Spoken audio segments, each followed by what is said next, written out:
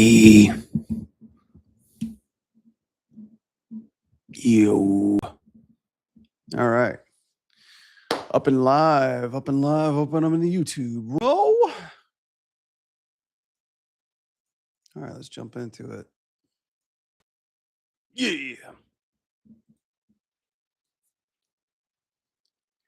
Yeah, I think we're at a good spot right now where we can just relax, kick back, and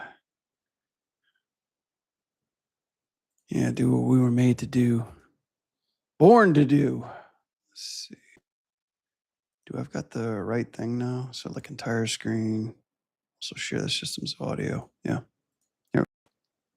Cool. All righty then.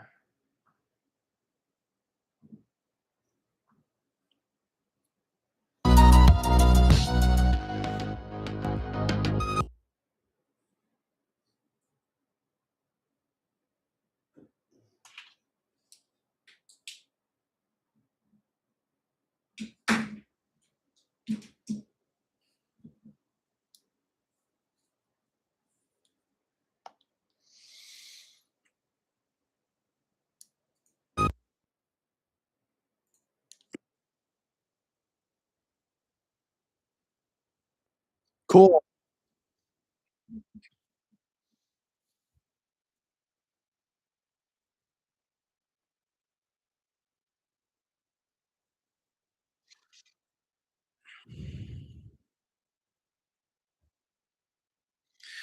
All right, we live, boys and girls.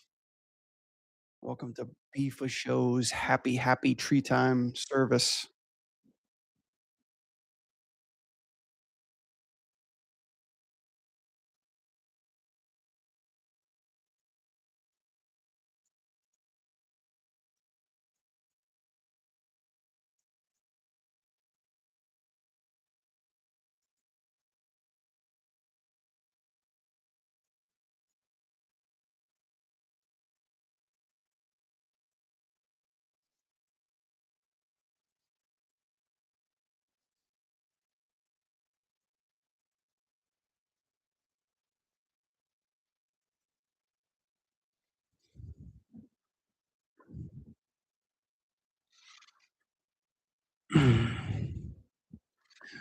All right, we locked. We ready?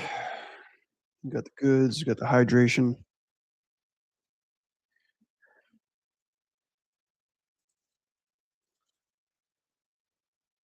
Cool.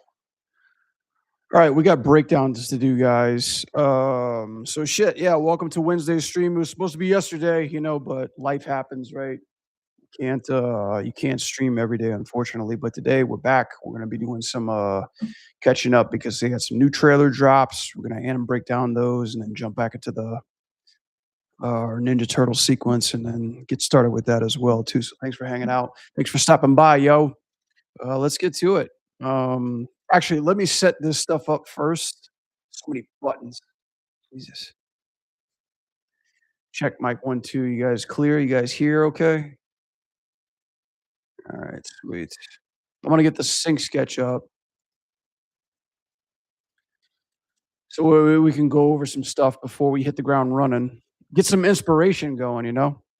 Get get in that artistic circuit, that artistic groove. Twitch ads are a lot of gambling ads, you know that? No shit. I was thinking about gambling. I was thinking about taking like, a mortgage out of my house and going to Vegas. Because living from paycheck to paycheck ain't doing it for me. I mean, how the hell did we get here, guys? Like seriously. We went from game developers getting rich in the 80s and 90s to like game developers just like making as much as like $20 an hour. While people who play games get rich. What happened? What the begakken? That's 2 houses. I wonder if you could actually go up and like put the deed to your house down. Mm, Anyway, um, let's check it out. I got 2 let's see, I got 2 Anim reviews to do because content just keeps coming out of the air. Let's see here. Yeah. We drop that Deadpool trailer in there, and, what else? What else we got? Review. Come on, fucking sync skits bullshit. Then we could jump back into some animation.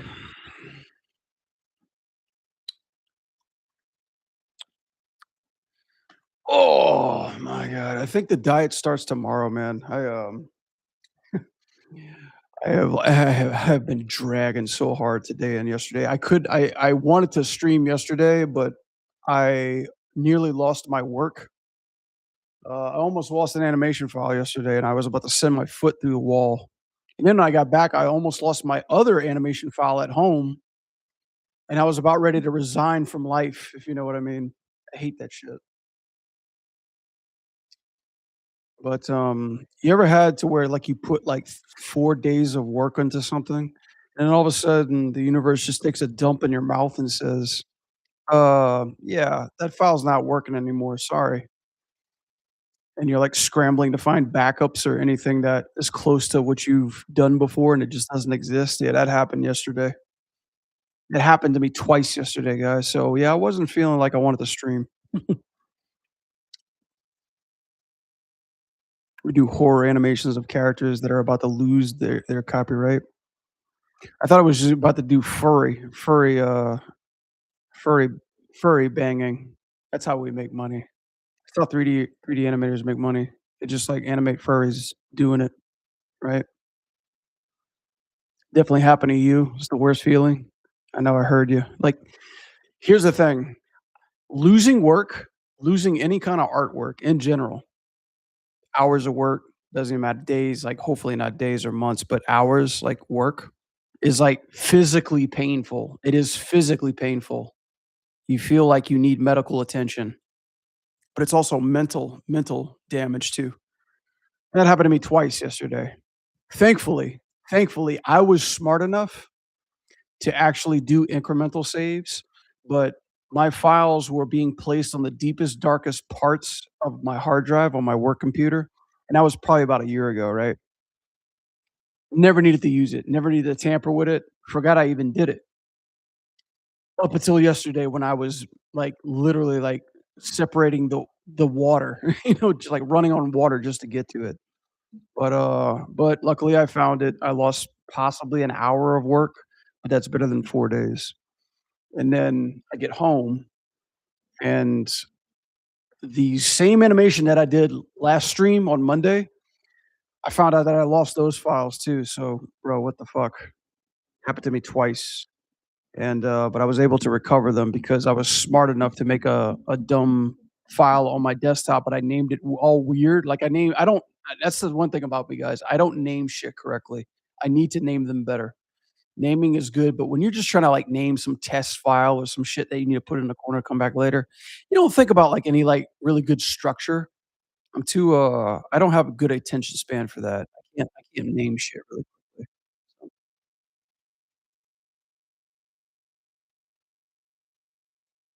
I only lost 20 minutes, so. We're back in the green. Yeah, it goes without saying, I didn't sleep well that night, even though I almost wanted to go to permanent sleep after that happened, but, hey, we're all good though, right? So yeah, let's see. I got this one, and I got this 2XKO one. Yeah, so, don't know if you guys know, um, but 2 trailers just got dropped today, possibly yesterday too. So we're gonna break down the old Anim Breakdown. I'm gonna take a look at that stuff, get some content for my sites, and then, yeah, get the animation, but appreciate you guys hanging out when we get there. Should be a good one. Should be a good stream tonight. So kick back, relax, buckle up, let's talk some shit. That trash Winnie the Pooh horror movie, 3,000,000 on a 50K budget. What? Winnie the Pooh horror movie. I do not know what you're talking about.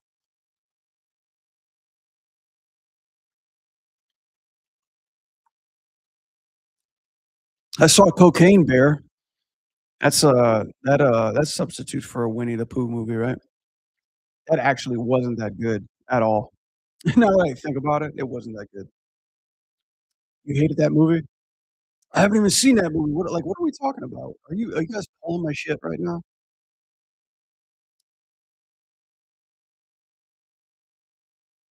Horror movie? What the fuck? Is this what we're talking about?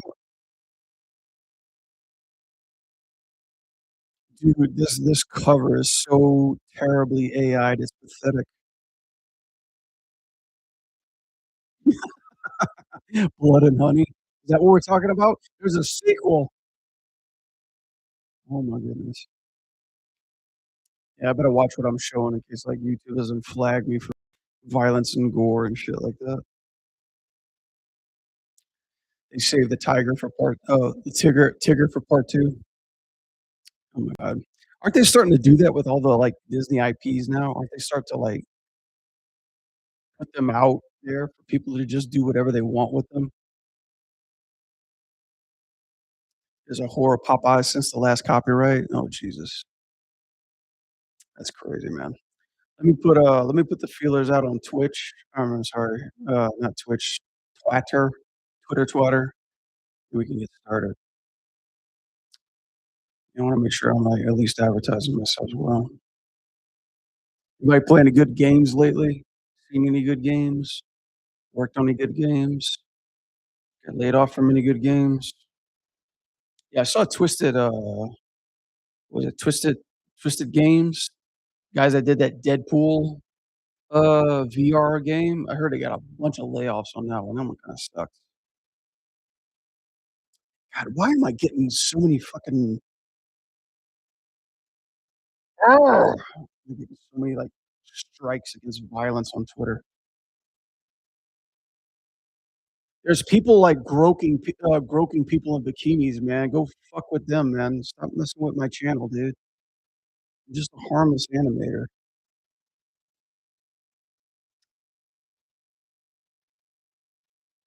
I'm putting a link to my Sing sketch. Hell no.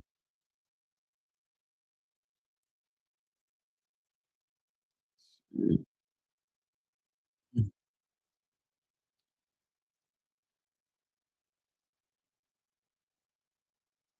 Alright, we're good. We're good.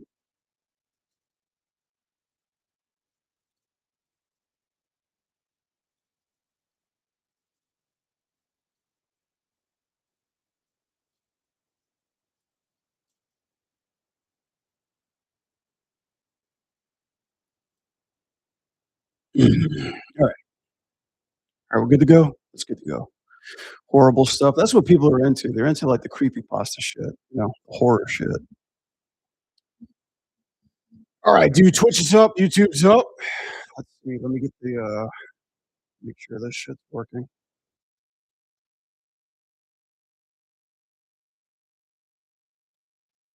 No, that's not boobage.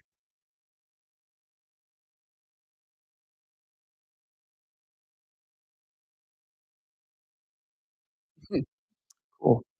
Alright, yeah. Swift test demo. I think we're good. Oh, yeah, I gotta switch to the mainframe. Yeah, I got a particular way I do this on my live stream, so that way my editor can pick up this.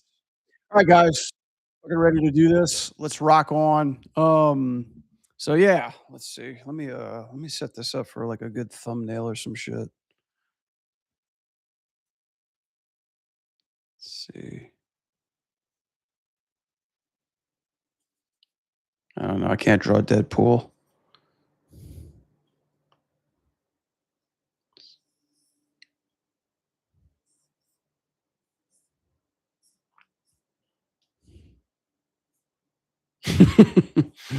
Now I feel like I'm like one of those, like, stalking Picardio game guys that just, like, jump on to draw, like, ass and feet and then bail out of there, you know? Cool. Yeah, that's my version of Deadpool. So anyway, yeah, what's up, guys? Excuse me. All right, dudes, what's up? Bradford Show here with another animation breakdown. So big scoop of the news that's out there right now is Deadpool's made it into Rivals, and they just dropped the trailer for him. I haven't seen it yet, but it's been blowing up my fucking feed with dick jokes, unicorns, and all that stupidity that is the Deadpool. So we're gonna have a look at his trailer. I'm gonna break it down animation style, and then let's just see. Let's just see where we're going. I'm like the chat is distracting me right now. What's happening right here? You forgot to put kick up. No, I don't do kick. Kick can kick my ass or kiss my ass. Yeah, that didn't sound too dominating, but yeah, kick and kiss my ass. Uh, we'll worry about that later. We haven't got banned from Twitch yet. The sooner the ban, the better. Anyway, Deadpool's out, guys. Rivals trailer just dropped it down. So as always, we're gonna dissect it, stick a pencil up its butt, and animation breakdown its style from left to right. So yeah, let's go ahead and go. Let's try it. I'm excited.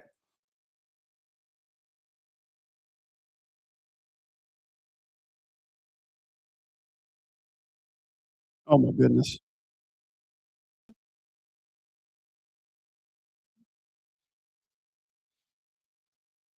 So this is not done by Ryan Reynolds, I take it.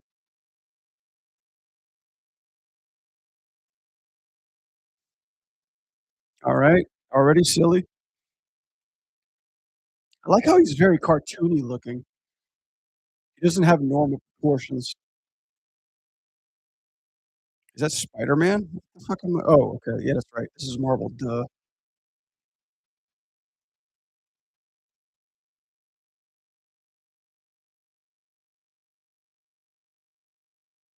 Does he just spam me with 2D shit?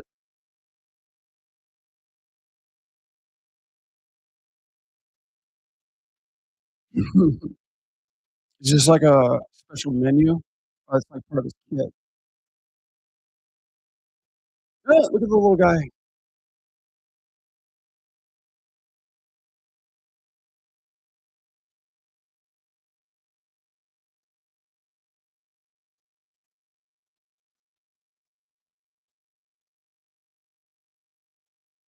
Oh, that was a cool pose at the end, whatever that was. Dude, this trailer is long.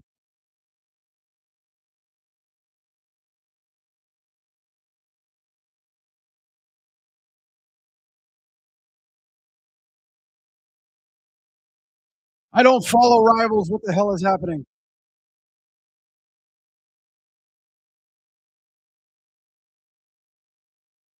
I take it they gave this guy a lot more than they intended to, right?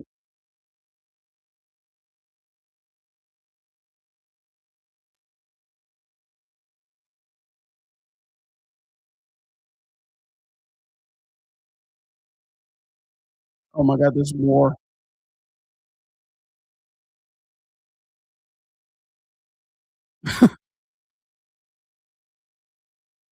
Oh, cool. Ah, look at that little pose. Like, I like how he's got, like the rush to the bathroom look. That's cute. His katanas are okay, so he's oh, no, I'm sorry, that's a fag, whatever. I'm sorry, like, this something look a little different. Cool, shit, fuck, where do I begin with this dude? So, yeah, the Deadpool is up. Let's take it, like, one step at a time. Yeah, his design is very, very intriguing. Let's take a look at, like, how he looks. Yeah, like the whole yeah, I expect the whole rainbow, the barf rainbow, like a whole bunch of naughty jokes and all that stuff.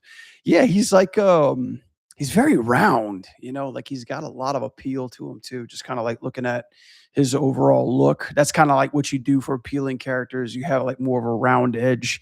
Since Deadpool is kind of like the cream of the crop, people, tend to be attracted to him. Of course, they're going to try to make him as appealing as they can. He's not really like too crazy comic booky. It's more kind of cartoonish. Obviously, the eyes. He's got that crazy ass. Oh God, like they got like this little elf hat. He's got like a do rag. On action, like a do rag. Like he's got that hipster look. Kind of like what I'm wearing right now. I got my Deadpool costume. I should have brought my Deadpool costume to review this one. But yeah, I like how he's got like some really good charm to him because like he's more fat, like in a good way, beefy, round like this unicorn right here. So yeah, yeah, taking a look at this, like, let's see, I think this is one of his MVPs. So of course, Deadpool breaking the fourth wall, like, talking about rivals, probably talking about like the player itself, always directing at the camera. Classic Deadpool staple right through there. Oh boy. Okay, hang on a second. Before I jump into what all these thirsty people came here for, let's take a look at this shot right through here. This I love these wide angle lenses that they're doing. Uh Overall, like they're really utilizing a lot of good screen space. The fun part about him is that he's always going to be directing towards the camera, but they don't keep it straight. They don't keep it symmetrical. They keep it at an angle, which is cool. Uh this whole pull out and use of wide angle lenses through here, that's so fucking cool. I wouldn't be surprised if this is like an 18 or a 20. Wide angle lenses when you're turning down the lens and then things become like super stretched. And in this case, crotch shot, looking up at him, making him feel superior. But then these arms right through here can guarantee you on the side. It's a trick that we animators do. Like, so say if the camera's down here, right? Looking up at Deadpool. Deadpool's like in this pose right here, with the three legs right here, and then the arms, I guarantee you, are stretched out probably this far in order to get like this foreground shot right there. So I know this guy has like a lot of squash and stretch, and for good reason too. He's very cartoony, but I like how they're really using that screen space through here too. So this stuff is really fun. The classic thing about these characters is they're very over polished, which is not a bad thing, but for a certain type of character, that is Mr. Poole, we need that kind of stuff too. So there's like a lot of like overselling. There's a lot of overshooting. There's a lot of squash and stretch. There's a lot of boing, boing, boing, boing, boing, boing, boing. That's really cool. Holy crap. But I really like how they're implementing these 2D gimmicks into there too. Like the 2D gimmicks, I think what sells it big time. So the 2D stuff is popping on top of all this 3D animation. Of course, they got the outlines too. It's this nice little touch. And they're utilizing this trick by pushing in and out, in and out, in and out. So this shot's really cool. Um, uh, Ayo. There we go. Jiggle physics, right? To all the gooners and animators and blender constructors out there that always add their jiggle physics, here's sticking it to you right now. We got jiggle physics, but in the other end coming on the outside too. But you know what this reminds me of, guys? Like this is nothing new to me too. You knew this was going to be a thing. You knew this was going to be coming at you. But I'm sorry, Deadpool, you're not the first to do this. Marvel Rivals, I know where you got your inspiration from. I know this animation. I know what this is. I hate to say it, but there's a little character that some people forgot about that don't really want to talk about. Let me see where he's at. Billy Kid. Yeah. Anybody know who Billy Kid is from Zone Zero? Yeah, check it out. This little guy too, right here. Billy. Billy, you know. Yeah, this guy is not pulling anything out of from Deadpool that we know of, not yet too. But yeah, this guy is very hyper animated, and there's a little piece of animation that I don't know if you caught with him back in the day. Let me see. Billy Kid animation. Yeah, this little guy right here too. Oh, this cat, this is squash and stretch to the this is like this when you give coke to an animator. Let me see. I know that animation's here somewhere. You guys to see this too. There we go. There we go. Billy owns the entire bakery. Look at this shit. Sorry, Deadpool. You might have came in a close second, but this guy got you beat.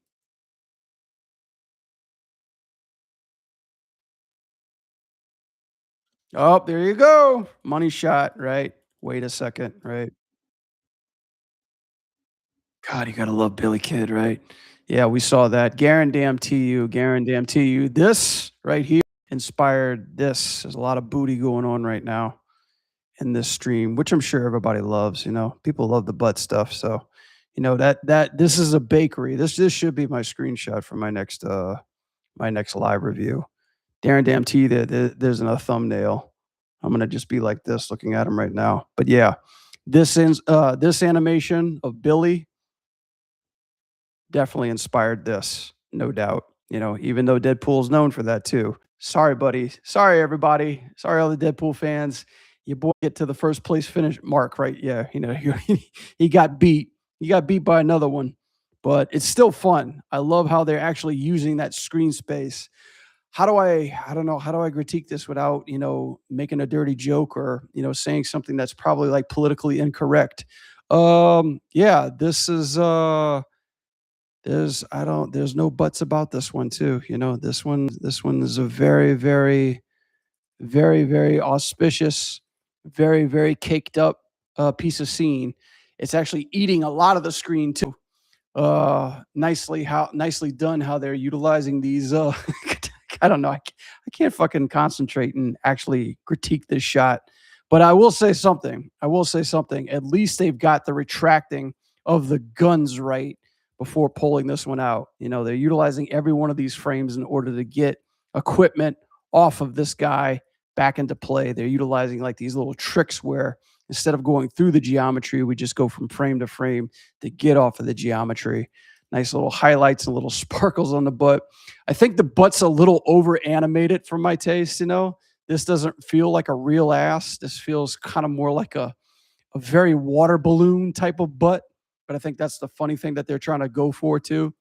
But this spin, guys, right? This spin out of the butt into this shot through here is pretty damn impressive. And look at how they're utilizing these breakdowns, right?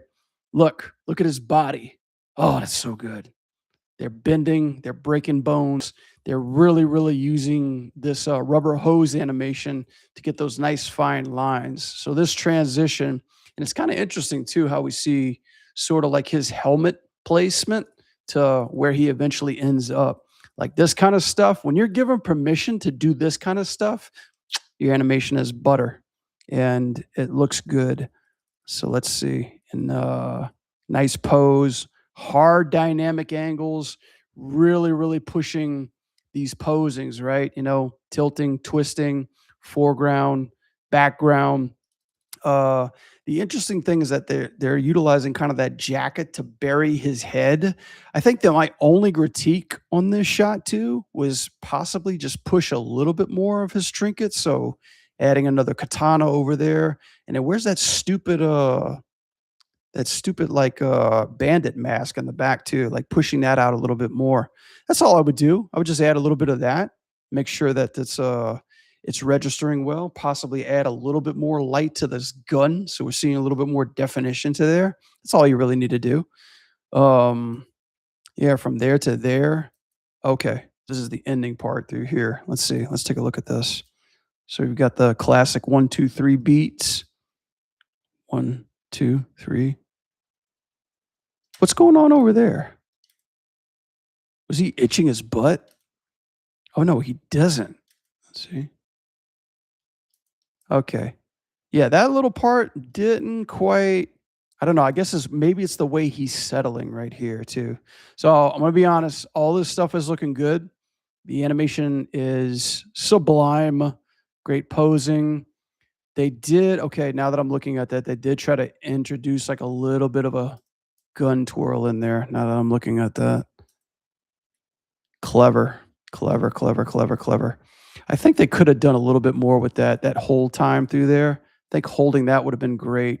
Holding it out like through here, getting the getting the gun to kind of register there, like choo choo choo choo choo choo choo choo, something like that. That probably would have helped out just a little bit. But yeah, like these nice quick cuts, this movement into like these hard storytelling poses is what I love. And they hold them there for like possibly like 5, 6 frames, transfer over. This one's a little bit quicker. That was kind of hard to register.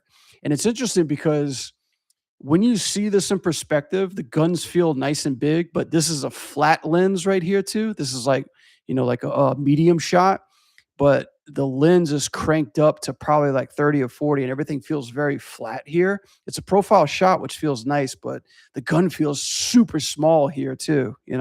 So it kind of takes away from that extreme difference in size when it comes to composition, things like that. This is really interesting too. I don't know if that even starts to show up. Okay, okay. The poop is just falling behind him, kind of like a little sidekick character through there.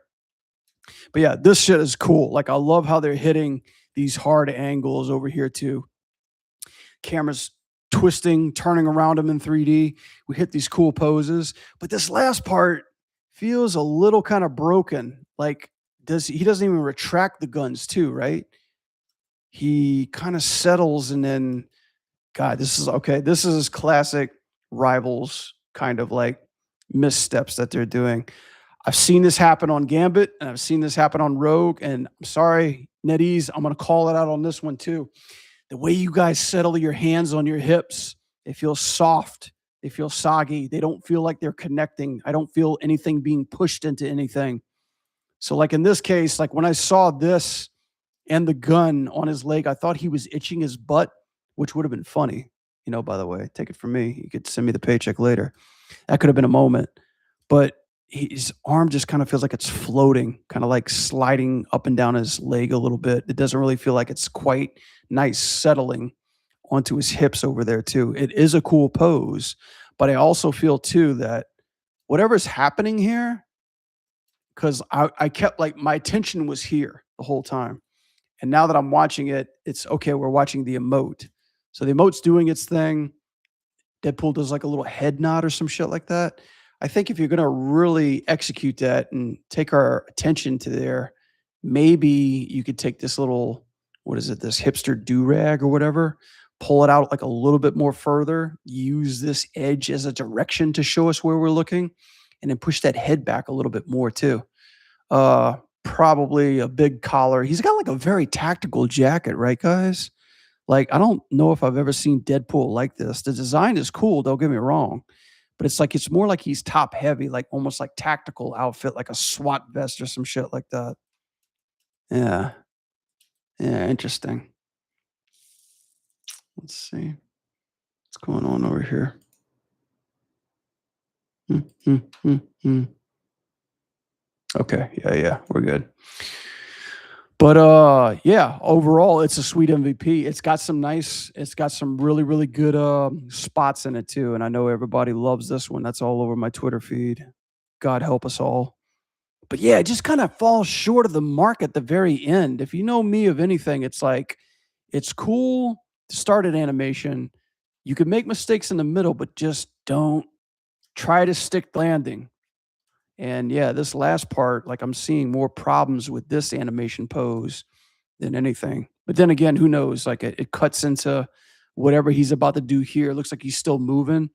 Oh, I didn't even see the explosion. Look at that shit. He's got like Deadpool inside the explosion too.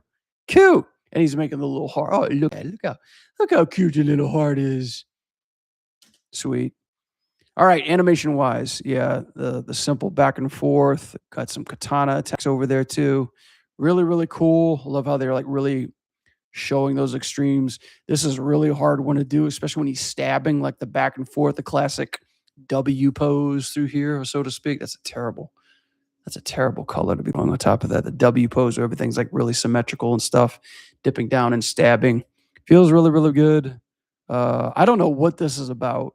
I guess this is part of his kit or something like that.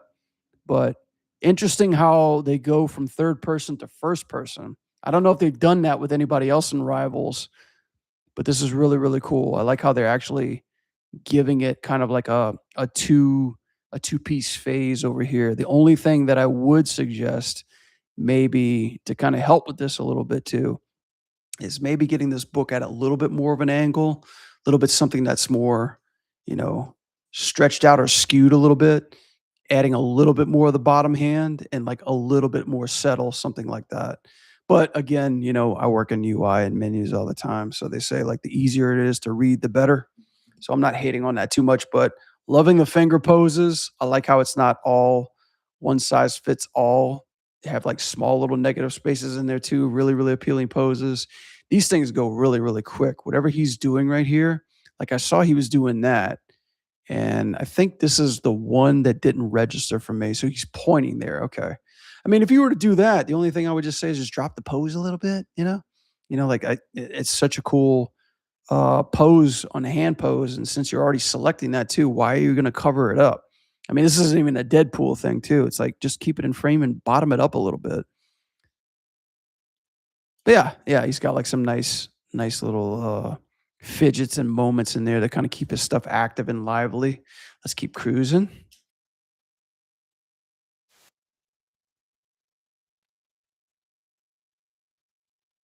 What does he got? Like a little like unicorn or something like that? He's like rattling and shaking. It's really cool. I like how they're actually like squashing, stretching it too. That's a one big thing that usually is a limitation for us animators in order to get it transferable into game properly. But sometimes we don't have like the joints that are built for that. That way it like disables us for having too much fun. But every once in a while you get a character like this that just requires it. Interesting. These runs feel a little soft, like he's so he feels like he's walking in water. All right, pushing it down the line, keep cruising.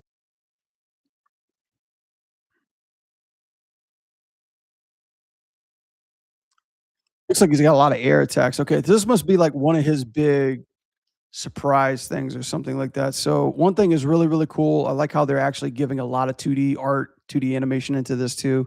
They're not going crazy, mind you, right? They're not doing twos. They're not like doing in betweens or breakdowns. That the budget would significantly increase if that was the case. But yeah, they just keep it simple. Nice icons, little puppet imagery, some morph effects. But I like how they're really, really playing a lot with this character to make him as expressive as he is. The voice though, the voice doesn't strike to me as something that it's really appealing to me.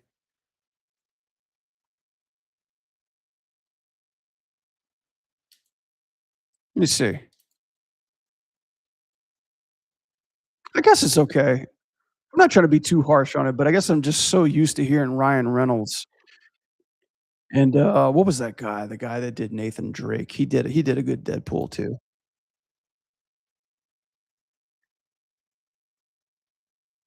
This is a really, really fun little moment right there too. I like, I guess, like, they're doing, like, the whole selfie thing right here too, and the funny thing about these characters, especially being how round his is that even in a very, very, very sturdy pose, very boring flat pose, you could still make him look funny, like, even though they don't keep it too symmetrical, just, like, tilting of the head, the giant white eyes, just the shape of the eyes, the roundness of it all, just instantly makes you peeling. Like, if he was more of a square character, and did this kind of stuff too, it would look less appealing. But like all these curves and stuff that they're giving him too instantly makes him like just that much more charming. Dude, like his proportions are all crazy. His hands are fucking huge. His head looks tiny, like he's got like a big torso too. But I guess that's just the Marvel Rivals style, maybe. I'm not complaining about it. It works for him just because he's pretty much a living fucking cartoon. So they can make his head really, really tiny, and I'd still buy it.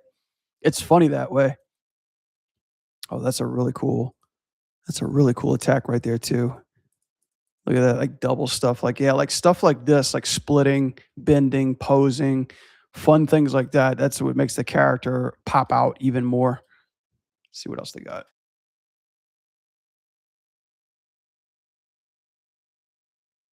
A lot of talking I've noticed. Oh, that's a cool little pose right there. I didn't even notice that one. I mean, that's instant gag. That's instant funny. It's what they used to call the art of comedy. They said like the art of comedy is basically how you can pose your body, what can you do with the characters.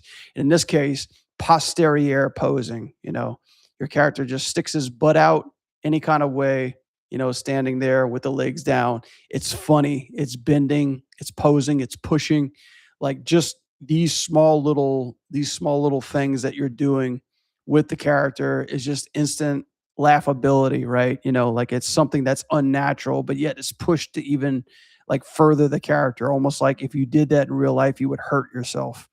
but it still like feels great. I love how they're like doing these quick transitions. You're not taking too long in order to enter those poses. Okay, so this is something that I had to watch twice to see. This is cool. Like, I guess whatever's happening here, I guess it's like a tag system or something that you're cursing them with. The little icons beat the hell out of them like that. That's so cool. Yeah, so even then they've got like some in betweens, which is really cool. So yeah, this is like they're utilizing a bunch of frames and then using the puppet tool to get them halfway there, but they've got some breakdowns in there too, which is making it more fluent. I love that stuff. So like breakdowns, extreme poses, like the headphones are coming up. You're seeing like the squash and stretch the room stuff. I love shit like this. I'm a sucker for all this Tex Avery type stuff. So just seeing that in a game that is rivals, like more of kind of like a exaggerated sense of realism. This guy is super exaggerated, and that's what makes him feel great. That's what makes him stick out from the rest.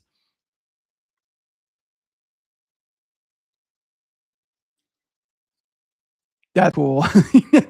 The classic. You see this meme? See that? Notice that? I love it. I love it. I love how they're actually breaking his torso. So like everything is like facing this way while his gear and direction is facing the other way. That's like total Looney Tunes stuff right there, which I love. And like they keep freezing in that pose, which feels fun. You could tell they had a lot of fun with this, character. They pushed a lot of ideas. They're taking it to 15, and, like, the mark is 10, but they're pushing it beyond that. They're giving it all the bells and whistles. I mean, it's classic Deadpool, like, candy, like, it's fan service up and down, which is the way he's supposed to be. Okay, this is the one that I was looking at that I want to revisit. This is cool. I don't know what is happening here. Maybe it goes from beginning to end. Maybe you go back to the menu. I'm assuming they're going to play with something like that, like you're in the game and you just cut out of the game somehow. It really looks cool, like just breaking the fourth wall constantly. This is interesting. Like, I guess what this was the camera was supposed to run into him because I thought it was like, did he get shot or did the camera run into him? Okay, he getting shot. I heard the pistol.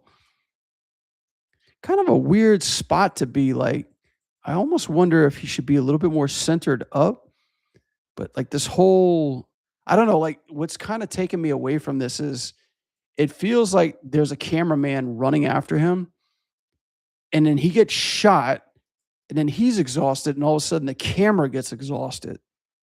So I almost want now he and then he hits the camera too. I almost wonder if it should have been the camera running into him.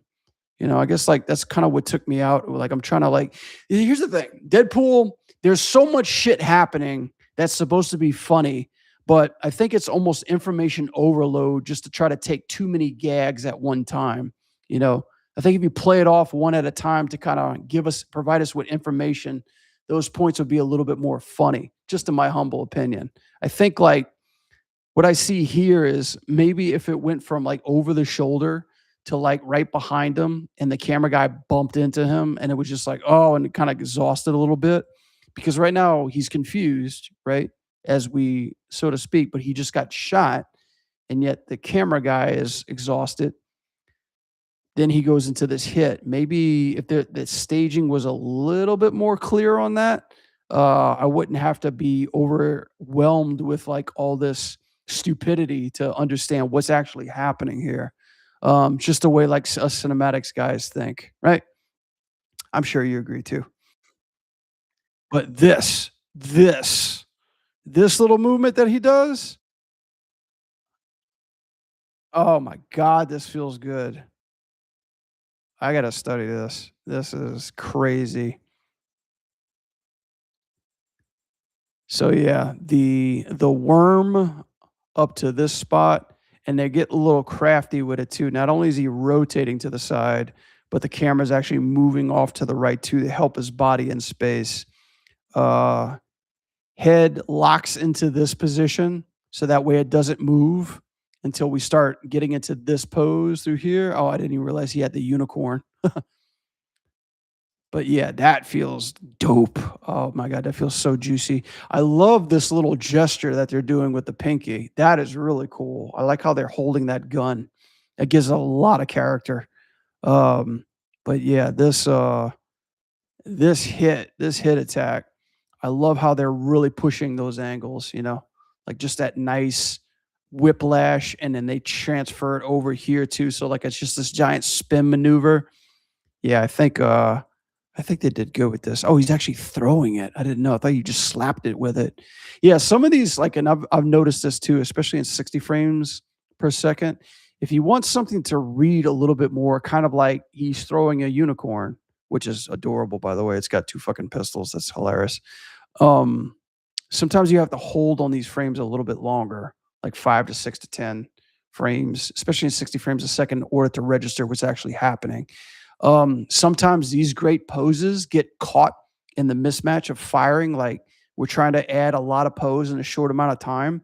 And sometimes they just don't read. So, like when you're playing this animation at real time, you just don't see them, which is something that in polished stage as animators, we're constantly tampering with that. Once we get into a place where we're feeling that the timing's good, the beats are all there, the posing's all there, sometimes your movement from A to B or your breakdowns get lost in translation, so to speak, and you have to either stretch them out a little bit or time it in a little bit more in order to get that push or that shove or that strong feeling.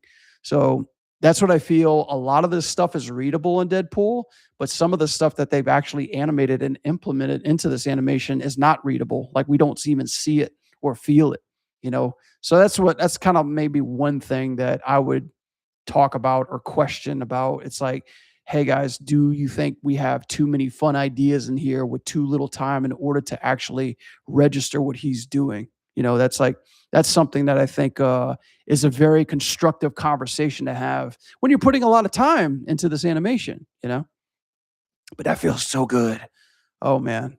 And like, what's up with this? Oh, okay, okay, gotcha. The life bar is falling. I was like, what's happening? Again, there's just so much shit happening here.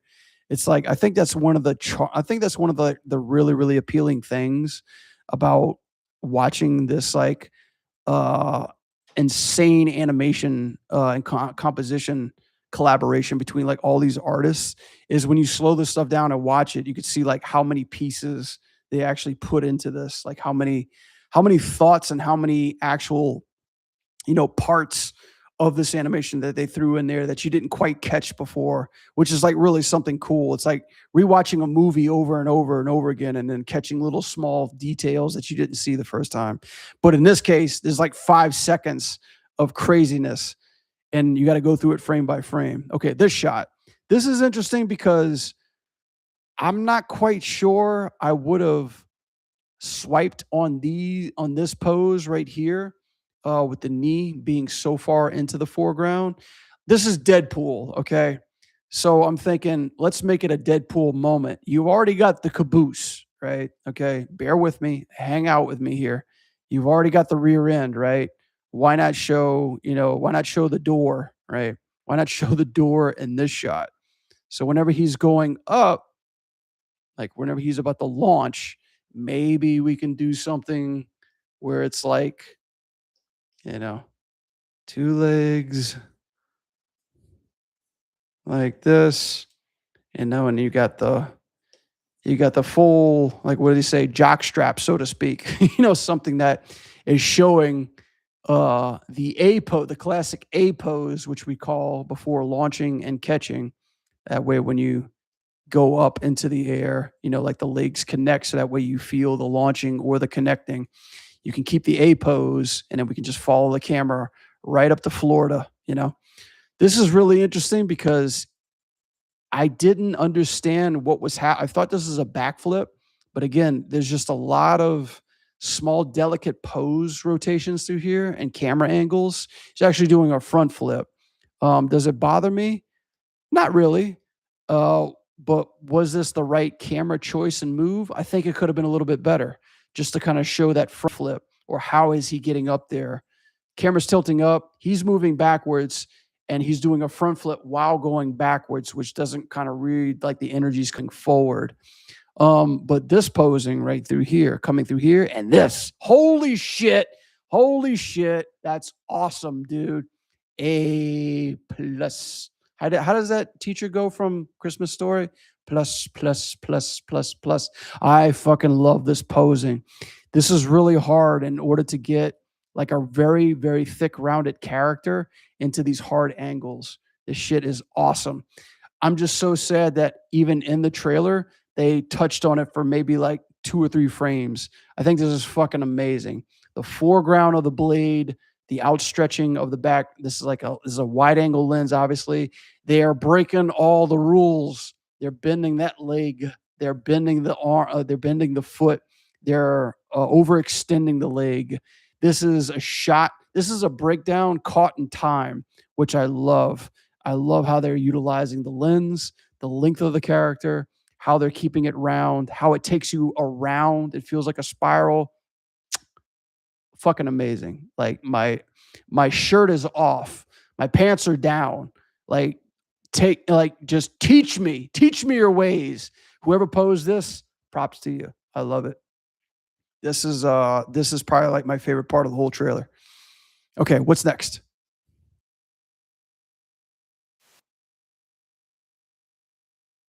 Something about the music too that I'm noticing. It kind of feels like just like your PS3, PS2 menu screen.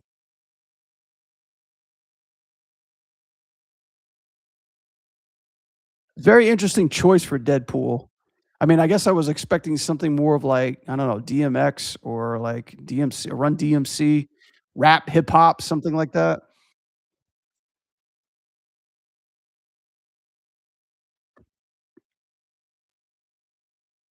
It's kind of the same stuff. Now, okay, guys, this is like where I kind of get lost in translation because I don't play Rivals that much. So I'm not familiar with all the moves they have. I'm just like looking at the animation per se.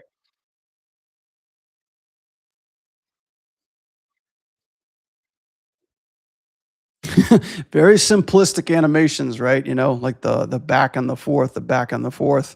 That's what you gotta love about these long guns. You know, like the longer the gun, the easier the read. If he had small little pistols and he was doing that, it looked like he'd be playing Donkey Kong instead of actually firing a gun too. So extra long, extra better. I mean, it's Deadpool. You know, you gotta one size too big.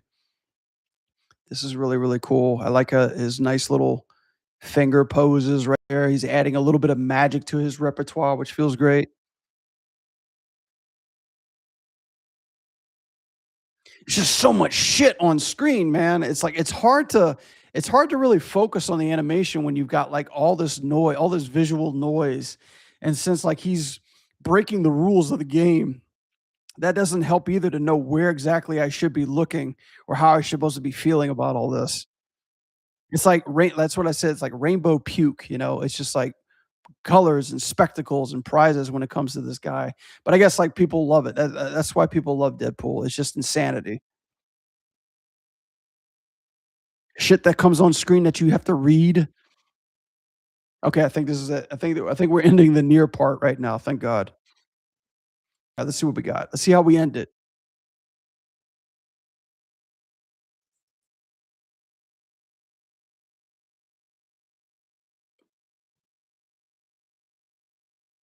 Man, the energy just shot out of that last shot. I thought he was gonna explode and go like to like the fucking like a movie or something like that, or a live action version of him was gonna come out or some shit like that. Um, Pretty simple, you know, pretty simple, stinger at the end. I think this might be, like, one of his character selects. I really, really like how, you know, like, simple profile shot, you know, direction of the arm that's pointing towards him too. Uh, Not bad, but then we just kinda settle on there. Like, I hear the energy in his voice, like, "My work is done," and we just kinda cut that energy off here, and then, of course, the background kinda does most of the visual work for us. But, yeah, the comics is good, the colors are good, you know, the classic red. There's a lot more black in his design too, so, like, a lot more darker colors than the usual red. It's kinda like more amplifying on the broadness of like who Deadpool is. And then of course they got the red trimming outlines with like some nice yellow into too. Costume looks great. I mean, I don't really think I have any notes. He's very tactical. He's more of kind of like a very heavy looking character. He's more of a heavy Deadpool. He's been on trend. He's been on his trend cycle, eating his Wheaties, on the gas too. But I really, really, really like. I thought I wasn't gonna like the do rag or the hipster uh, mask, but I kind of do like it because without this little zingy thing right here, this little spiky thing, I think like he would just like his character wouldn't match up to like his animation energy. The more like unpredictability you can get with this guy, I think what adds to his animation. And I like how they kept it very cartoony. uh, Overall, the animation feels good. It looks like he starts in an interesting pose, probably like a more heroic pose than when you select him. He really gets up in your face. I like how broad they're getting with the eyes. They don't look like they have a limitation on the size of his eyes, which is always great. And let's just face it, whenever you have white eyes, you're pretty much just given like a license to kill card. You can just expand them, broaden them, make them any shape and size without having to worry about texture or anything like that. Because once you get like pupils and things like that, or like any kind of detail, that's when things start to look a little meshy. Um, what is he doing here? Is this okay? Net ease, where you're putting like hands on the hips. Um, it's kind of like one of your weaknesses, man, because I don't know exactly where his hips are. It looks like he's got knuckles on this little, I don't know, this little pocket or whatever like that. Doesn't feel too stable, but it is a nice pose. It's very close up. And yeah, just a nice simple transition into this last pose right through here, too. But yeah, I love like so this is one thing I've noticed about Deadpool and like any kind when you're undertaking a very cartoony character, you need to make sure your arcs, your limbs, and your shapes are like nice and round, nice and edgy too. And that's what I like about what they're doing through here too. Like the arm shape, they're utilizing the fingers and the hands to their ability in order to make it feel and read like a nice line, using like everything in the book that they can in order to keep things nice and narrow and straight. They break the arc and then move it over here too. They even got some swipes in there too, like some nice smears. Those are really, really cool, like little nice little details through there. I think the only thing that I would like to see a little bit more of is just whatever this thing is, like a little bit more secondary motion, a little bit more either spring or a little bit more secondary motion in his gear overall because his katanas don't move. His katanas don't move, and I don't think his pouches move either. There's a little bit over there, but everything else is just pretty solid. I think if you were to step this animation up even further, hit the pose hard, let the secondary stuff settle, give it some more breathing room, like give it some more time to settle because that's what's really going to make it feel elastic and organic and alive. And because it's such a cartoony character, you want to put that extra polish in the detail. That's why when I was animating Junkrat had like all these bombs and shit. He had like this giant tire on the back of his belt. He had these goggles. He had like this canteen for some reason, all this shit around his belt. So every time we did a pose, we would just rattle around everything like, like junk off the back of a car, like literally just like rattling and shit like that. And it gave his stuff so much more liveliness. Um, the last part, it doesn't really kind of go off with a bang like I thought it would, but it's a really cool pose nonetheless. I like how they're really, really utilizing the shapes and the asymmetric shapes of the eyes. It feels really good because like whole time I'm watching this, I'm on here. But yeah, that's I think that's it, right? So Rivals, Deadpool. Oh yeah, what did I miss? There's like a stinger at the end. Just more comic frame shit. Oh yeah, it kills Logan. Oh yeah, yeah, yeah. This stuff. Yeah, yeah. I forgot about this. Um, so yeah, he does selfie stuff.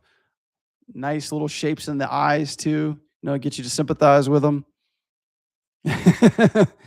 No, these are really cool. The interesting thing is because his head is so small, his like he dwarfs with his hands, so they don't do too much stuff with his head, scratching, like covering his head, covering his face and stuff like that. So props to know the limitation. These you'd be surprised how hard these shots are, selfie shots of getting the character to interact with the camera and make it look actually natural and legit. So I love this one too. This is a nice little touch. But yeah, overall, yeah, this character is fucking insane. Um, the MVPs are the highlight of this trail by far.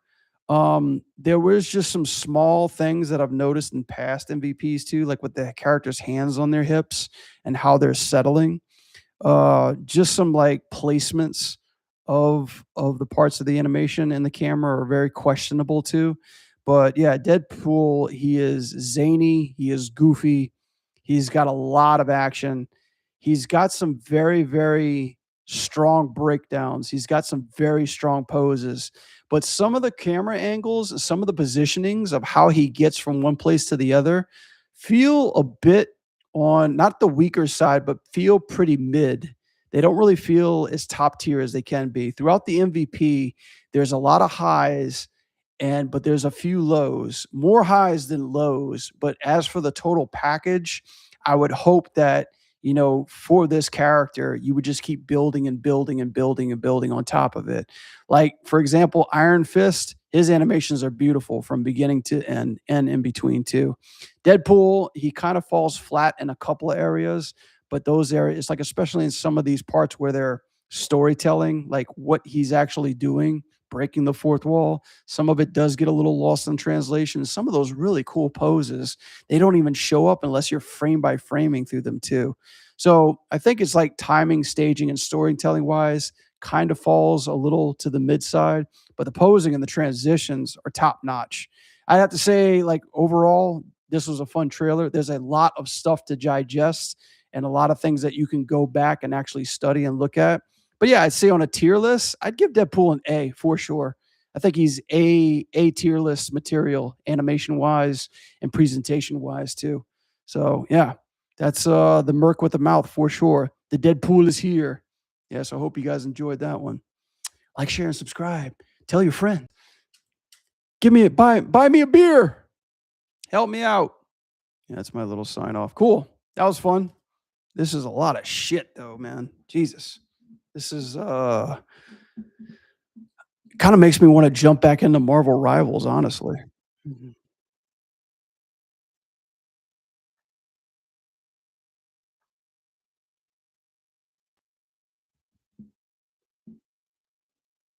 I really love that pose too. Like I like that little, like need to go to the bathroom pose right there too.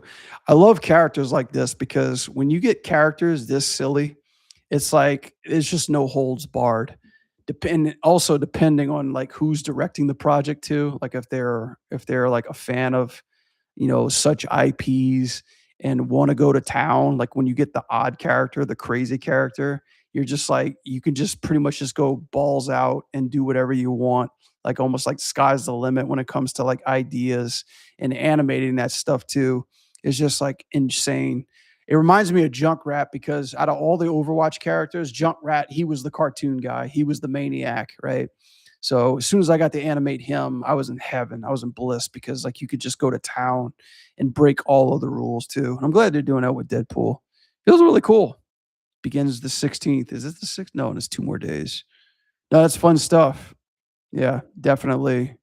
Definitely like when I was on my Twitter feed, I was just getting nothing but this shit. Like this is what everybody's into. I'm sorry. It's like it's just the law of the land right now. The cake factory is open. Like my feed is just nothing but bakeries, you know.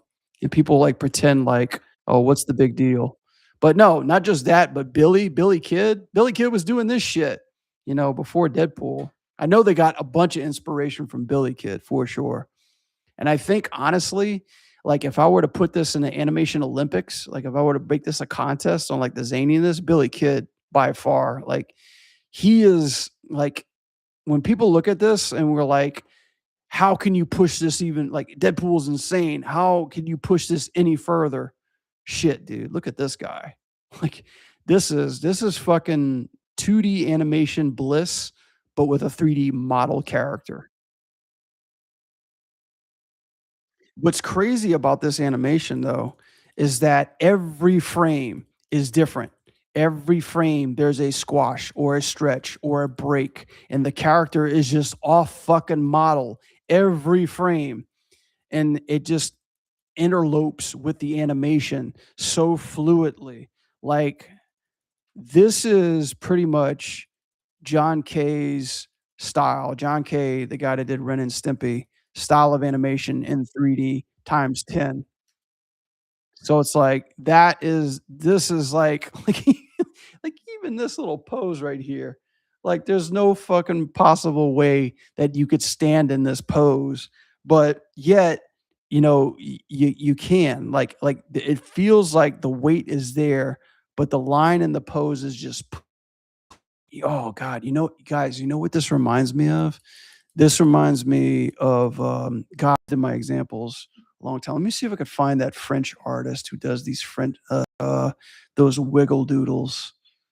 Let me see. Let me see if I could find it really quick. I know I have it somewhere. I'll let this play in the background so you guys don't get bored. But I love that shit. I love like the problem is that there's not many rigs that could handle that kind of animation. You'd have to have like a dense rig. Even in her too, like as I'm looking at her, like I'm almost feeling like they don't even really I almost wonder how much of this is um is overtaken by physics. Like if there's like any physics secondary animation to this too. Because a lot of it's really smooth, but yet you don't really settle. Like even when the character settles, and then they get here and all of a sudden they cut it to threes. Like all of the stuff is reading correctly, but none of it is staying on model. It's like it's always constantly breaking, which there's a charm into that too, you know. Let me see if I could find that really quickly. I know I kept this into the back. That was crazy. That's a long trailer too. Like some of those rival trailers, they're not even past like a minute, but this one was like 3 minutes.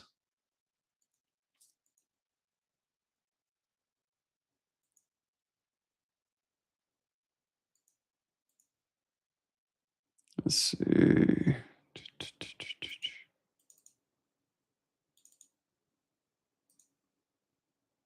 What was that guy's name?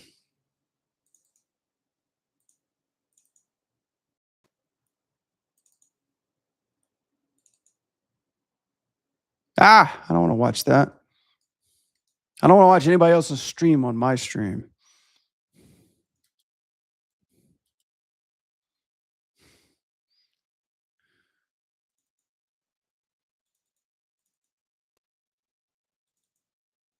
Where was my posing at? Eyes. Yeah, posing. Yeah, this guy, let's see. What was his name?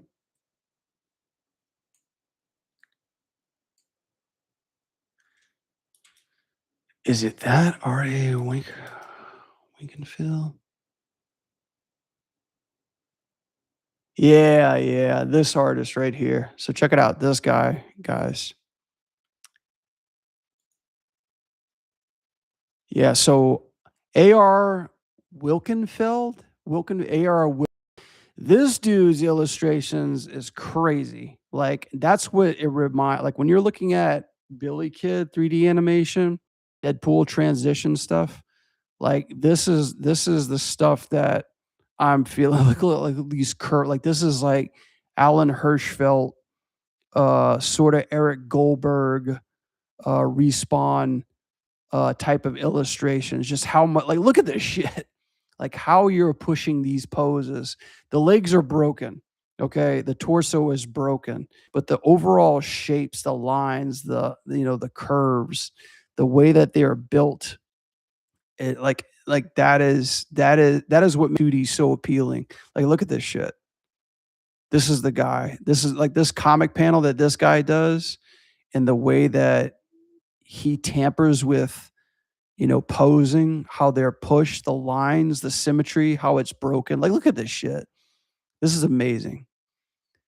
And it's like I feel that when I see that type of animation, you know? And, like, this is the kinda stuff that we look at, especially, like, when we're doing, uh, really exaggerated cartoony animation, you know? It's like, first of all, what feels balanced because you don't wanna feel like the character is off balance.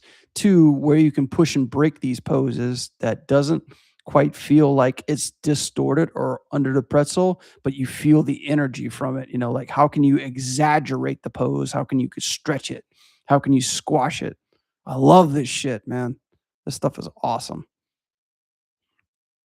Like, this is just great, great, great use of, like, the body, its proportions, and how you can shape it to feel energy versus actually making it like the secret is within not the hard edge, but the curves, the lines and the curves, and like how you're morphing the character in order to feel those lines, you know? That's what I love about this shit. It's so tight. Fucking amazing. Oh man, I'm already got those juices flowing too. Cool. Let's see. I'm gonna take a break before I go into the next breakdown. Because we got one more trailer we're gonna Anim Breakdown for a second. I'm probably gonna jump into some I'm kind of inspired. I wanna jump into some animating really quickly.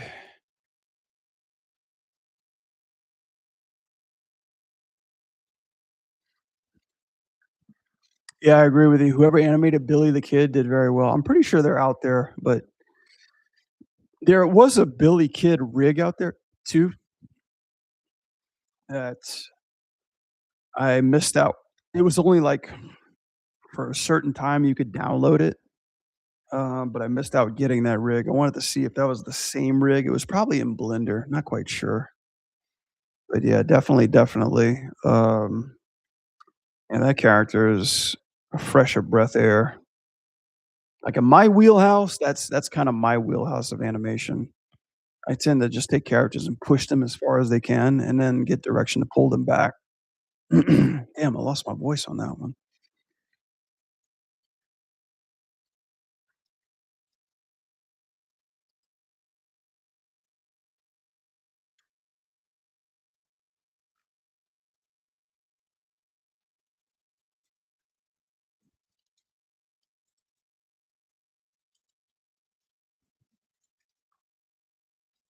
Ah, come on, damn it.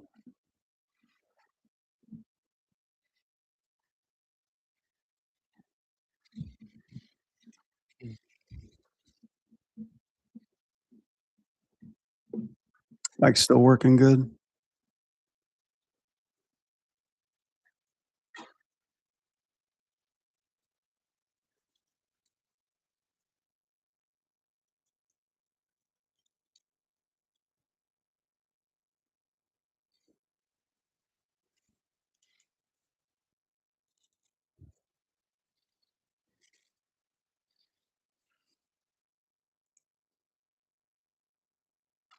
Let me get the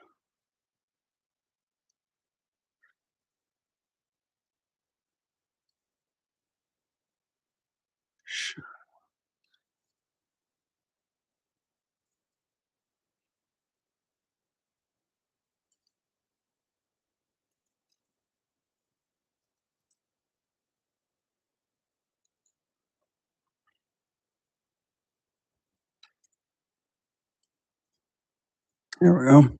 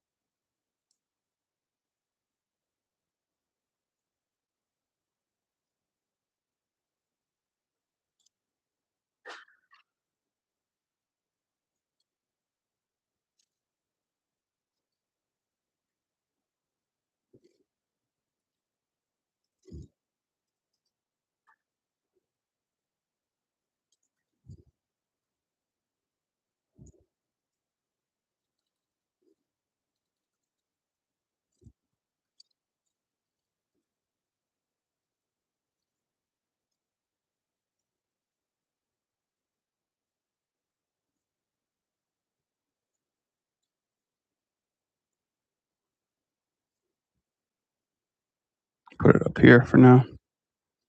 Let's see what the fuck I'm doing.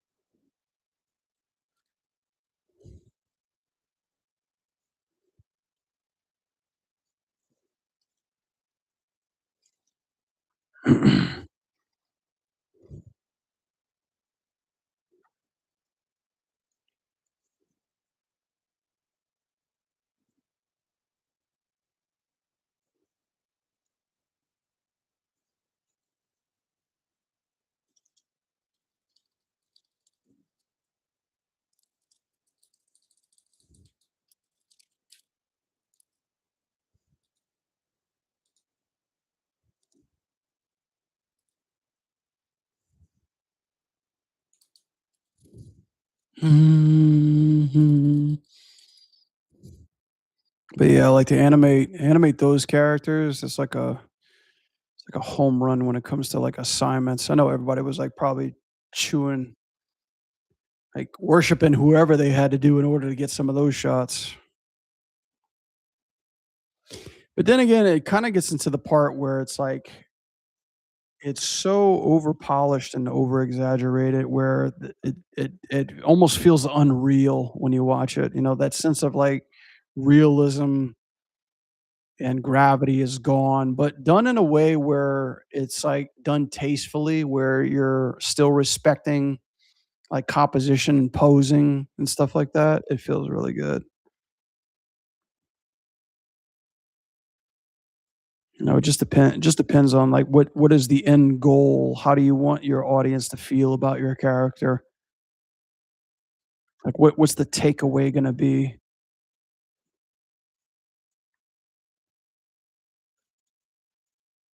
It's like cuz people are used to seeing Deadpool like that. Like rarely do you see Deadpool being serious and shit like that, you know, or like doing like subtlety talking and acting.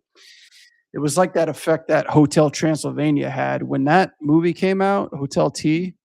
Uh, it was like across the board wacky cartoony animation. And I remember watching that in theater. I'm like, man, this is insane. Like just like every shot was just in your face, you know, crazy pose to pose, comedy, slapstick, you know, one shot after the other, even in sequences too.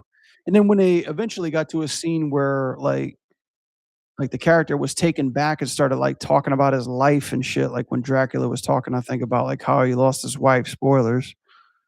You know, all of a sudden they switched gears. Like they switched it from, you know, super anticipation, super posy, super like, you know, slapstick cartoon stuff to like very subtle, contained movement, like very very contained animation, you know, that you would see like in a Pixar movie. And that switch, that messed with my brain in the theaters. I was like, whoa, you know, it's like too much of that. And then you switch gears, it almost looks like you're watching something totally different, you know?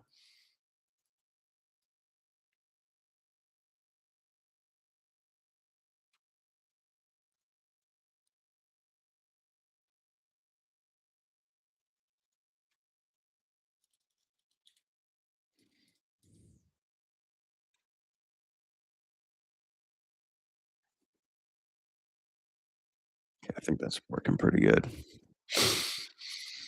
Mm.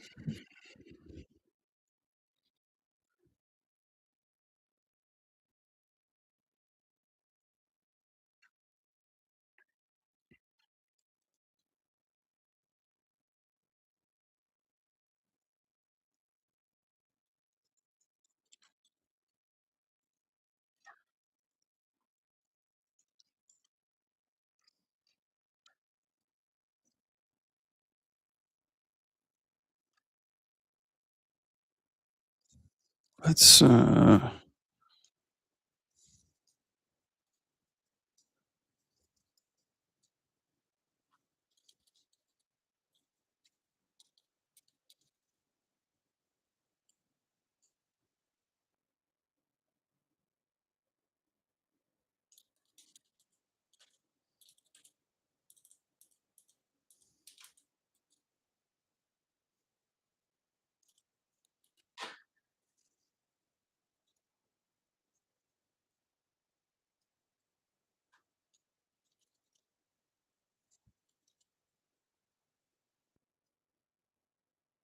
is that sword moving? Yep. Yep, it is.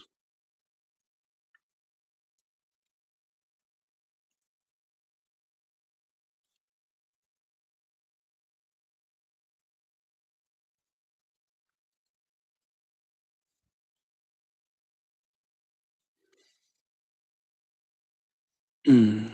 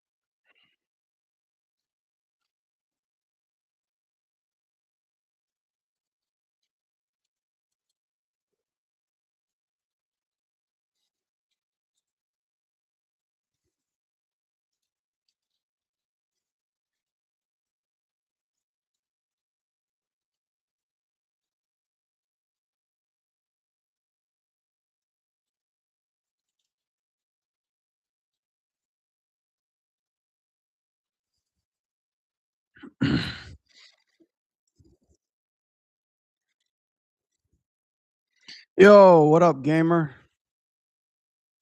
Man, you just missed the Deadpool reaction. You missed the Deadpool breakdown. Figured you'd be here for that. Mm.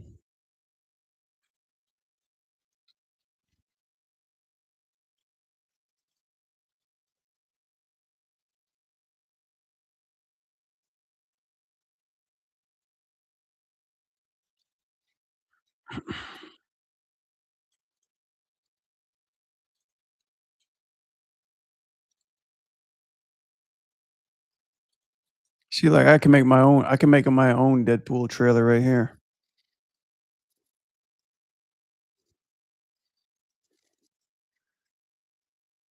Like I bet you I could like just play blast this for like 10 minutes, upload it to YouTube and get like a million clicks. Given the state of like how the algorithm favors dumb shit like that. You don't even need a degree anymore.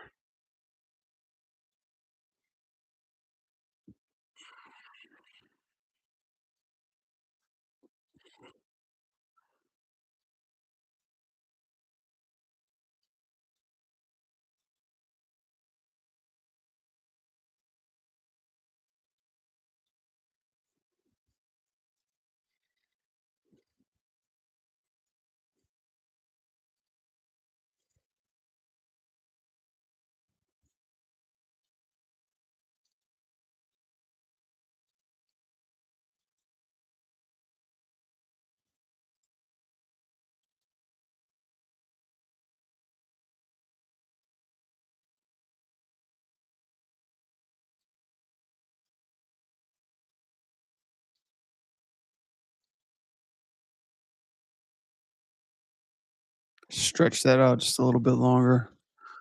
What you been up to, gamer?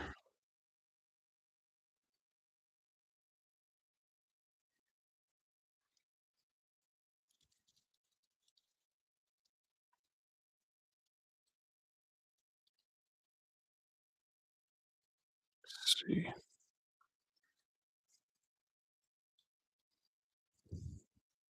Let's add another frame to this one.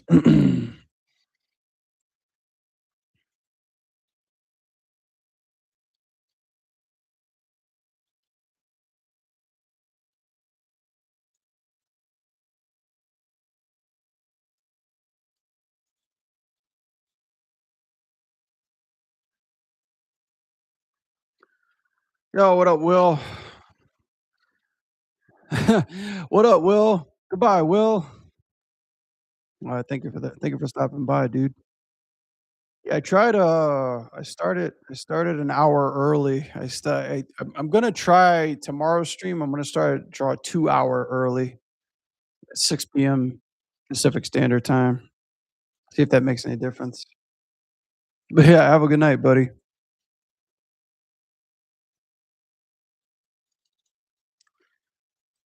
Don't doom scroll too much, right? Mm.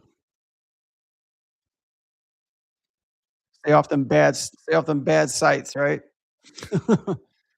Eastern time difference. Yeah, I hear you. Yeah, that shit's no joke. Get your rest. Like seriously, guys, get rest. Don't fall for that. I'll sleep when I'm dead bullshit. You'll be dead before you go to sleep, before you actually have real sleep. I did all that shit in my 20s thinking that it wouldn't affect me, and now I'm like paying the price. Now it's like I need sleep.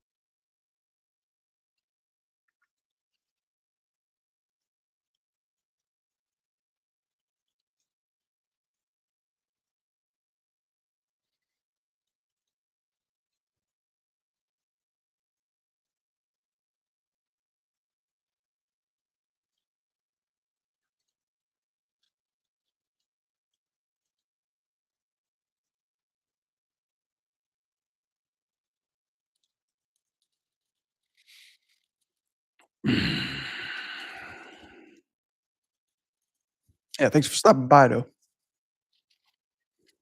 Check out the stream tomorrow, or like when I get the YouTube video up. We just did animation breakdown for Deadpool for Rivals. We're about to do another breakdown soon, but I don't know. I just feel like I took a shot of heroin watching that trailer, man. I'm still like thinking about it. I'm like, damn, that was some cool shit. Oh no. I forgot to lock down the camera. Son of a bitch.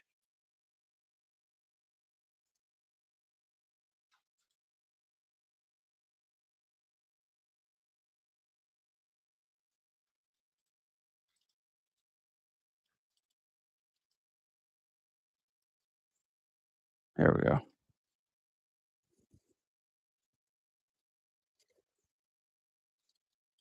All right, lock down the camera, please. Please. Thank you.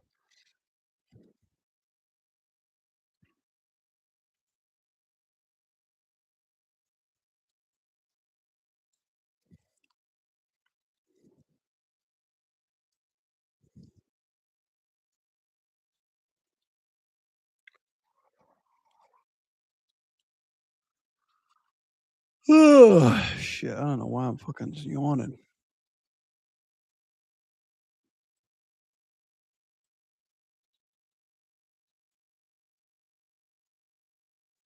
Dum, dum, dum, dum, dum, dum, dum. Yeah, I gotta bring the Anim Breakdowns back, and I gotta work on the Animbot tools. That's another video that's like way fucking long overdue. I think that's about 3 years overdue. 3 years too late overdue. I'm getting back into YouTube. Hopefully this year, yeah. I'll drop like more content now that I got like a little editor that's helping me on the side. Should be keeping up with that.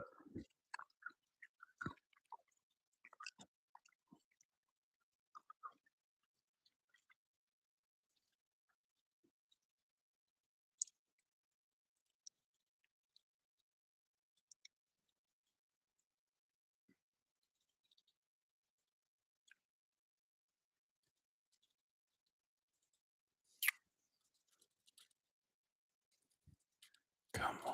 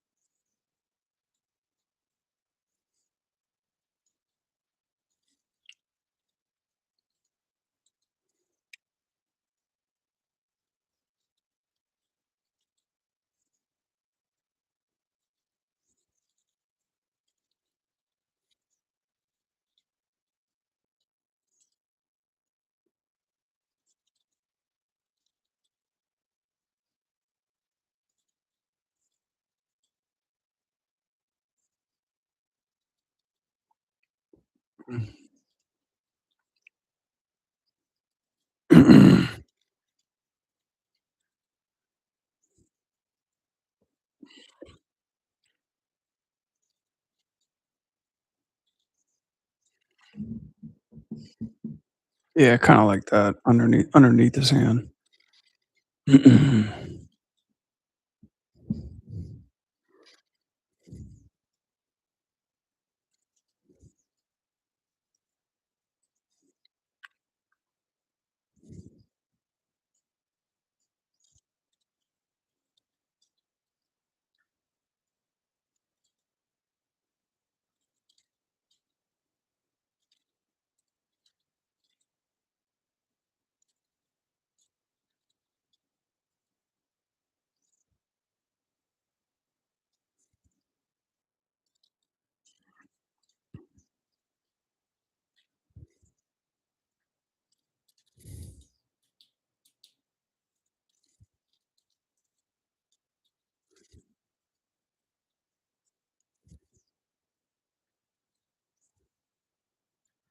See, what did I do to hold that?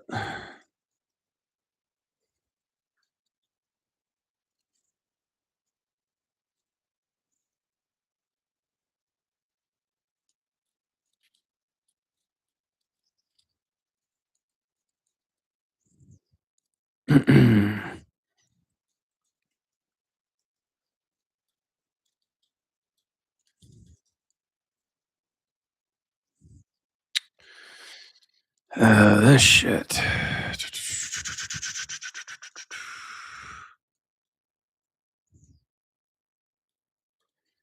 Yeah, I don't, yeah, after all this, I don't really recommend doing too many sword battles just because there's a proper way to rig all this stuff, especially when you're like, "This person's gonna be nothing but a sword fighter," versus just grabbing any old rig and being like giving them a weapon, say, like, they're gonna do 2 hands. A little bit more complicated than that. For me, I'm not really playing by the rules on this one.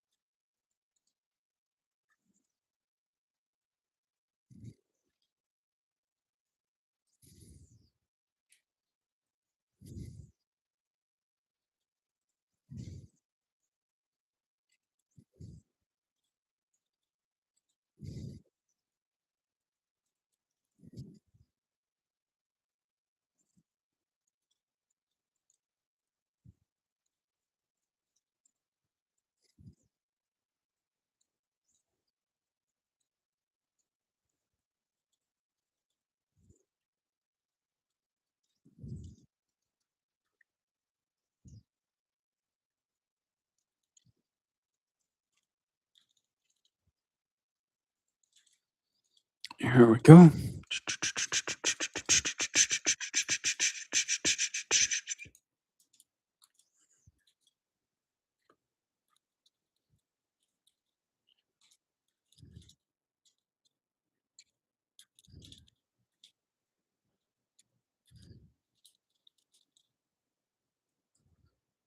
So you hold that all the way through? Yeah. I just give them a little settle on this one. So here we go.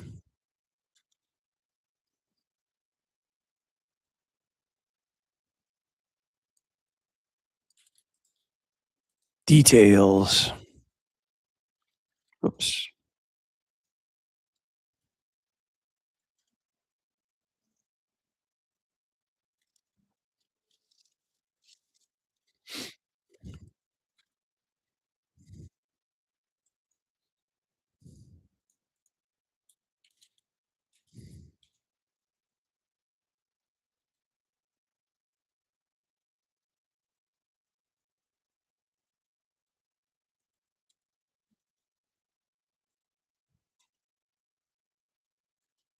Did I do the other one?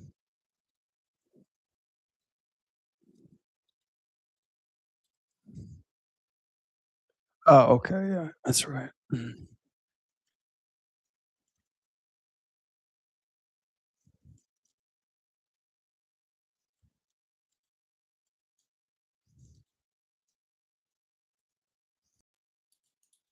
Okay, save that real quick.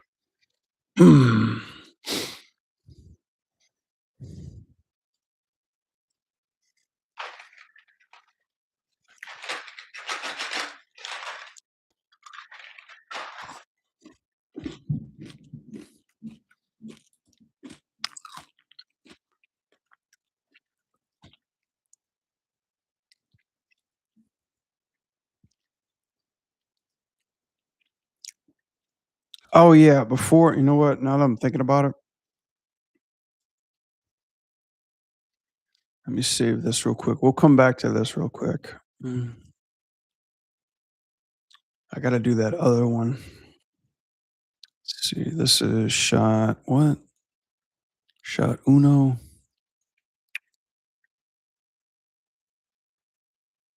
I got so many backup files of this shot, it's ridiculous.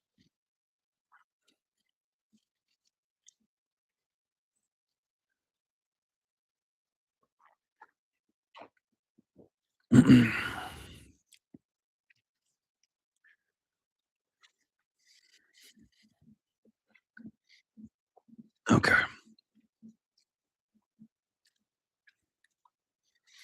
Let me jump back on this one. This is the file that I lost. I lost like 20 minutes on this damn thing. I gotta refix this.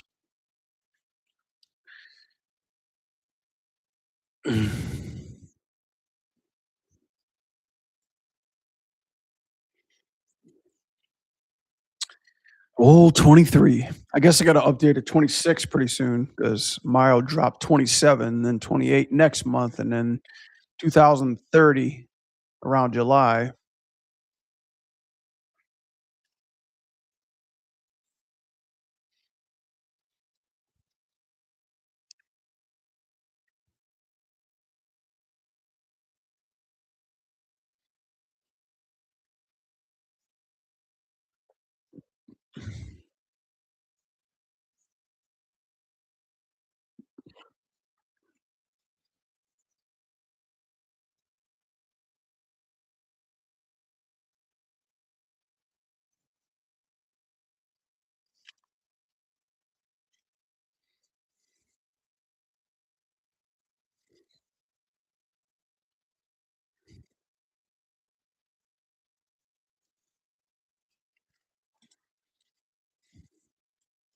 Okay. Alrighty then.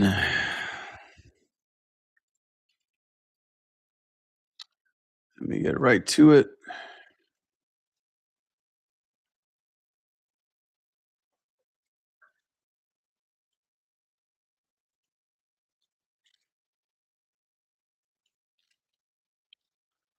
Ah, okay, okay, okay, okay.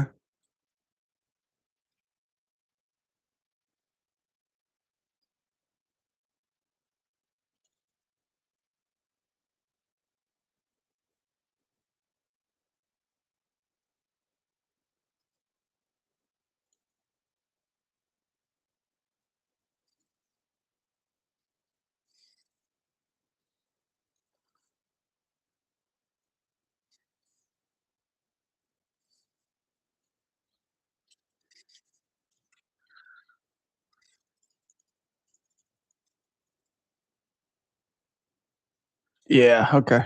This will be perfect.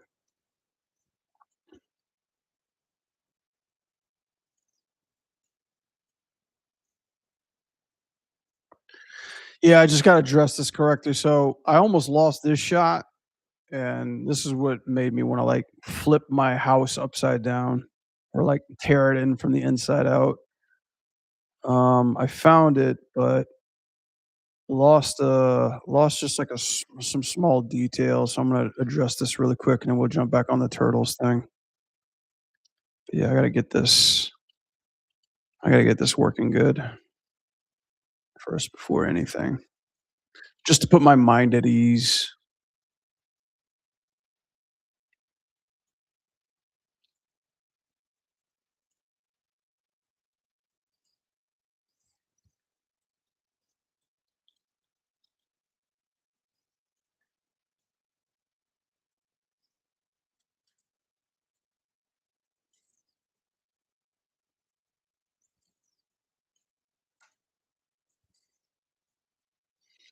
flip this off to another screen so I can kind of roto it left to right.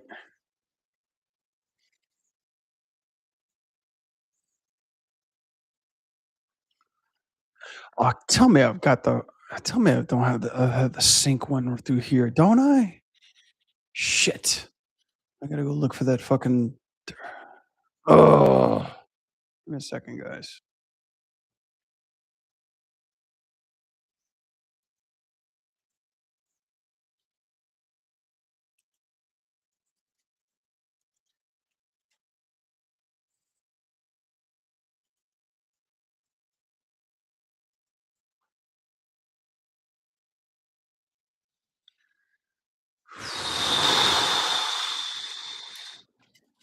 Keyframe Pro.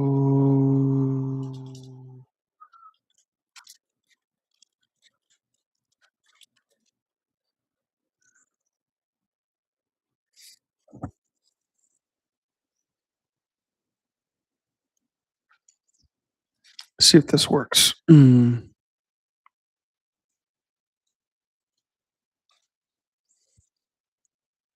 Hey yo.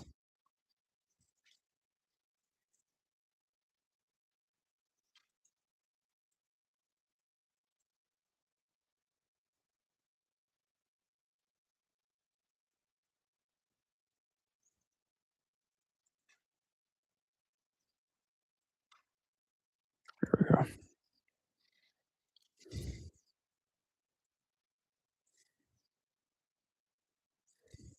All right. It works. Let's see. And then where do I drop? All the way to 185. Okay. Yeah, I gotta diddle this one up a little bit. So yeah, like what the story behind this, like what happened was this was ready to go. We finished this on the last stream. And then when I had checked it into like our game server that we use, apparently there was another checkout by another team member. And then I was essentially like working on something that wasn't in engine. And when I went to check it in, it was like, this one's out of date. There's complications. Do you want to force check this in? And then I did. And apparently, what got altered by another team member overwrit what I did. Give me a second, guys. Hang on a second.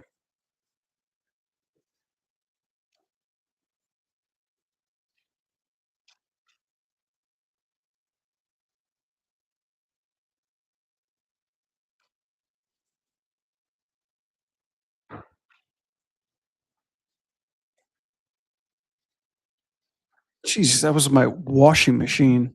I got a like right next to my office is the washing room, like the washing machine room. And we got like one of those giant fucking Sony AI washing machines. And when it hits a certain level, it makes a rumble. So I literally thought somebody was trying to break my door down. I was like, "What the fuck?" But anyway, yeah, I almost lost all this stuff. So yeah, kinda back to what I was saying.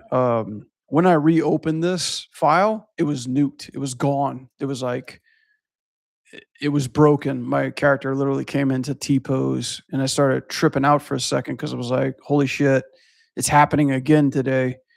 And but the problem was I didn't have any backup frames. I mean, I'm sorry, backup files. I don't have backup files and stuff like this because normally when I check stuff in, it's like an automatic update of files. But what happens when the file actually breaks and it's checked in? It sucks because you can't recover it. So next step was I looked at Anabot, I looked at this stuff, and usually it's kind of like a counter fail safe. This didn't work at all. I did it from 2 nights ago.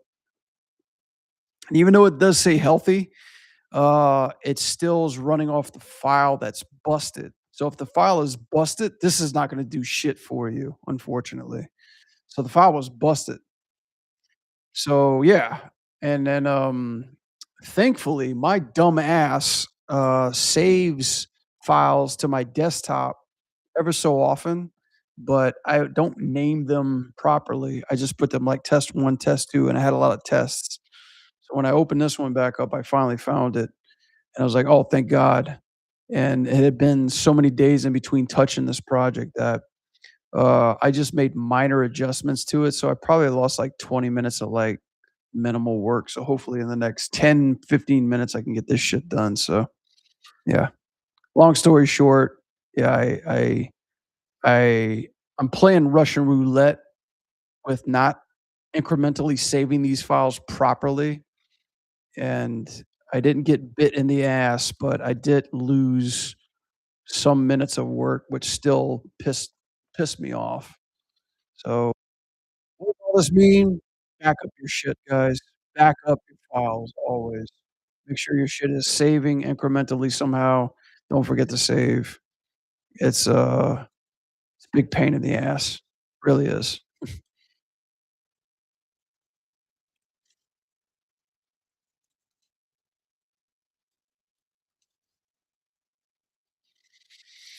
Save your shit.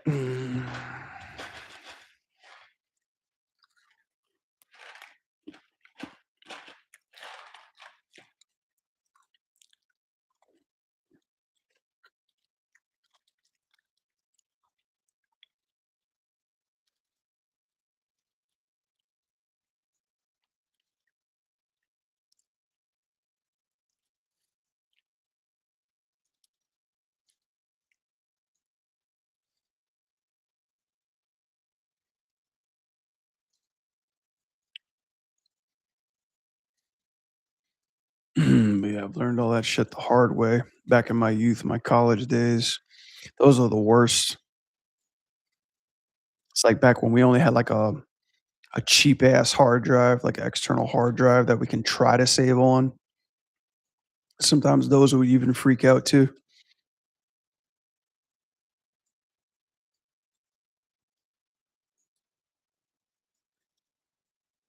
Are they all working like that?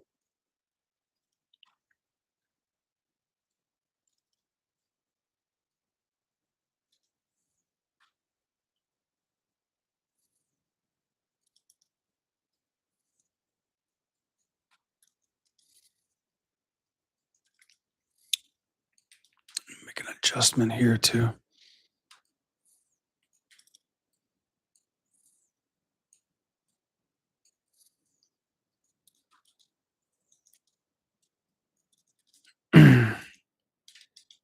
Oh, I held that for 2 frames. No shit.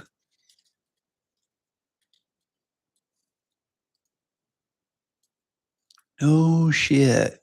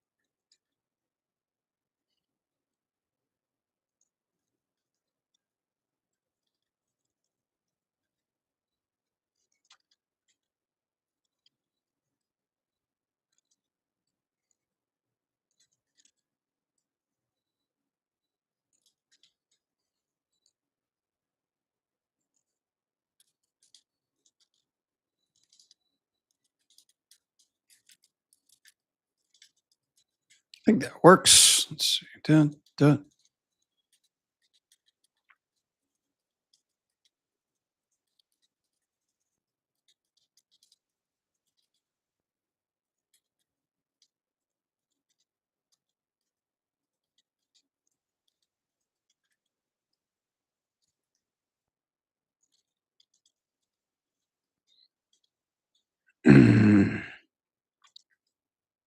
Okay. That's done. Save that.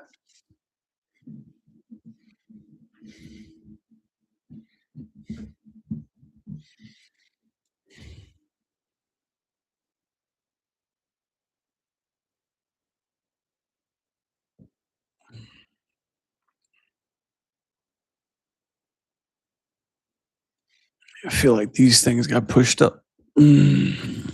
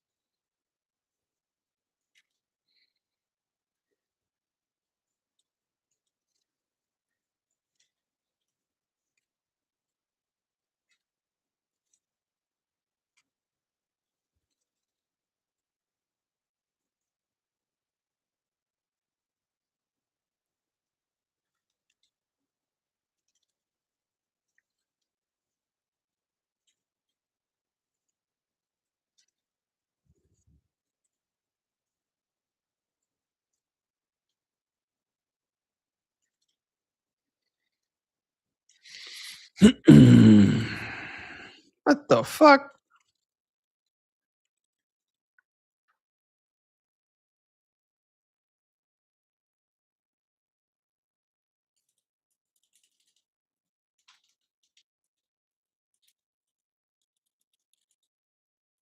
Okay.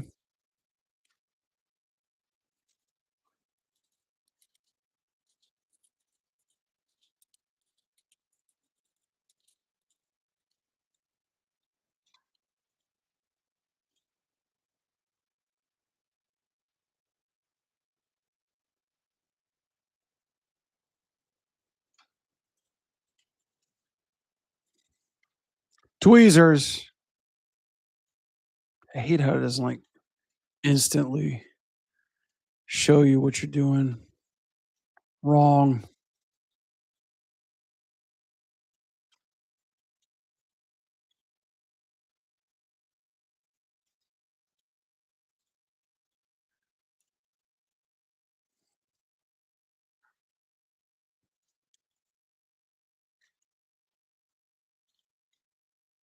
Son of a gun. Okay.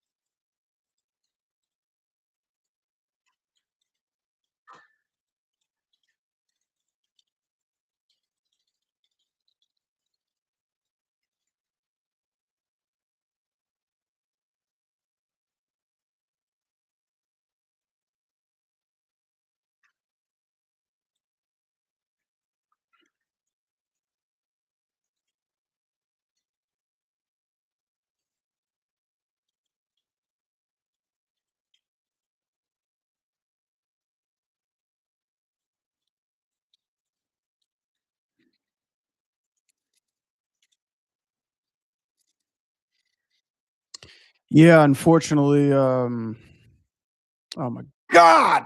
Fuck! Fuck! Fuck!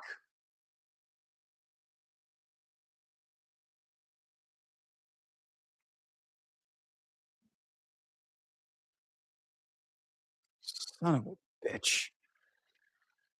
At least I had the temp save on. Yeah, I did finish it, but I lost my files yesterday.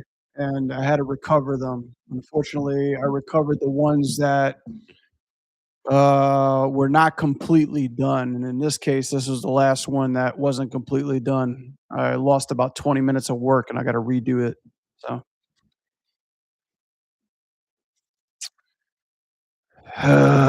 shit. I'm gonna hate this dumbass thing. Yeah, let's do it. Let's do it. Oh, but by the way, you gotta do this first.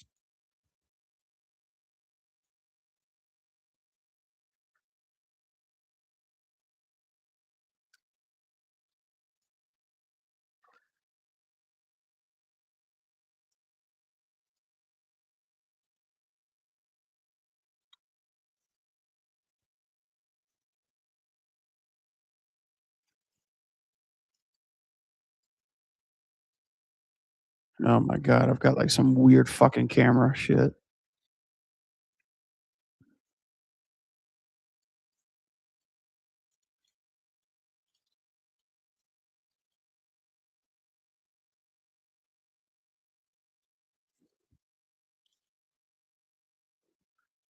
What is this doing?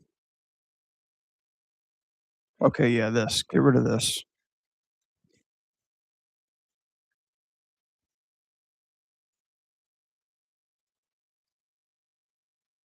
Yeah, that looks okay, that works.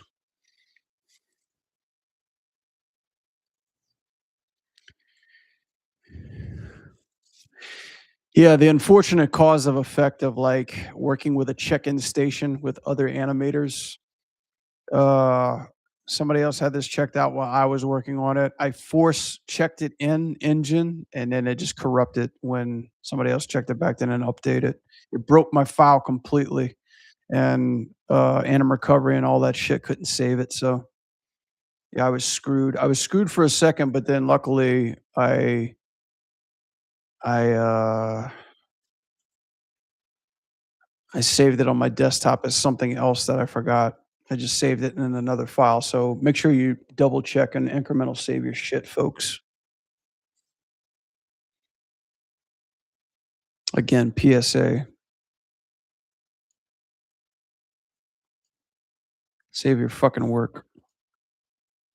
Damn it, and then I told him to save that shit.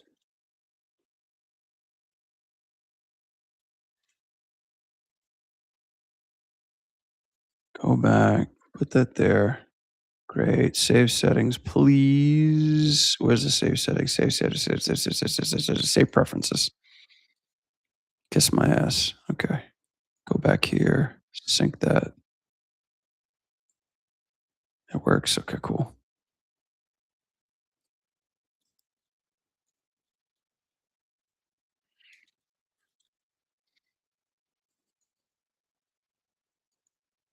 All right, back to where we started.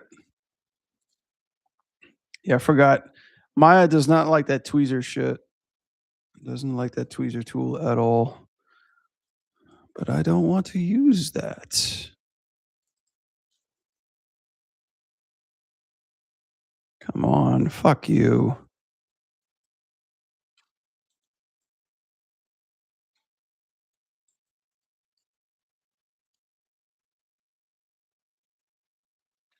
Why did it do that?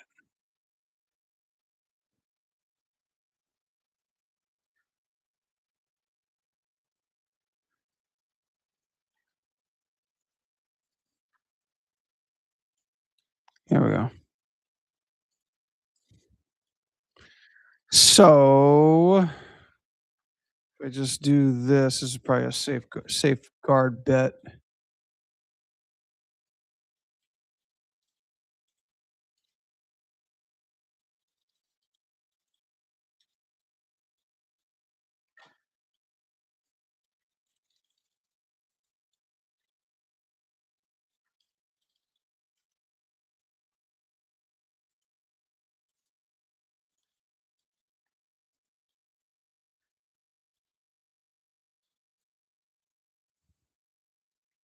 Grab all that, exaggerate that.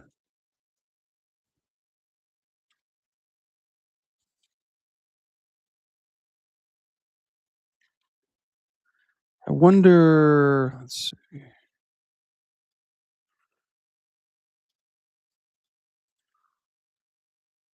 okay,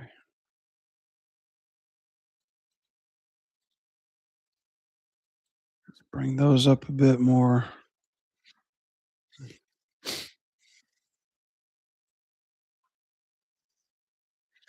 Crazy how Red Lobster recovered from bankruptcy so fast. I didn't even know they were in bankruptcy. I've had that place like one time in my life. It wasn't impressive at all.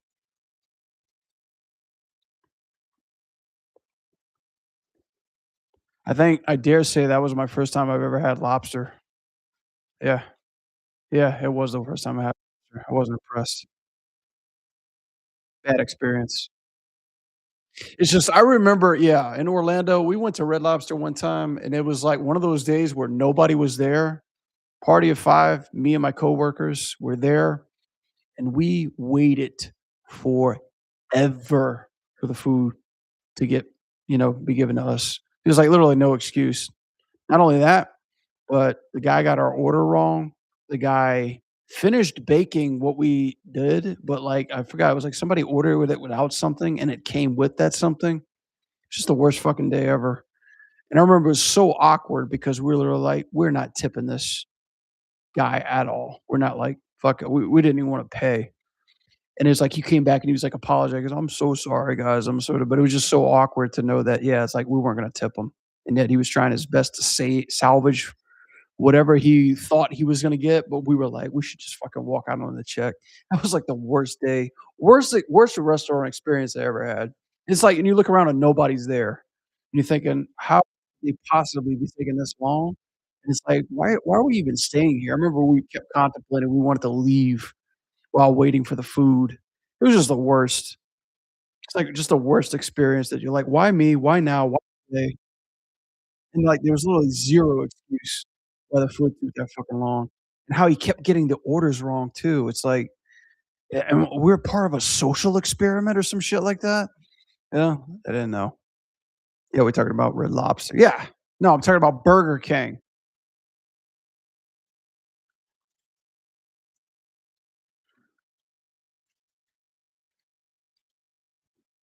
Yeah. Never ever went back to a Red Lobster ever.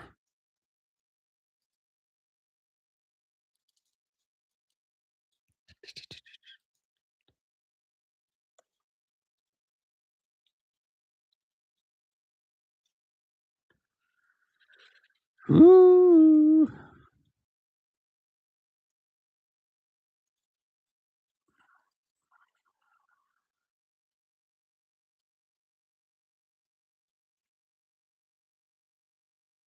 Okay, the foot's supposed to be shaking on this.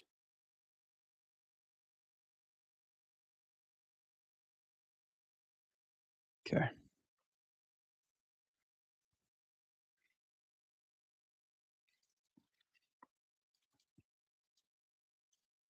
Okay.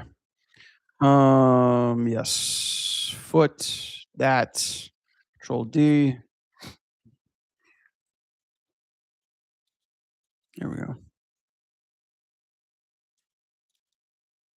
D. Let me grab this.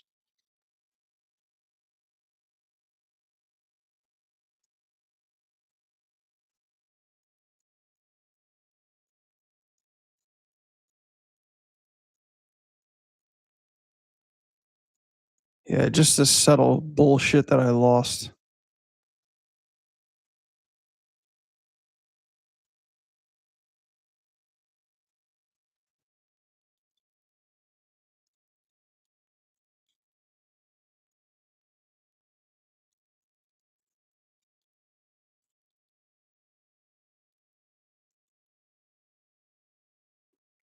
Wonder if I paste it there, what does it look like? Okay. Ah!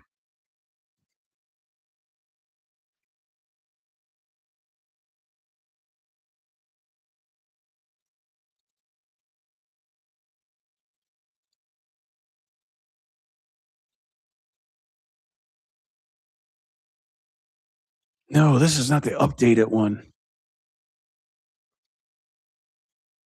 No, no, no, no, no, no, no, no, no. Okay. No, I gotta get another play blast. But I still got this. Okay. That okay, yeah. That's this play blast up to date. So we're finished here. Okay. Finished with that one. Let's find that other one. Stopping by to say your work has been inspiring to me lately. Love all your work and wishing you the best in the new. Oh, that's the old tree. Thank you so much. Appreciate that. That's very sweet. That's very sweet. Wishing you the same, buddy. Thank you so much. Mhm. It really made my day. I'm so used to people saying, "You're not good enough."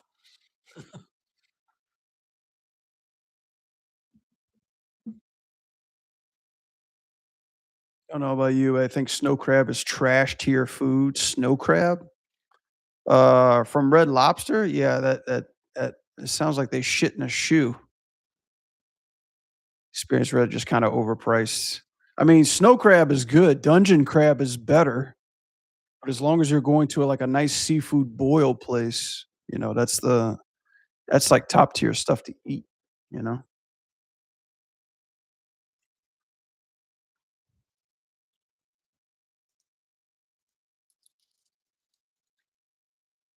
Okay. Let's find that other play blast, shall we? Shall we, folks? Oh, I like that thumbnail. That's a nice thumbnail. Deadpool, yeah, we did the Deadpool, the dead peel.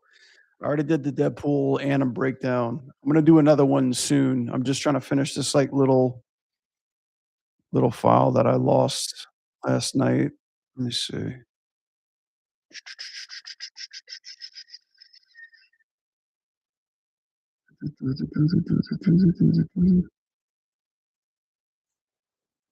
Okay, yeah, this one. This is the right one. Um, freeze.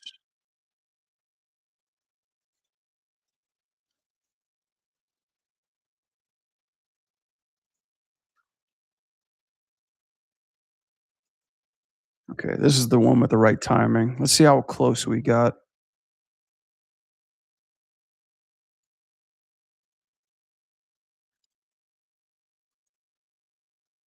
Gosh, the taskbar. I do this automatic hide. It works okay, but whenever I have an application up, it doesn't work on top of that. I can't stand that. All right, let's see what we're missing. It's all good.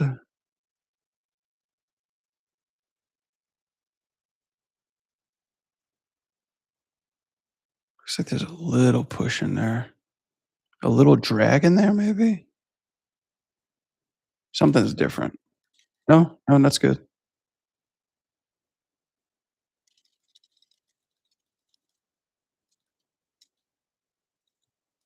Yeah, yeah, yeah, yeah, yeah.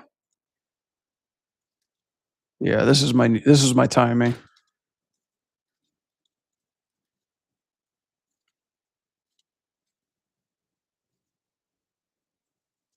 Cut those 2 frames out.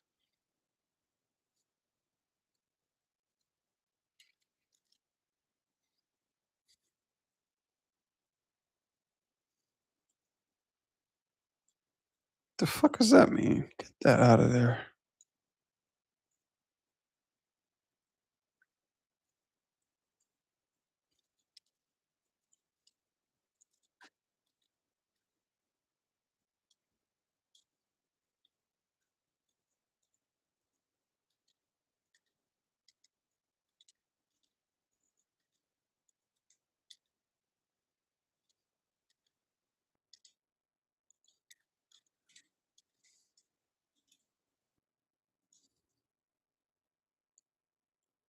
Those 2 frames out.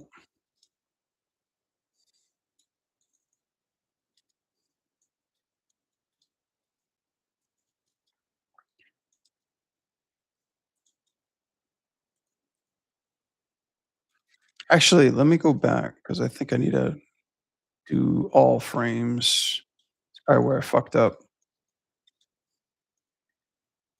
Yeah, that's correct. 27. Oh, I didn't even do the fucking foot.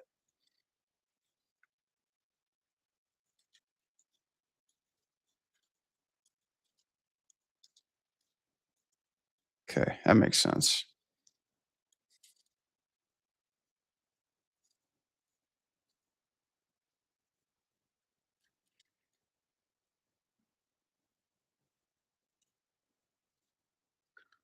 Snow crab is ass. It's soft and salty. Well, you just haven't had good cooked snow crab.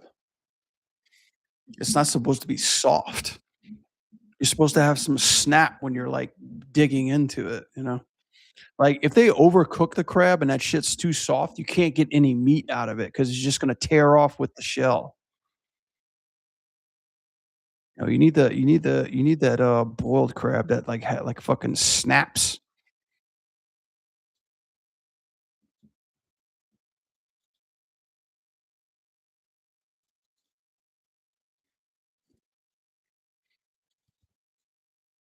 Come on.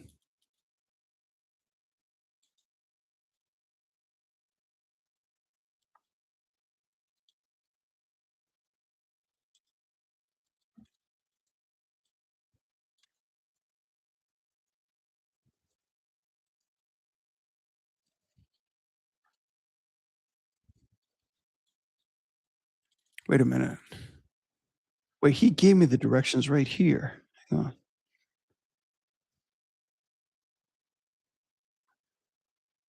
33 and yeah, 133 and 135.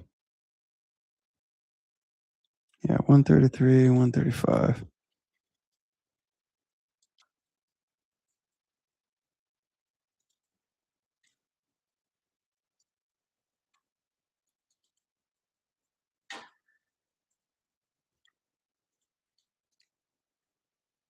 Let me move this thing down.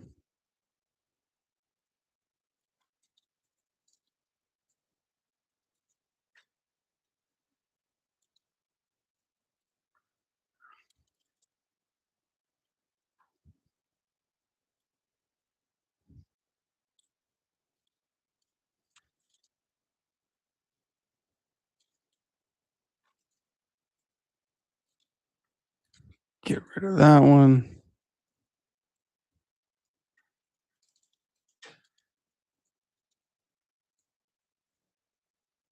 And get rid of this one.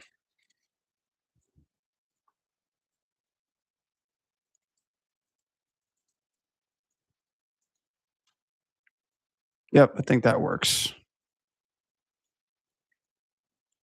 Control D, D.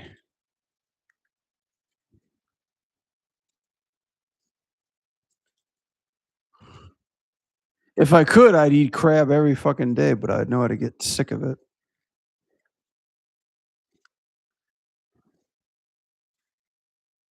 I mean, my stomach can't even process that either. I used to like eat colonies of that shit when I was younger, but I can't eat all that stuff now.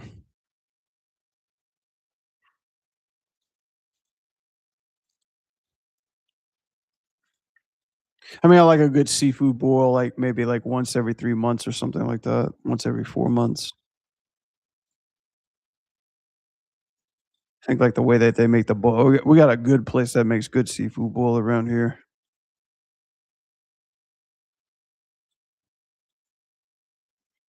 Coconut crab. What?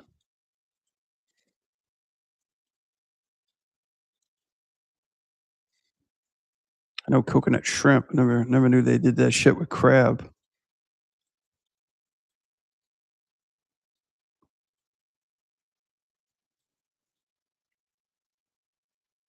All right.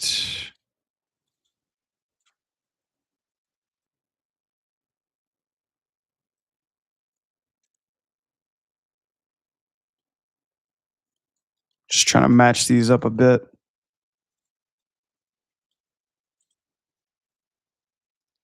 Call this son of a bitch done.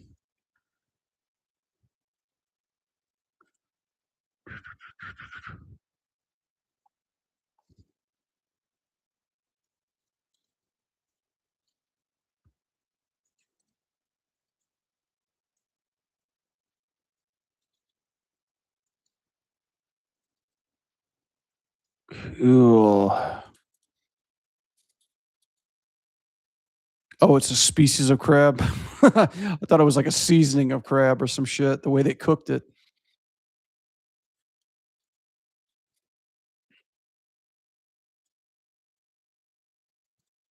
I didn't know there was different kinda well, like species per se. Like, I know, like, king crabs is, like, the fucking bomb. It's like, king crab's expensive as shit, like, just for 2 legs, the place that I go get them. I hate how it all like, what's the specialty that they call on the menu? Like, how much is it? And it's like pending. It's almost like a fucking, like, you know, stock market, figure. Like, it depends on it depends on the market. That's it, market price, MP, market price. And they could just, like, fucking make it whatever they want, you know?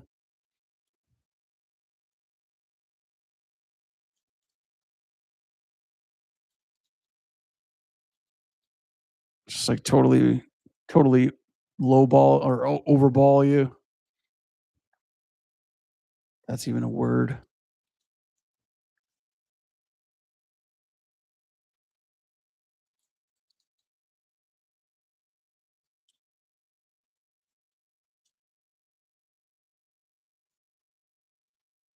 I could just sit at the however much they want to, per se.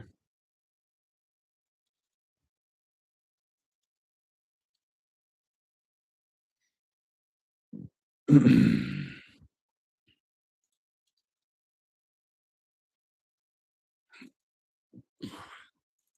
I think we got it. Just that one small weird fucking part. Yeah, that part right there. That part right there.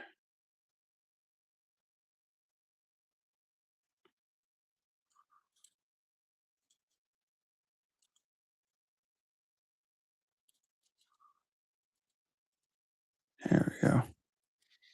Just one small thing. I think we got it.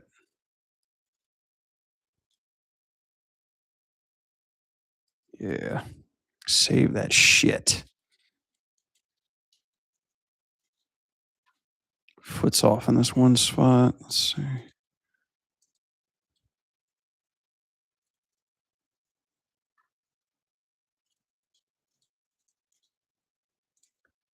And the knee's off in this one spot too.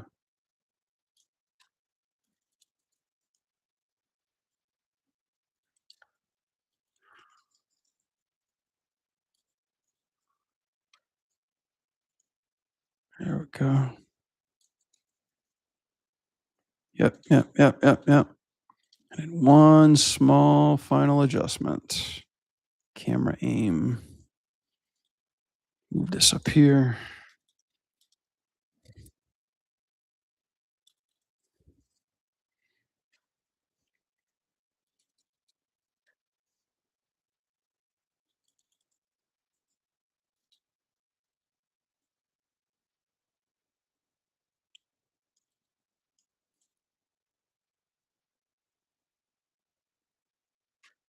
I think that's it, right? 185, we land it. I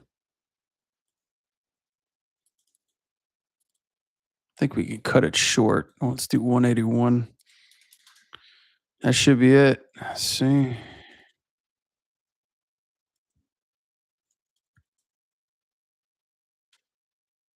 Cool. Save that shit. Out of here. Fuck me, man. All right, we're done with that. Maybe we could do that another. Maybe we could do that second breakdown, animation breakdown. We already did Deadpool. We need to go with the other character. Yeah. Let me. I'm doing some top secret stuff really quickly. Chat. Let me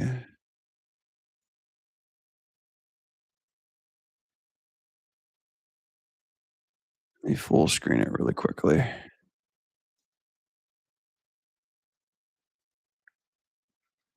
because I don't want to. I don't want to lose this shit again.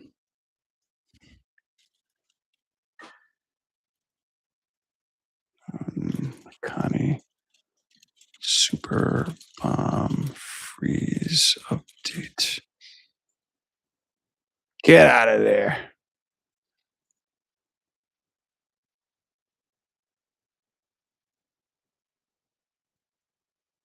Cool. All right, we're done.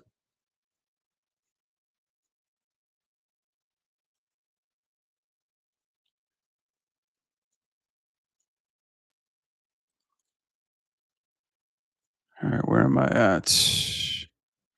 All right, shot one's back up. Yeah, thanks for bearing with me. I just had to tighten up that loose end. Mhm, cheers, guys. Hopefully, we'll finish this fucking Ronin animation this year. I'm hoping before or at December 31st at 12 a.m.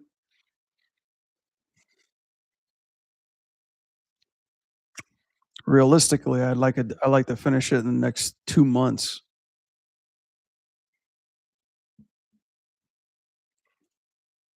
Let's see what else we got.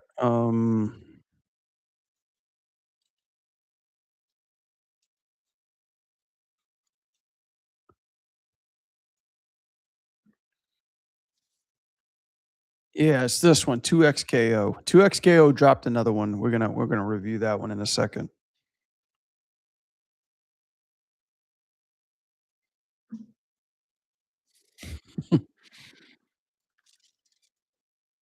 Okay. That one's done. And then are you kidding me? Did my Maya crash? Did that file just crash opening? Oh no, here, it's still here. This one's taking a long time to open now. Like when I started working on this file has just become stupidly long.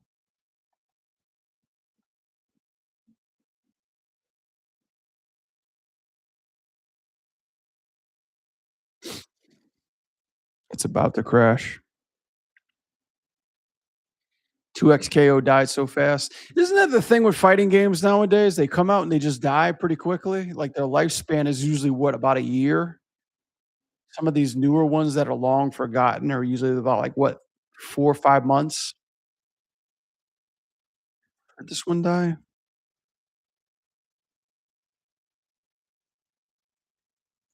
Let me take a look.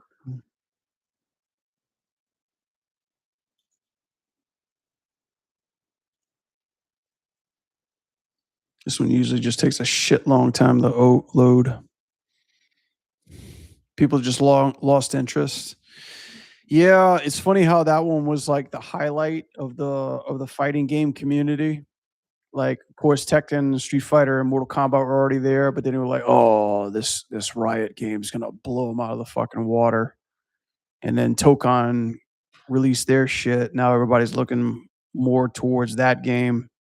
Within the span of them releasing that, I think like 3 other fighting games made announcements that were coming out, and people just kinda, like, lost interest. Sucks. Alright, yeah, this one definitely fucking broke. Oh, no, no, no, here it is. I spoke too soon. Yeah, back in business. Sweet. Alright, we got it, we're back up. Well, shit, before we jump back into that, let's take a look at the second one, shall we? Read where's the marquee? Add stream marker. Add it through here, cool. Yeah, let's take a look. I'm curious to see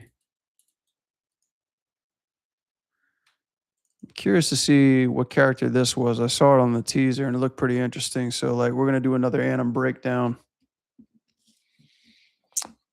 here. So let's rock this one. Shouldn't be too long. I think this teaser is not that much more bigger than the Deadpool one. What is this character's name? Cataline? Sheriff of Plit over.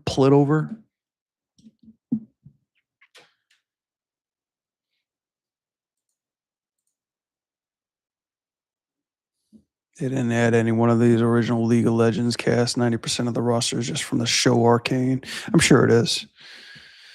So yeah, howdy who, everybody. Brad for show again, back with another animation breakdown. 2XKO Riots, soon to be one hit wonder, back on the scene with another animation character drop. I haven't been watching Arcane lately, and being an animator, that's like blasphemy, but for good reason. Season two just hasn't really piqued my interest, and that's probably a Riot problem. But shout out to everybody in Fortiche. You guys have been killing it. But weirdly enough, I think like the down hill has started with this franchise. But being the unbiased animator artist that I am, we're always giving people a chance and seeing how there's more characters to be critiqued, more things to be looking at, more animation to be broke down. I figure let's go ahead and start with this new character, Cataline, from I guess the Arcane series. I don't know. I'm not a big Riot guy or a LOL guy. I just saw a girl with a gun in a fighting game, and I thought, what the fuck? We got to critique it. So with that said, let's get into it. Nice. I like that. Was it said nice or noise or oh notice? I'm fucking blind. Okay, let's take a look.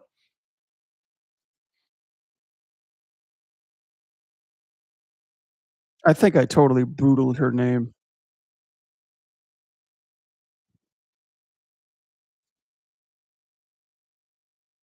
Hello, hello.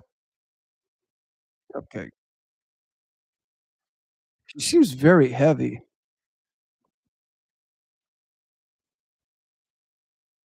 Has there been another fighting game character with like a sniper rifle?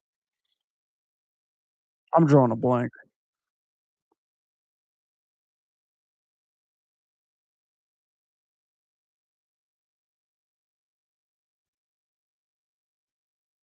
Very, very simplistic supers.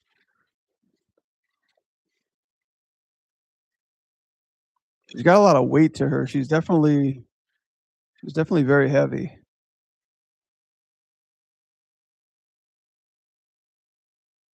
All right, there's another alternate costume.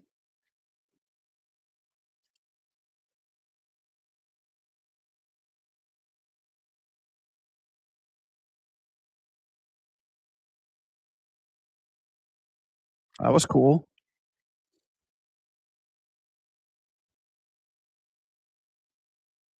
Or did the gun switch up a little bit? Some content sold separately. Uh-oh.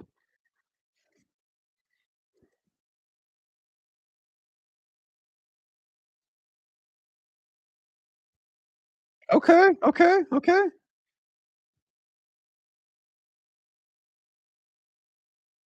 Cheer, love! The cavalry's here, or the Catlin's here. Okay, yeah, yeah, yeah, yeah, not bad. All right, yeah. Started out a little slow, started out pretty basic, like pretty standard A to B stuff, and then it got a little dynamic. I could see like the hands of the animators getting transferred and switched through this. So it's good to see a little bit more dynamic stuff that they started out with because I thought it was like, okay, now they're starting to mellow out a bit with a little bit more of their how they were starting strong and then they're starting to like you start to see like the production kick in, like we need to get some of these characters out look more faster. So I hope that's not the case. But let's just take another step at a time. Is that her name? Catlin? Caitlin? Yeah, pretty good opening, like standard straight up. This is how they did promos in WCW back in the day. Like somebody would be like on a magazine and then you step on it. She just like Bugs Bunnies this damn rifle from behind her. Like literally comes out like nowhere to be found, guys. Like this is not even being nonchalant about it. She's not even hiding it. She just pulls it right out of her ass. Yep. Yep. Nice little trickery through there. Um wonder what else she's got behind there. Anywho, yeah. interesting cut right when she comes up through this side, swinging it around and then pulling it up from the ground up. It's an interesting choice when it comes to camera cuts. Showing off the Nerf gun that she has. It's pretty cool. Like some like gimmicks and dynamics to it too. I always like props and shit like that that have more to it than just like, hey, move this here, take that out here, rotate that there. Has like a little bit more things of interest to show you. Little like look like she's got three scopes or something like that. You know, you could always have fun to play with transforming things, to help you out when it comes to props and whatnot. This thing seems to be, you know, the spotlight, like the belle of the ball, because boy howdy, does she not really move too much when this thing's around, and for good measure too. I mean, giant sniper rifle, weighs heavy. Her mobility is kind of thrashed, and yet, you know, she still looks like she's about ready to go out to a ball or something like that. Um, I don't know if I've ever seen a fighting character carry a sniper rifle. Normally they would just like make one appear and use it as a zoning shot, but with you the whole way through. I don't think I've ever seen that one before. That's new. I mean, like, and it's kinda now that I'm looking at the gameplay, it's kinda hard to kinda come up with, like, an interesting type of, like, movement and attacks without making it look like she's aiming and firing different ways. There's only so many ways that you can take a shot and fire without getting too crazy. I will, however, give them props for the way that they're using this hand language through here too. Like the way that they're working around these hands and stuff like that. Like I love these hand poses for sure. Like I feel like good tight grip on the gun, you know? Like the fingers are really, really like feel like they're gripping it. So like I like how it's like it's nothing like too even. You're seeing like those nice creases, those nice bends and stuff like that too. So, you know, props for that. Like they do have a good handle off like this is what it feels to shoot a giant rifle for sure. Very, very, very everything gets very small underneath here too, so curious to, like, how that poses, but it doesn't really take away from the shot. I do, however, think there's a lot of negative space around here, so it wouldn't hurt maybe just to pull the lens down just a little bit more. Thinking, let me see, can do, like, one of my shitty drawings over here. Thinking, like, it maybe if you did something kind of, like, that big, scaled it down, and then getting her kind of like more into this kind of frame, you know, just filling it up a little bit higher. You know, you still got those cool little gauges or something, something that just shows a little bit more. You can even increase the barrel a lot more over here too, something like that. I'm not going to spend my time because I can't draw. I can't draw guns or rifles for shit. I think that wouldn't feel too bad.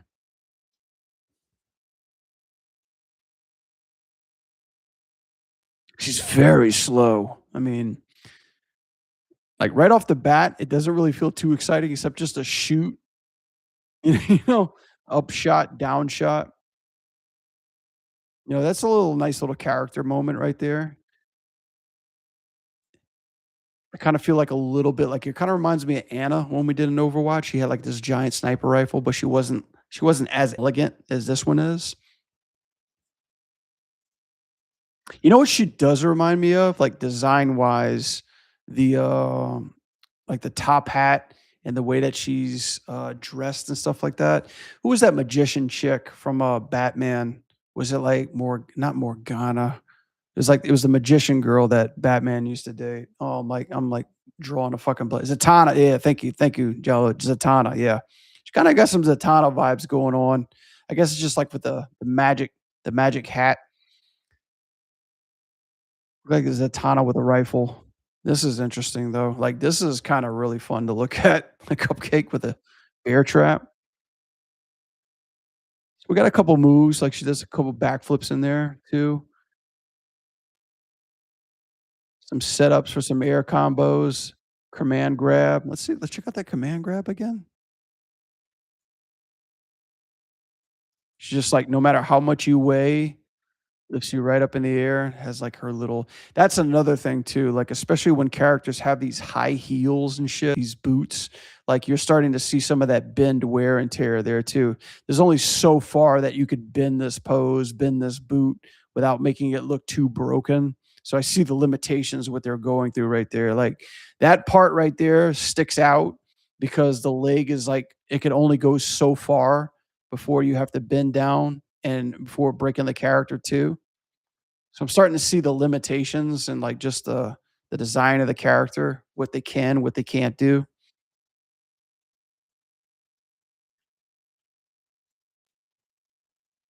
Doesn't look like she got too many close quarter attacks. I mean, but then again, this could totally be her character. They make her slow because she's super slow character in the original league. Okay, well, yeah, that makes sense. Yeah, they're trying to keep to the league. If they're keeping it to the league, I see where that's kind of keeping true to the character. But as for a fighting game, I don't know if that's the right call, man. Like, for me, it's like when I'm jumping in with this character, like I need some speed, man. I don't need anything too sluggish, too slow everything that sets up. Like I want to start for some openers and get in for some fast combos. Me myself personally. Here's one of her supers. Not really too impressed with this one. It's pretty basic. Okay, she does have a little reload action there. That is of interest. Oh shit. That is of interest, but damn, like we don't even see that. It's way the fuck back there.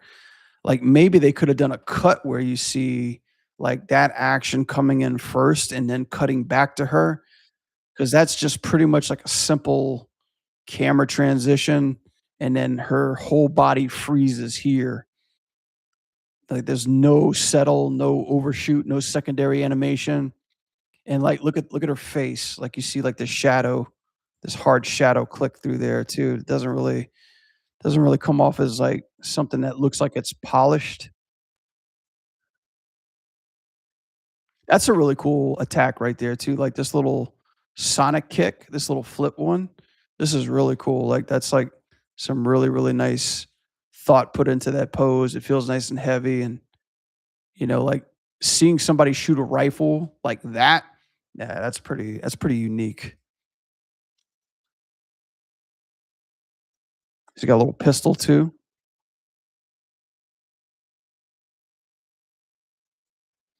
So this is, like, another thing that she's using too. We've got the speed lines in the back. We're starting to see a little bit of that dynamic push through here. Like, there's probably, like the camera goes from this lens to probably, like, a 25 within 2 frames through here. So, we get a little bit of that transition in there, but not too much. But then again, I think what's really hurting, like, in my opinion, her animation and what's making it less appealing is that everything feels very linear, like, there's no speed change in that, like, there's just, like, A, B, A, B. I think the same thing with here too, like, there's just A, B, A, B, like, there's no, like, speed ends, there's no, like, slow ins, slow outs, everything just hits very hard, and things just feel very, like, straight linear from A to B. It almost feels kinda slow-mo-ish. So those are kind of the weaker ones, but I do know that we get a little bit more. We spice it up a little bit more in these next couple of cutscenes. Here's an alternate costume. This piece of animation looks okay. When we get to this part, like, this is hard because you have to kinda, like, pick or choose, your poison through here, like, does the geometry go through her body or her costume? Do we angle or do we, like, make the gun in such a way that's not gonna penetrate her body all the way through? But I think the thing that's really sticking out to me is it doesn't feel heavy. Like, through here, when she's lifting it up, I feel the weight, but when she's settling it on her shoulder, like, there's a lot of, like, soft, smooth movements on that settle that doesn't feel too heavy, like and it goes from, like, 80 pounds to, like, a toy right through here, and that's because, like, you don't really feel any pivot on top of her shoulder, and then through here too, like, these small things like, these small things like this, like, doesn't feel like it's settling on her body, like, when she's doing the whole gunshot thing, like, that not moving and then seeing that arm pull and, like, shorten over there. It just feels, like, very sloppy when it comes to, like, small little details. Doesn't really feel like it's finished, it's like, just needs, like, more polish and, like, small little things like this in order to make it feel weighty. This is interesting. Like, I like kind of the gestures that she's doing, especially she's got, like, these nice long fingers and things like that, but some of the thing of, like, covering her eye, covering her face, the way that she's blowing and the way, like, her whole body's moving out to the side while her arm's going down, I almost feel like, why can't you just, like, work on your arcs a little bit more? Everything feels very, like, linear, going one way, going another way. Just be nice to add a little bit of arc, a little bit of motion through there, and feel less stiff. Like, that part just feels a little bit more mechanical. And then the way that this gun just settles here and it just kinda moves in, doesn't really feel like it should be moving that way where, like, her body's moving. So it's like, it's questionable to think, like, where is this at and what state is this at? Like, because it definitely doesn't feel polished. The gameplay through here is feeling nice. Almost feels like a whole new character. The reverse mirror shot of what we already saw. Was that camera angle just a tad bit different? I wonder. Or maybe it was just reversed. Let's see right through here.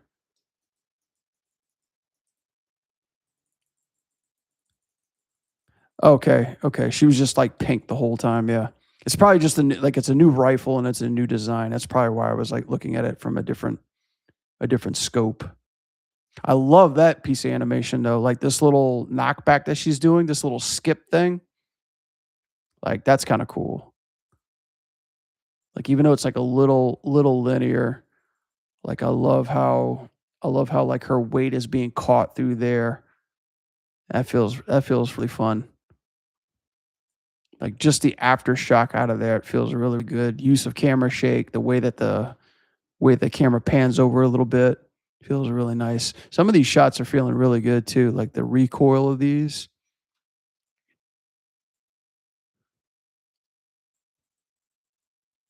Bam. And then, like, this nice little transition, like, I love, like, that little reload in the middle. Nice little detail. But, yeah, like, these recoils, this is, like, the opposite of what I teach my students.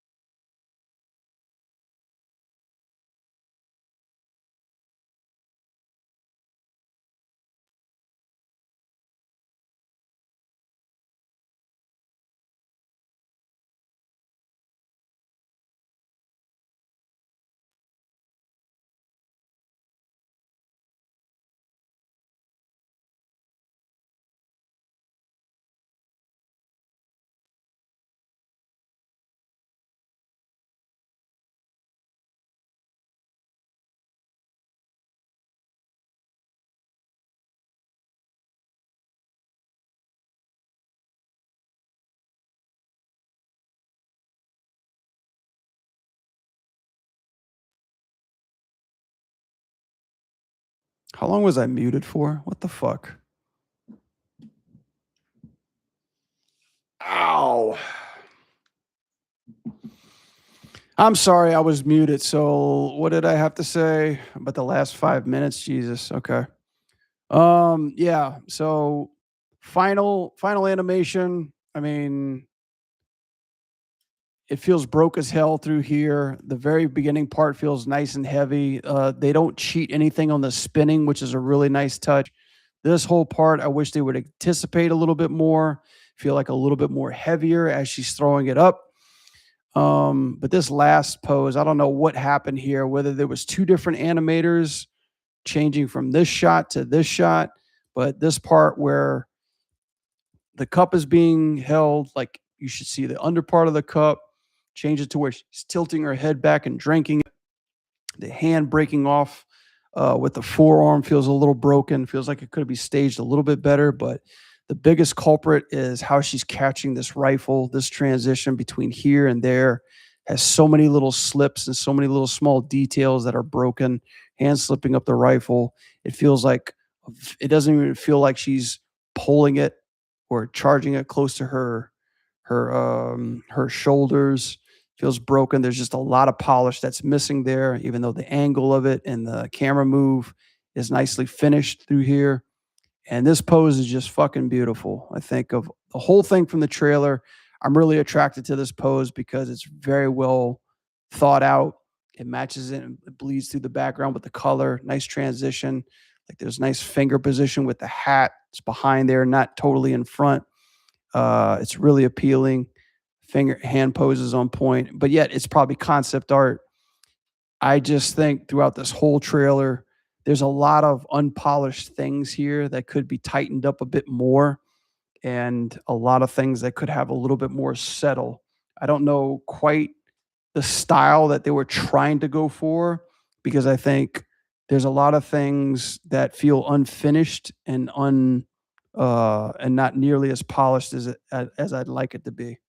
So, yeah, with that, um, seeing them try a rifle character is interesting, but I think a lot more stronger choices in some of the camera angles and a lot more polish is needed before I would launch this character for sure. So with that said, Catelyn, out of 5, I would say this is a 3. There seems to be the character has appeal. The rifle feels nice and heavy, but there's just a lot of shit that's unpolished through here. I think that you could do a hell of a lot more better, especially with some camera choices as well. Uh, so hopefully we'll see that in the full launch. But yeah, that's it. That's all I got for that. I can't believe my shit was muted. I don't know why it does. I don't know why my mic does that. Like it'll just all of a sudden say, "Yeah, I'm sick of hearing you." But yeah, guys. So it's like kind of like my little sign off. So, guys, if you liked any of that animation breakdown, let me know below and let me know what you'd like to see in the future. Hopefully, I'll be bringing a lot more of these animation breakdowns throughout the month. Whenever they drop more characters, I'll be there to Anim Breakdown. But thank you so much for watching. Like, share, and subscribe, and I'll catch you in the next one. Can't believe I'm looking at the microphone when I'm saying that the whole time. I'll do a different sign off later. I try to do it on my streams just so like my editor can pick and choose which ones that she wants. But yeah, I need more work on that. Anyway.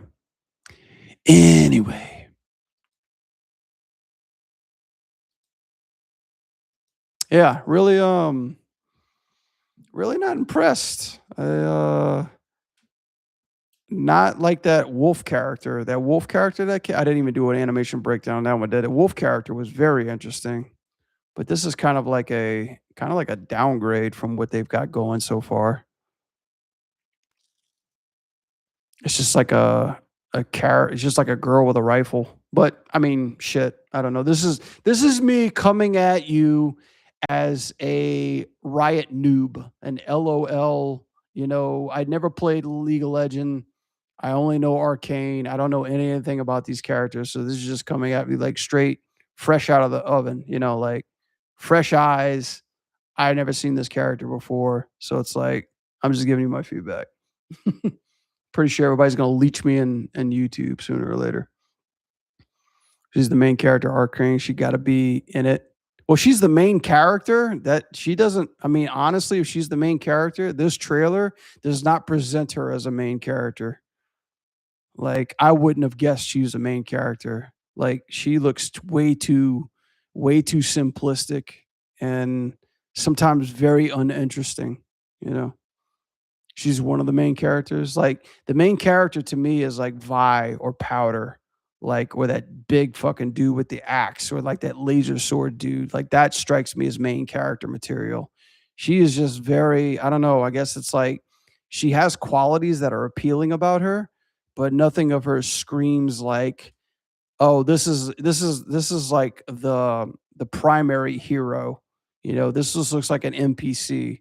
Or I'm gonna be dead honest, like whatever she has, or like whatever's going for her, this like she just looks like just a basic soldier, in this world. So that's all I got to say about that.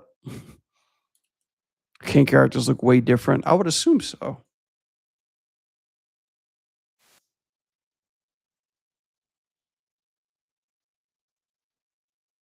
Balls, man. It's like once I get on a rant of talking and animation breakdowns, like I cut out all distractions. That's how I did on my Marvel Rivals when I did every MVP. I did that shit 3 or 4 times because either my audio was out, the recordings weren't happening, and I just wanted to give up. I've done that so many times on my class recordings. Like, I would record something, take me about like 10, 12 minutes, and I watch it back just to make sure everything's good, and like my audio is fucking off, and drove me absolutely insane.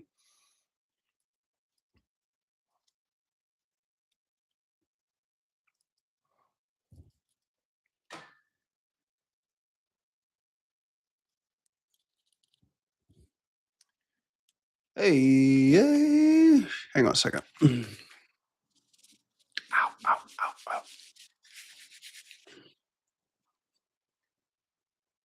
Ah.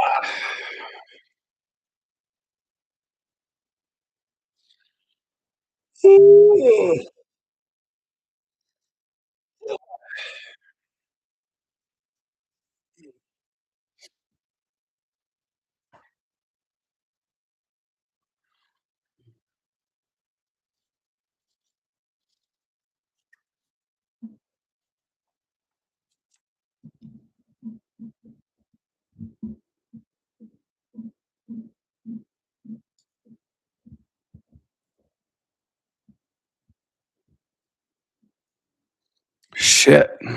All right, now we could actually get some work done. And I'm losing my voice. Buying Jinx are like season 3. Yeah, like Vi and Jinx, I mean, they were the main characters in Arcane, but, like, just their designs alone, they look like fucking main characters. I've seen main characters just have like, wear basic clothes, and they don't have any appeal, It's like you could even take a main character and just give it, like, a basic bitch look and not have that kind of, like, that kind of, first impression, you know? Then if that's the case, then just start messing with the colors.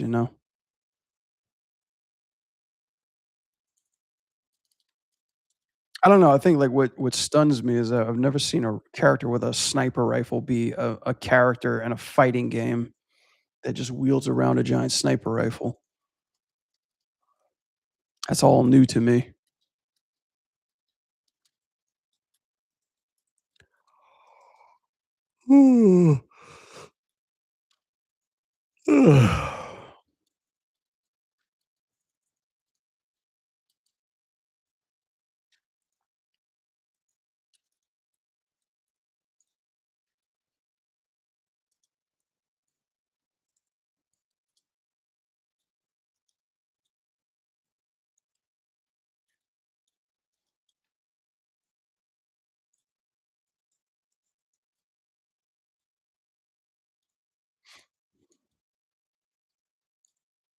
I wonder what happens when I do that. Okay, it's not too bad. Shit.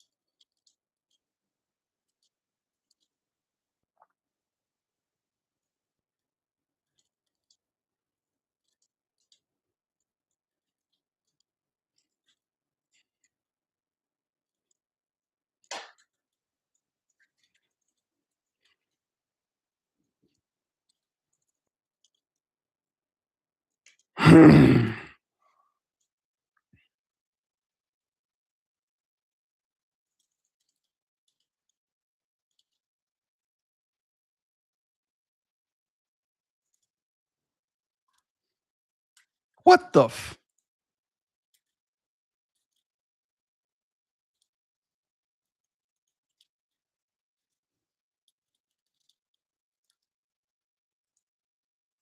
what the hell?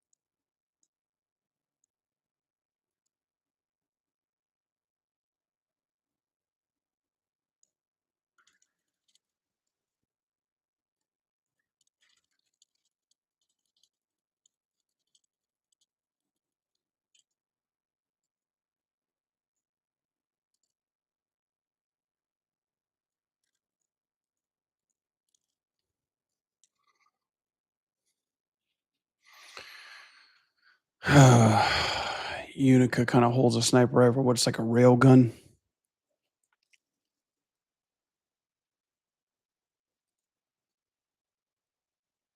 Yeah, I need to familiarize myself with some of those characters.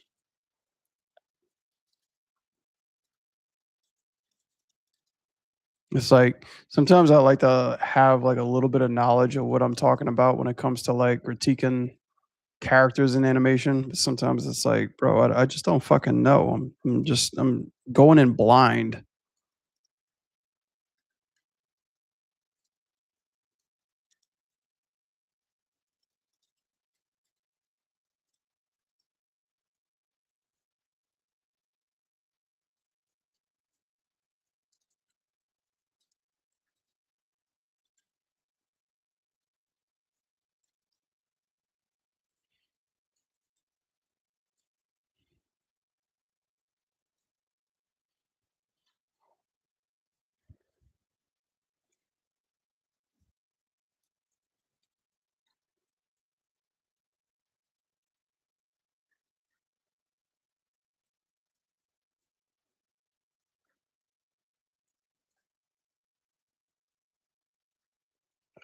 I felt a little better.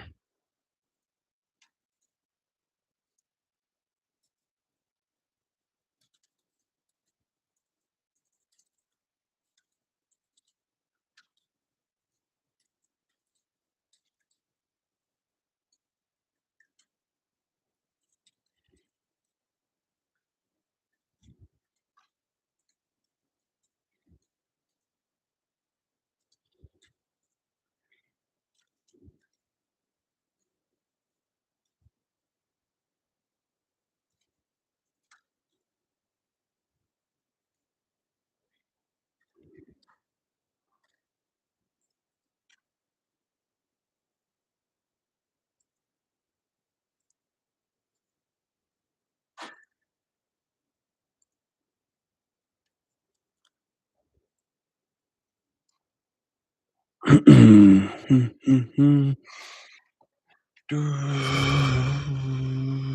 yeah, that's right. I gotta do the play blast. Ah,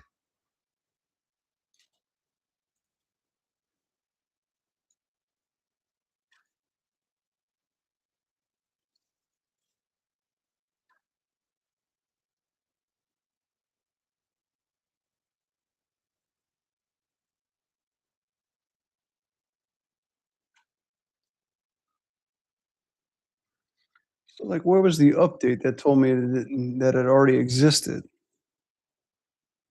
No, that definitely isn't it.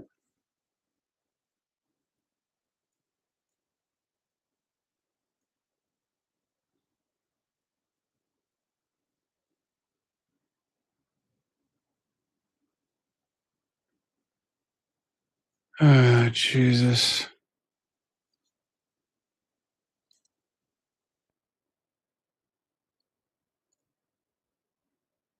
There we go. That's the one. That's the one.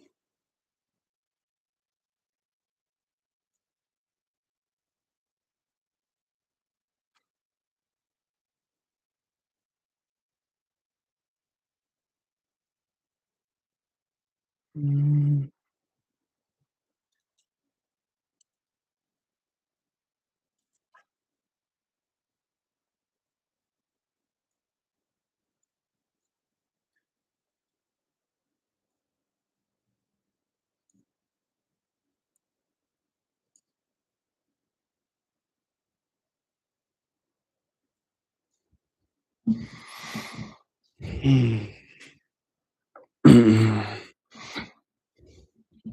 Would I like to animate Deadpool? Sure.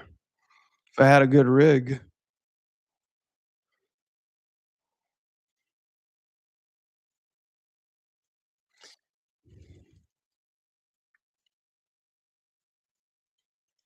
It's like I'm kind of overdue for like something stupid cartoony, you know?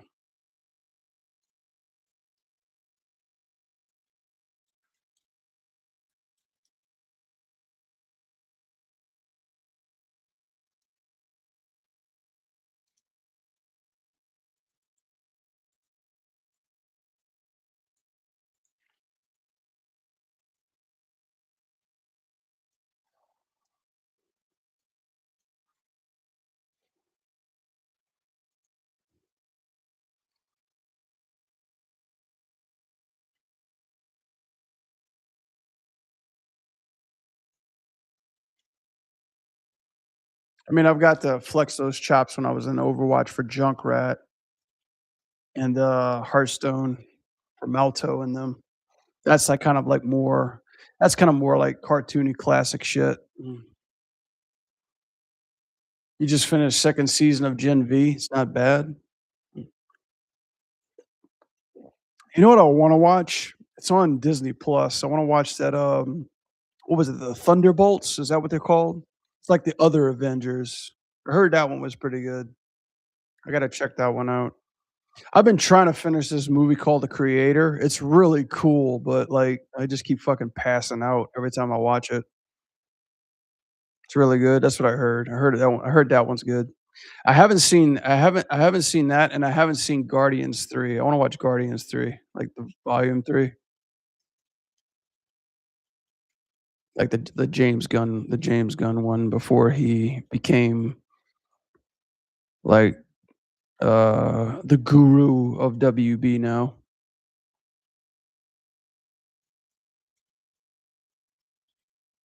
It's way better than 2.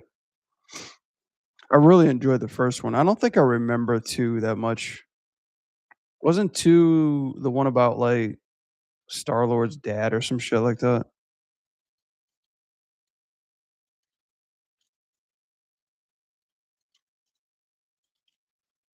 Like, wasn't Kurt Russell in it or something?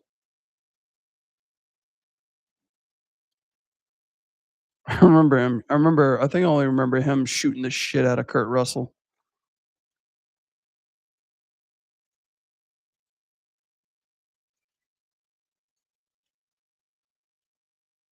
Wiggle, wiggle, wiggle. Look at his droopy sword.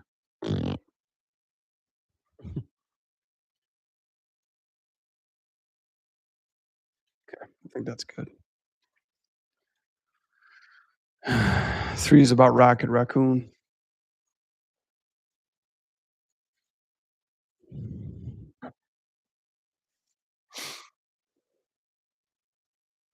Yeah, Rocket's a cool character.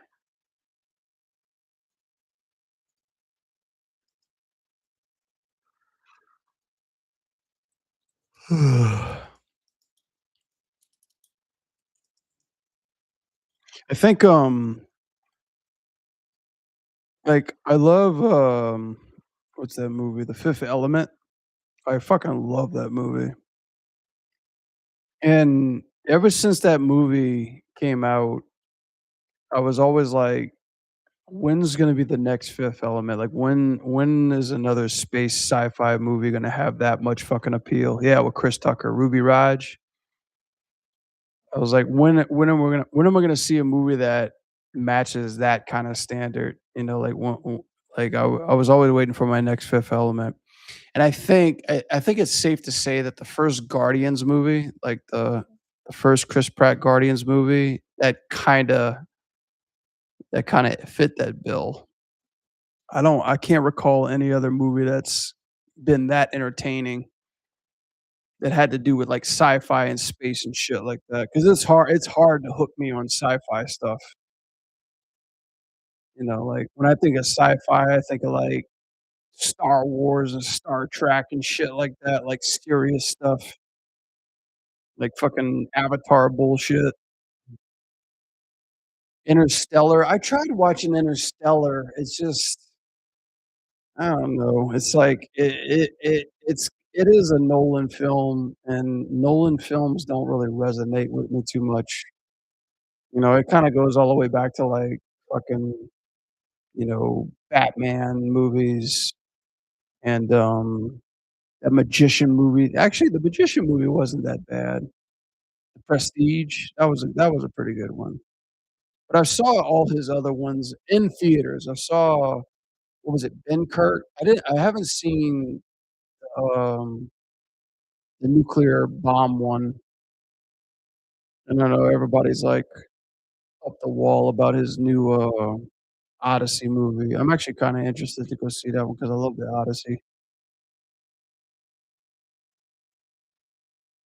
What was the one with, like, Leo DiCaprio, like, the fucking Dream movie? I couldn't get into that one either.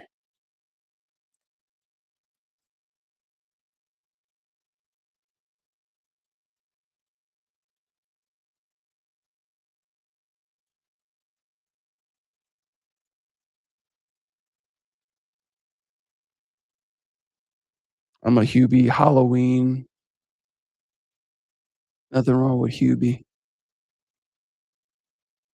Madea Family Reunion, no, I don't I am okay, I'll clear the air. I'm not a Tyler Perry guy whatsoever.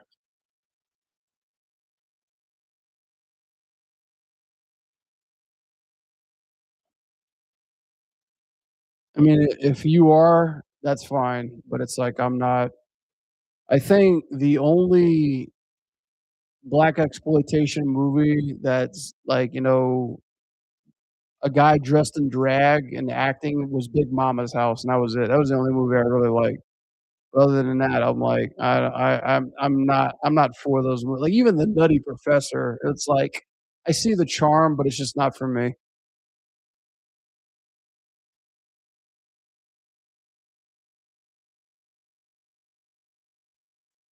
You didn't like The Nutty Professor? It's not that I didn't like it, it's just, like, too much of it is, like, not for me. So, like, example, Nutty Professor 1, yeah, it was okay. But, like, those family scenes with, like, Eddie Murphy playing everybody, that's, like, overkill for me, you know?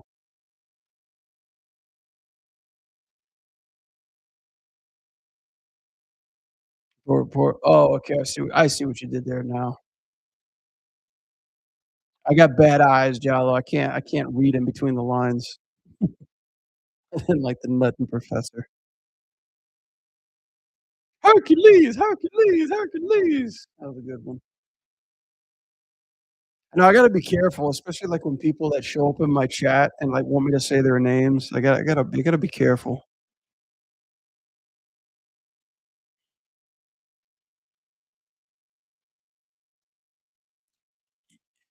How about Yana Man? I can't even pronounce that.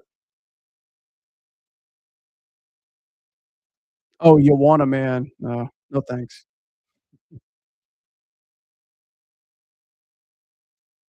I think I'm a terrible I'm not a good sucker for those jokes because I can't pronounce them correctly in the first place, so, like, the joke kinda falls flat. Norbit was one of those, yeah, like Norbit. I remember I rented Norbit and, like, just, like, turned it off 10 minutes into it. I'm like, "That's just," I mean, I get it, that's Eddie Murphy's thing, but it's like, it gets to a point where it's just ridiculous. Like, it's just so stupid, you know? It's more of like, "Look how ridiculous I look in this outfit," versus, like, actually being funny.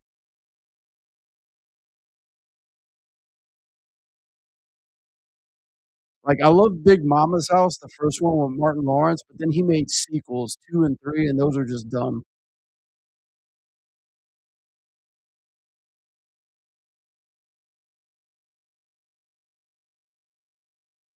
Ow.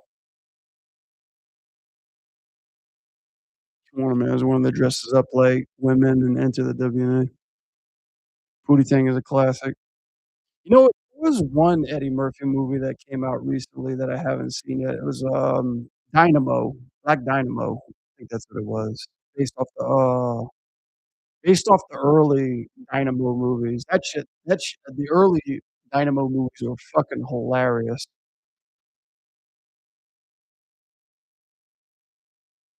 Rise, motherfucker, rise.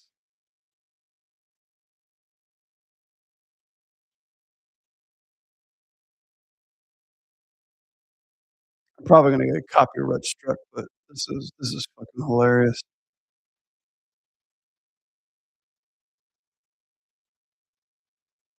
No, I'm sorry, not Dynamo, Dolomite.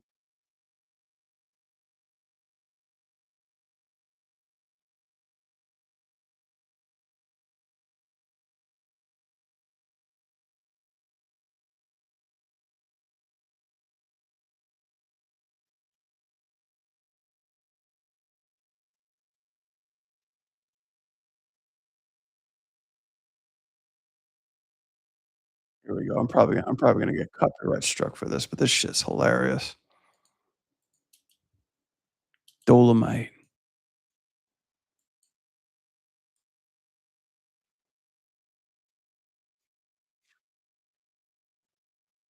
Those loud sound effects.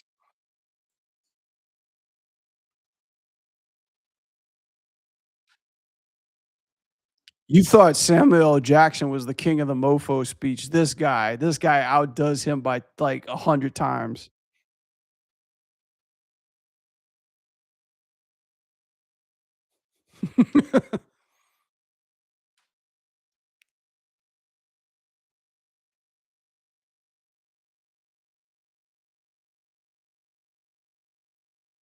Damn, what was in that bottle?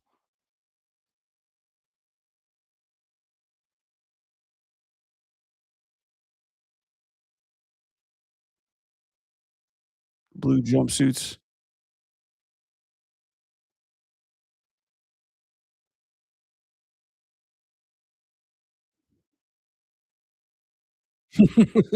Rah! This is the best part of the whole choreography. Watch this. Watch this and tell me what you see in this that's out of the ordinary in this fight.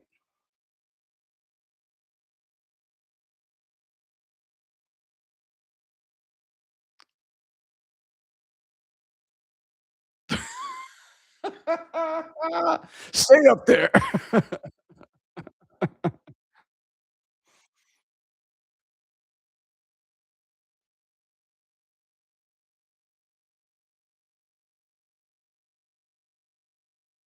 Guy's got a cigarette.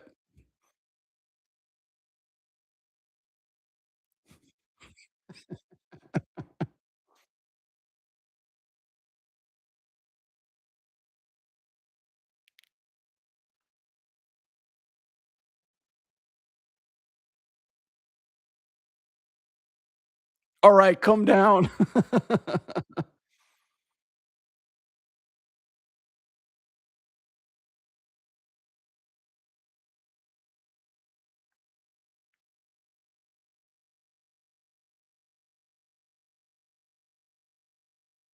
So, it's more him filming Dolomite. So, this outdates Eddie Murphy, and you wonder how Eddie Murphy got inspired to do his shtick, man. Like, this guy right here, like, all this early stuff, this is kinda where he got his character from, this actor right here.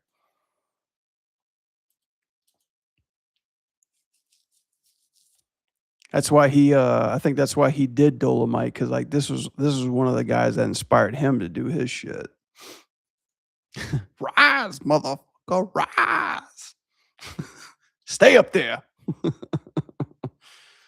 Uh,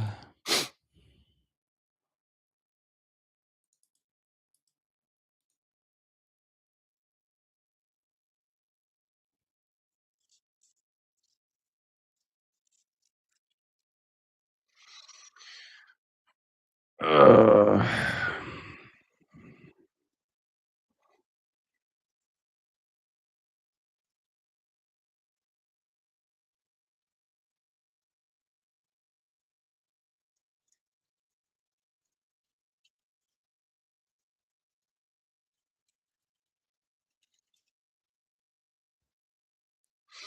like, I mean, I like Eddie Murphy, like, I like his comedy is funny and stuff, like, his acting is like I think it's like he fits the bill for whatever character he's trying to play. What I'd be interested in is wondering if, like I like seeing his material, like, stuff that he wrote and he did himself versus, like, kinda taking apart and just doing it just to be silly, you know? Because there's a lot of Eddie Murphy movies that are, like, not even watchable for me, you know, like, what the fuck? Like, why would you even do that, that you can't even take seriously? Like, there's a lot of Eddie Murphy flops, but there's some that's like that feel like they're him and SNL that I really like. Like, I love Beverly Hills Cop, like, that's, like, classic shit. There's one in Owen Wilson called I Spy, which I really like. You know, Eddie Murphy Raw. Coming to America, oh god, Coming to America is hilarious, the first one. And then, The Golden Child, like, I love that shit. Those are great. Trading Places is funny too. Like, kinda like that early stuff that he did before he, started, like, portraying, like, crazy characters and, like, jumping on Disney movies and just these weird fucking movies like Daddy Daycare and all that bullshit. I remember I saw Daddy Daycare in a movie theater, and I was like, "What the fuck is this?" You know? Mm. Golden Child wasn't awful, man. That shit was awesome, dude. Don't talk shit. I love Golden Child, man. My dear brother Numsy. I mean, yeah, the effects are outdated as shit. It's all claymation bullshit, but bro, that I love that movie. I quote that movie. Mhm, mm. I want the dagger, please. Story made no I mean, it's not for the story, it's for the comedy. He's fucking hilarious. It's like the golden child, he's got the abilities of like God or something like that, needs to be protected. He just happens to fall in the mix, falls in love with this hot chick who happens to be like her protector too. It's like it's like bullshit paranormal bullshit and evil plague the world, and then the comedian Eddie Murphy's dropped in the middle of it. You know, "Who is this? What's all this about?" He's like us, the audience, reacting to all this bullshit. So, that's what's intriguing about it.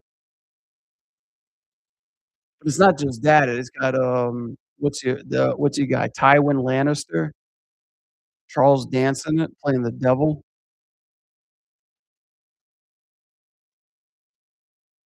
"My sweet brother Nomsi, my brother Nomsi has forgiven me."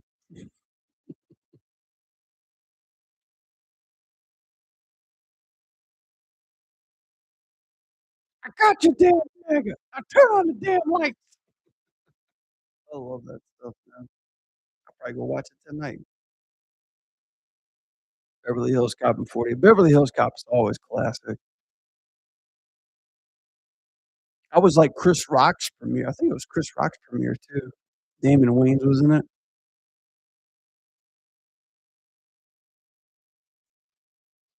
How do I feel about the Wayans brothers? I mean, they got good stuff. I don't know about the Wayans brothers in particular. You know, I used to watch their TV show a lot, but, like, scary movies, classic, you know, the first couple scary movies, those are classic. Um, but, who's their uncle? I love their uncle, though. Was it Marlon Wayans? Shit, I don't know any of the Wayans brother Marlon Wayans? No, that's the brother. Who's their uncle? The guy that played Major Payne. Yeah, Damon Wayans. Yeah, I love Damon Wayans. That dude's hilarious. I grew up watching Damon Wayans. Damon Wayans, Jamie Foxx, um, Sinbad, Michael Winslow,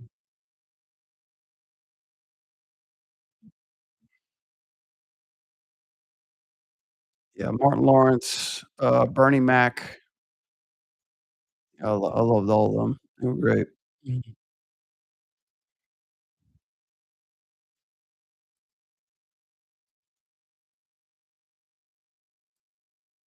How about Friday? Oh, yeah, Friday, classic, man.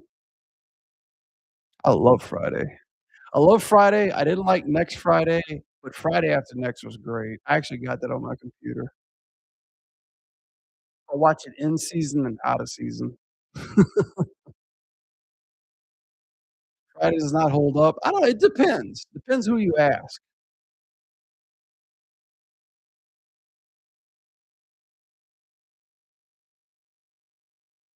You know, because it's played off as Ice Cube's story because he wrote it. But it's like, I think what makes the movie is like the cast of characters, not just him. Like, if it was like, I'll say this, if it was just if it was just a solo Ice Cube movie, it probably wouldn't hold up for me. There's just there's so many funny characters in it. That's what makes it appealing.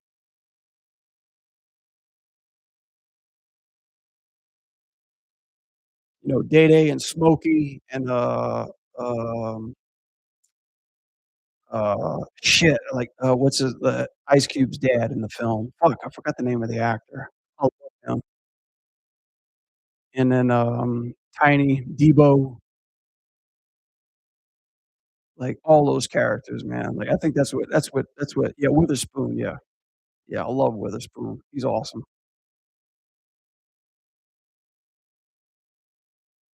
Wait, Witherspoon? No, no, no, no.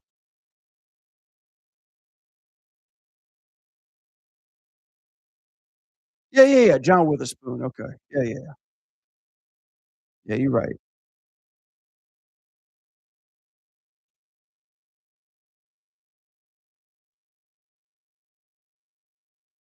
Oh, is Nia Long in there? Oh, yeah, dude, yeah. That actress, that's so crazy. I dated a girl that looked just like Nia Long.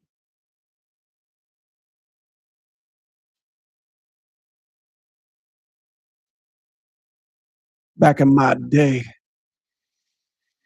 Hmm.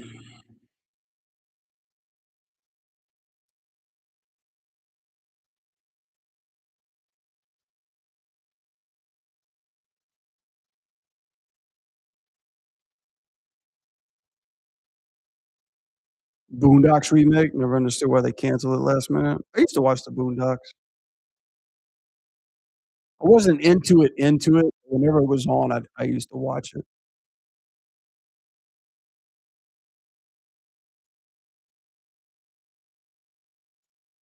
Yeah, that was around the time everything was going 3D, and it was like I think that kinda I wonder if it's the same director, Jallo, you might know that, but, was that the same guy that did Afro Samurai? 'Cause the style certainly looked similar, like that hard edge style.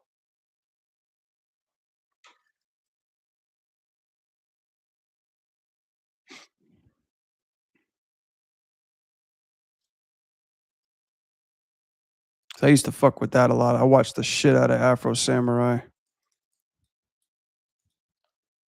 No? Okay. Thought they might have been similar. It's just like I'm kinda thinking like the styles were kinda similar. Wasn't that Afro Samurai, it wasn't a TV show, that was just a movie, huh?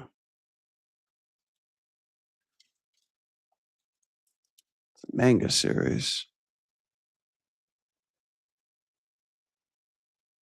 Okay, yeah, I'm way off. It was, like, based off of oh, it was a miniseries. Yeah, Samuel L. Jackson did the voice.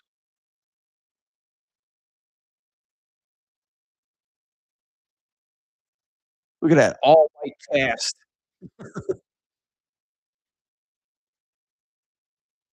John DiMaggio as Black Samurai. Yeah, makes sense. I mean, I'm looking at the cast, and it's, like, all white people. I'm like, probably not as authentic as I thought it would be.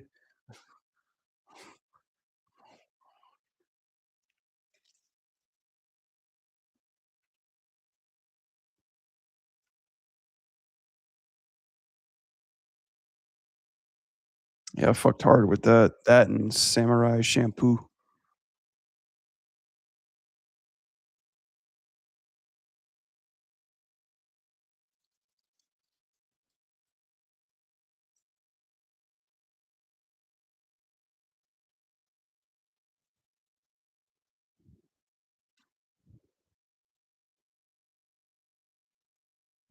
Just like Ninja Scroll.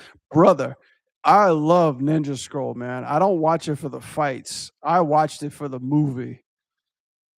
That is a pimp-tastic movie. Ninja Scroll? Shit. You see, I'm surprised they didn't make a sequel to that fucking movie or a miniseries, or actually they did make a miniseries, a shitty one, but or like 3 or 4 or 5 following films of that movie. That's my jam.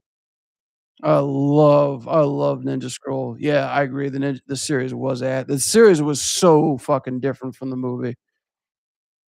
Like, the movie's, like, hard R, and the series is, like, fucking rated G, you know?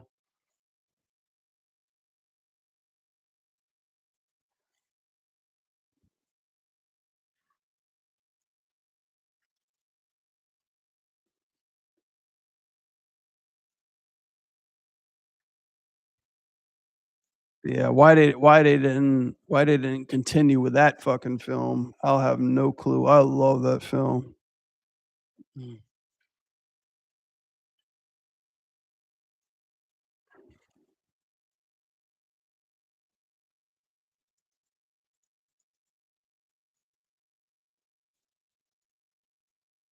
Adventures of Jubei. Yeah, we actually did a Mortal Kombat fatality, as a homage to one of those kills. We pull a lot of shit from that movie.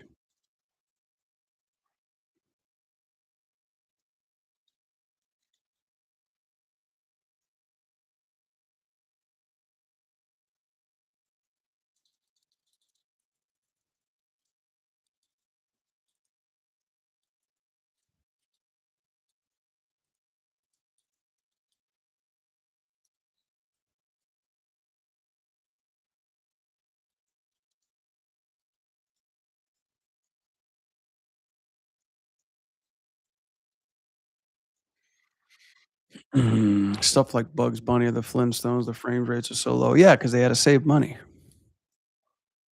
I mean, they hardly did any in-betweens on those old TV shows.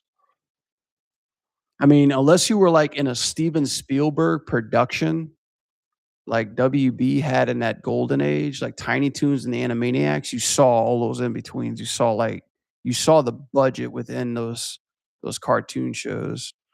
But, yeah, all that holding on frames, that was just a budget saving technique, you know, because they didn't have any fucking time or manpower in order to get all that in between. They would recycle and reuse shit too.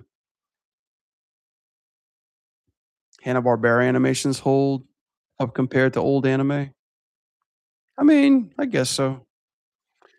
I mean, I liked Yeah, I didn't really honestly didn't really watch too many Hanna-Barberas growing up.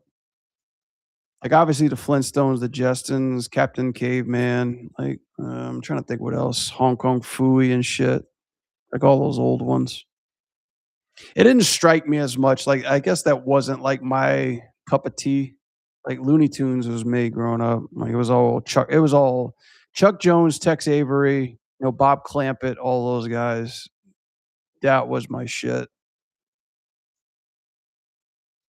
Like, the early Merry Melodies.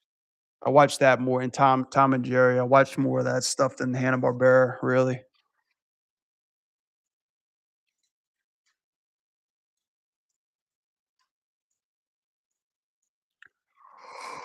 Was it a Scooby-Doo Hanna-Barbera? I forget. I never really was a Scooby-Doo person, either, even though everybody goons over the, Velma and Daphne. I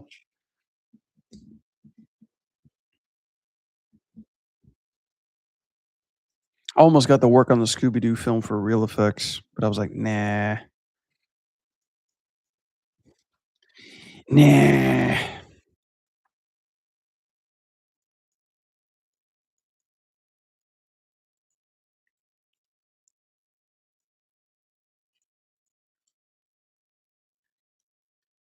Alright, which one is moving this, sir?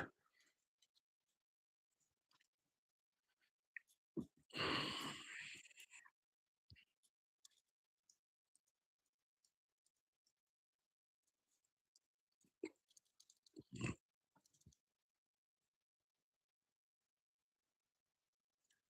fucking serious?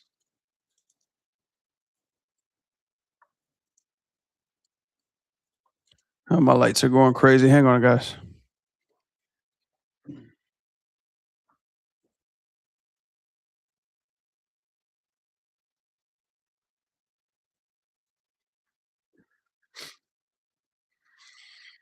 You're the best. Keep nailing it. Man, I'm so happy watching you have progress on that. You're the thank you, Alex. What's up, dude? No, you're the best, dude. Thanks for stopping by, man. Happy New Year, by the way, bud. Yeah, we'll see. Actually, since I've got all my 2D and pixel art shit done, I could actually continue on what counts the most. It's like this fucking thing.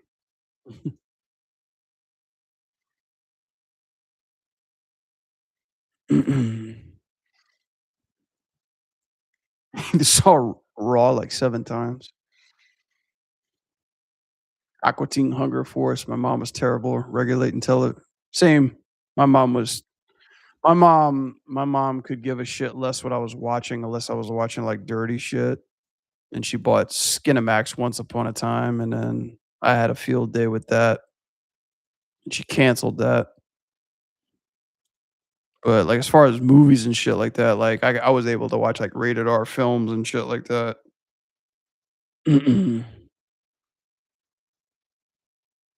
Oh, you saw it at age 7? Damn.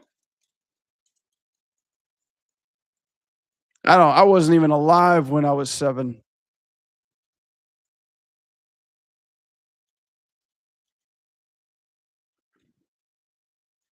I was probably watching, like, fucking Chuck Norris films or some shit like that. I remember I grew up on Disney films, like, my mom had, like, so many VHSs of Disney films, that's why I became a fucking animator.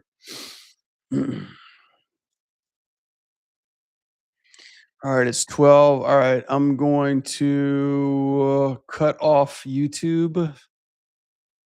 So, thank you everybody on YouTube. Appreciate you guys for hanging out. Thank you, Nasty. Thank you, Alex. Thank you, Lemore Studios.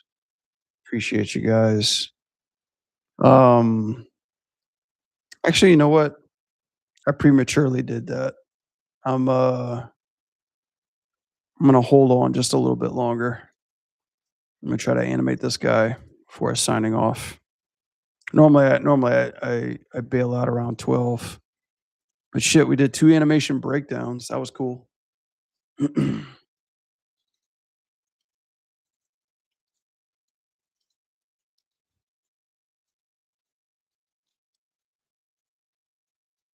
Let me delay this guy a little bit.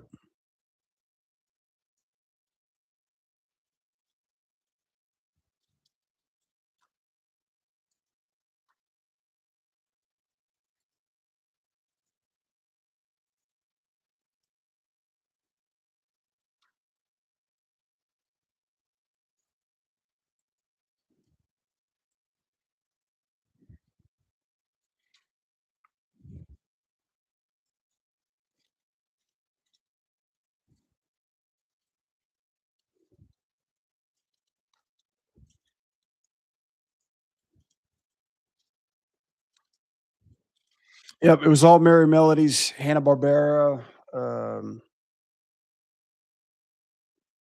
Saturday morning cartoons when I was a teenager. Then it was Toonami. Toonami hit Cartoon Network hit, and Toonami was there. So I was watching that like a motherfucker. Like, that's when I watched Dragon Ball and Ronin Warriors and Gundam Wing and all that shit. Good times.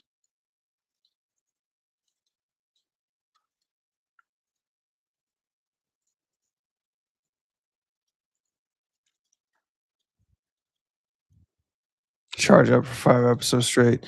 Like, don't get me wrong, I love Dragon Ball, but brother, can they stretch out a fucking season? And it's like, it's so weird because when I go back and try to watch them again, I'm like, God, I'm like just waiting. Like the whole formula is basically like, whole formula is like, I got to train to fight this guy. Oh, the guy's here. Let's fight. Small fight. Oh, you're strong. Oh, you're very strong too. I got to get stronger. Rah, rah. Let's fight. Oh, we fought. Man, he's really strong. You're really strong too. I got to get stronger. Rah, rah. And it's just, it's just constantly like small cat fight, psychologically internally talking, charging up, and then cat fighting again, psychologically talking, and then like they rinse and repeat for like 5 or 6 or 7 episodes.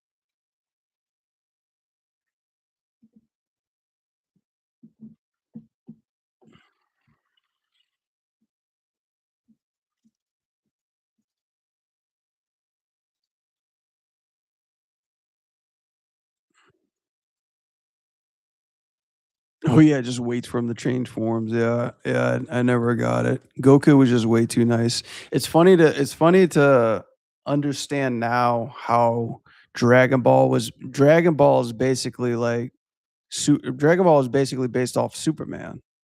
You know, it's based off Superman and the Monkey King because Goku is exactly Superman.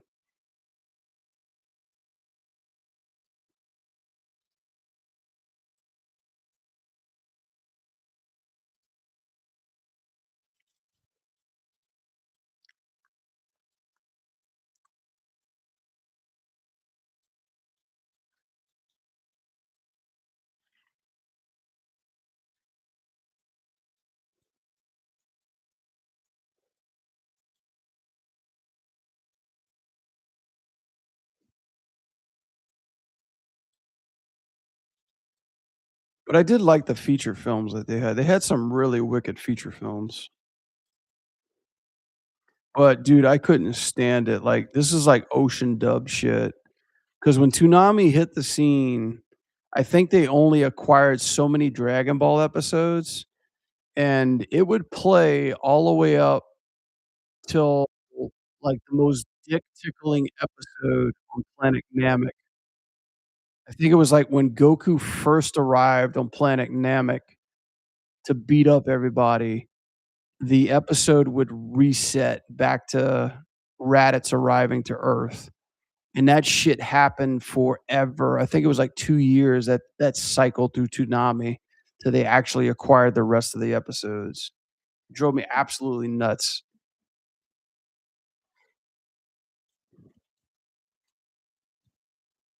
I'm gonna have to, like, look up how exactly, like, all that worked out because I remember I was so used to them like, the original cast voicing them, that when they acquired all those later episodes, they were like, "Oh, these are brand new episodes with brand new voices," and then I was like, "Who the fuck are these people? Doesn't sound like Goku at all."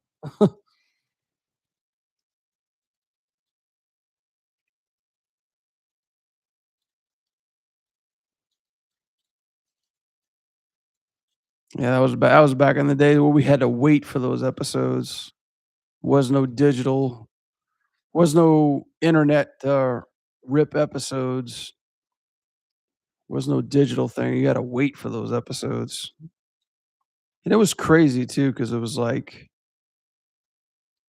we had a store in the mall, and it was like a very small store that just sold nothing but anime shit. And, like, now that they're like, throw a rock, you'll hit an anime store. But back then, it was like, "Oh, crap, they actually carry, like, all that manga shit and DBZ and Ronin and, Sailor Moon, all that shit." Like, you couldn't find that anywhere else. And then they had the VHSs of, like, the old school Japanese Dragon Ball stuff. I remember I wanted to buy it so bad because I was like, "What the fuck happened to Namek?" Like, "What happens? Goku's a Super Saiyan here." We didn't get that on cable till, like, 2 years later. Drove me absolutely nuts.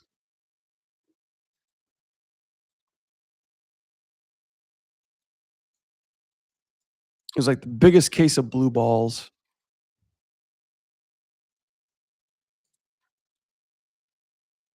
'cause it was the same episode that Vegeta filled in everybody that Goku was a Super Saiyan. That was the first time you heard that.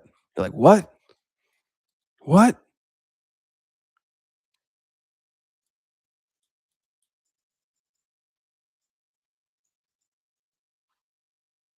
And then the very next day, they repeat the episode.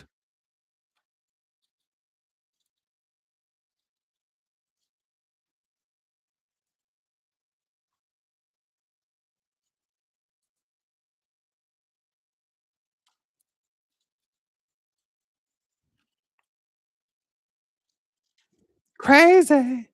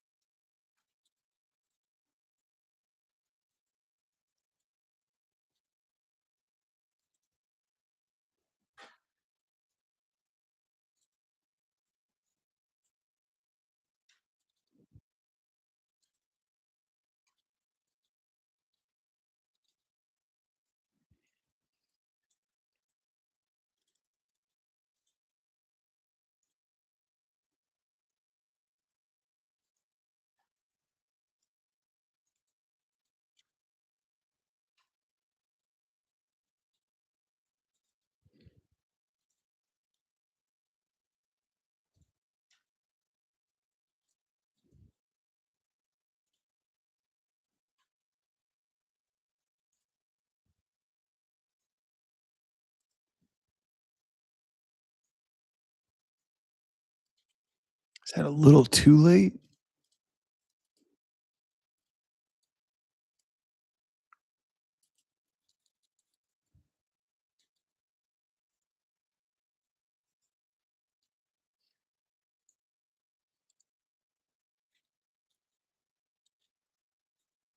Oh, come on, motherfucker.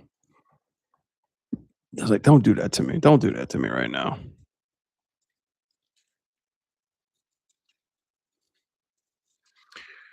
Really appreciate the 2X KO breakdown. Love fighting games and being a part of 2X2 is a huge goal of mine. Would love more future and sad the audio was muted. I'm so sorry, Nasty. Yeah, I learned on Twitch that my shit was muted for 5 minutes, but I redid it. Check be sure to keep an eye out on my YouTube channel. I'll make a dub over it too, so where you get the full thing edited so you can watch it again. Hope you have a good sight tonight. Yeah, thank you.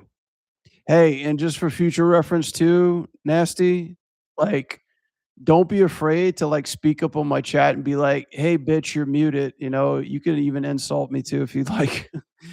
Like, my audio, for some reason, like, when I'm in the moment, like, when I'm in breakdown mode, I cut out all the distractions. So I don't know, I gotta do see, like, this touch it. I'm touching, switching. That's probably why I'm accidentally unmuting this too. So, you know, I got to figure it out. I got to do better on that part. So, yeah, please let me know if like the audio is screwing up on YouTube because I have people watching on Twitch, people watching on YouTube. And the worst thing ever is nobody tells me my shit is fucked up. And when I watch it back, nobody tells me, and it just like deters me from wanting to stream anymore. So help me out. Help me out. I appreciate it. But yeah, thank you. Thank you for the kind words. I appreciate that. Yeah, I'll do my best to keep up with the whole FGC community. I used to do a lot of breakdowns and then I took a break for a while, but I want to try to make more content, more videos on that. It seems to be something that people really enjoy, so I'm gonna try to keep up with that. But you got it. Yeah, thank you.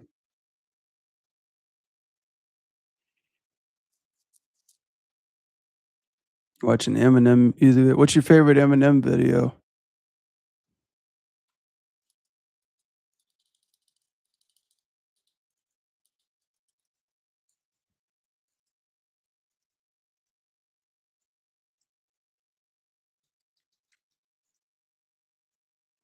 I think mine's like Slim Shady or Lose It.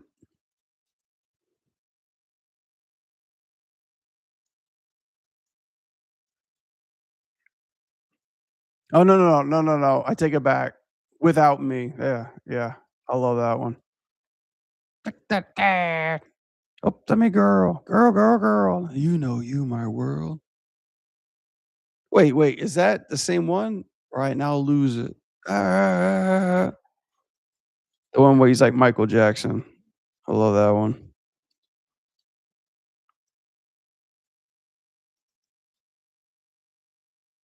No, what's the one where he's driving in a car with Dr. Dre? He's, like, dressed like Robin. That's my favorite one.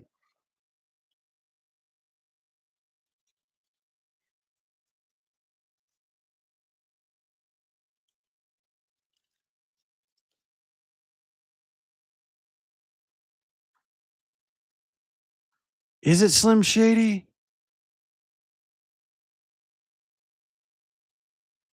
I mean, I like Slim Shady. I think it's Without Me. Yeah, it's Without Me. Yeah, I love that. That's my favorite one. Little controversy. Feels so empty without me. This looks like on top of me, so everybody just follow me. Yeah, it's the one where he's Robin and he's, like, driving with Dr. Dre is like Batman.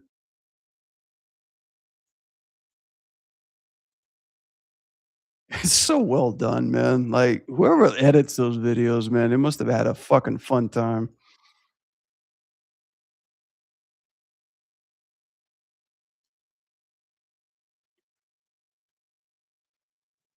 He made a lot of good ones, he really did.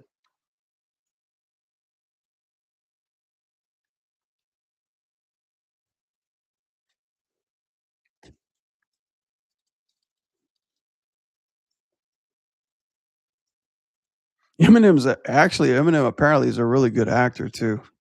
I mean, not like serious actor, but, like, I've seen him in a couple comedies, man, he really made me laugh.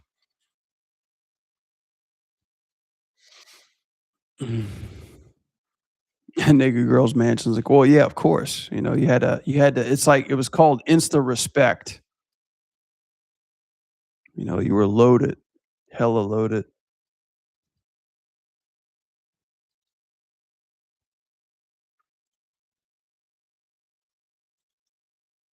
I think, I wanna say it was, like, Busta Rhymes who started that whole trend, or was it Ludacris?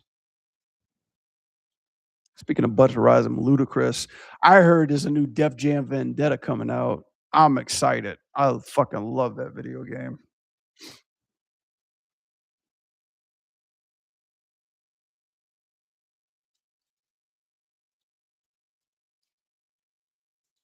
Music videos now are way better. I don't know. They were pretty creative back in the day. Like, I think creative-wise, like, I like that whole '90s era, Busta Rhymes and Ludacris music videos. and Eminem. It's like they're very entertaining.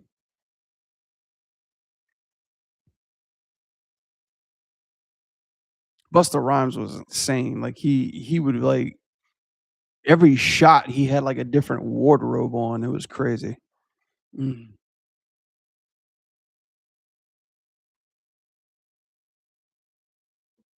Spinning rhymes. No. No, I remember there was this one video where he dressed like Show Enough from Last Drag, and I was like, "I like this guy."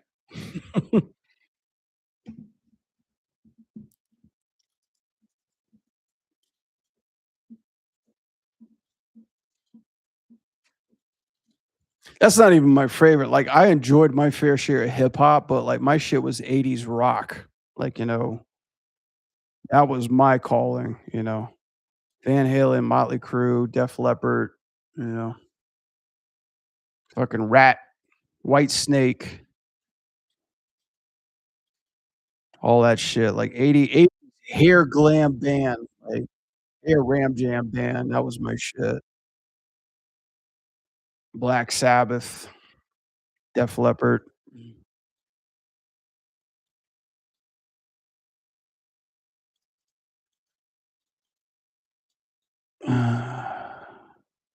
Twisted Sizzler, Twisted Sizzler, AC/DC.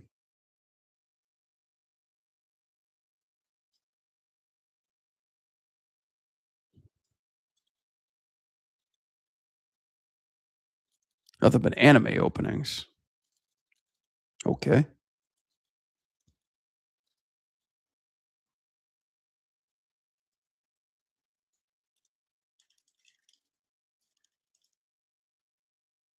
Bikini Kill? Who the what?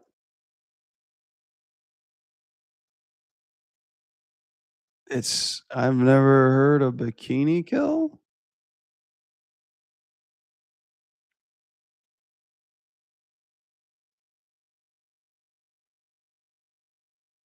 What have I heard from them? It's so crazy because I know, like, back in the '80s, I know a lot of songs, but not the people who were, like, making them.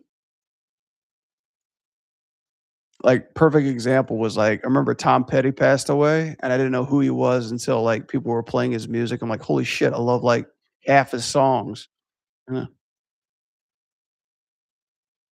Oh, they're so good. They're the first Riot Girl bands. Oh, Riot Girls bands. Yeah, I fell into that. I fell into that Spice Girls phase when I was, like, a hair on my dick growing up. Like, around the time I was in middle school and started to really like girls, I was trying to appeal to what girls liked in order to, like, get with girls, and around that time, it was, like, fucking boy bands. It was, like, Backstreet, Spice Girls, so I had to get into that in order to infiltrate their ranks.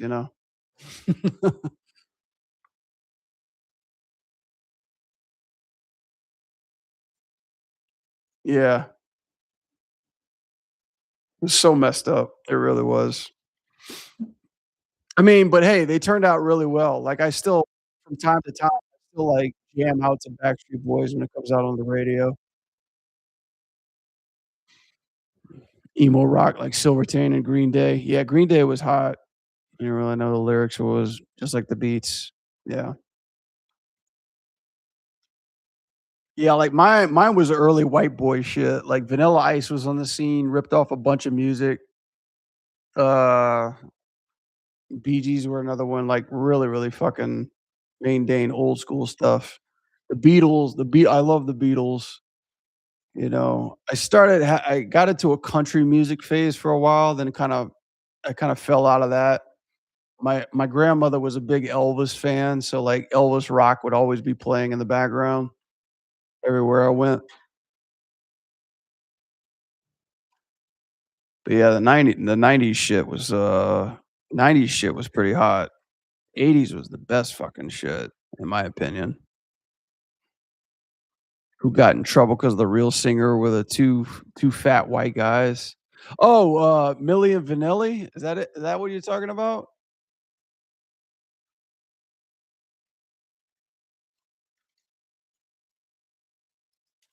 Yeah, Milli Vanilli, yeah. I forgot what was the song that they got paused on. It's like, man, I totally forgot. It was just the one I only know him by that one song.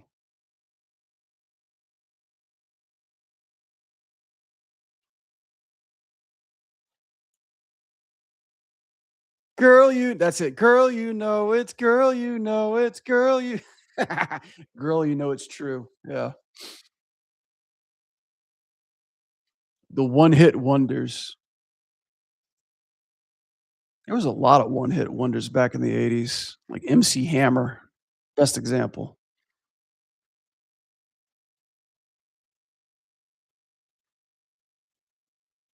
Girl, you know it's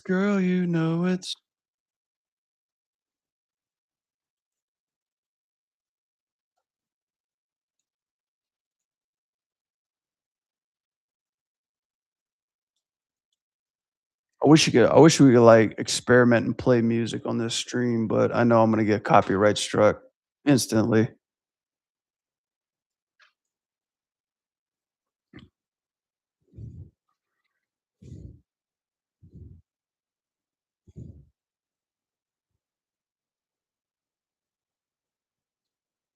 Yeah, he was a one-hit wonder. Like, after Hammer Time, that was it.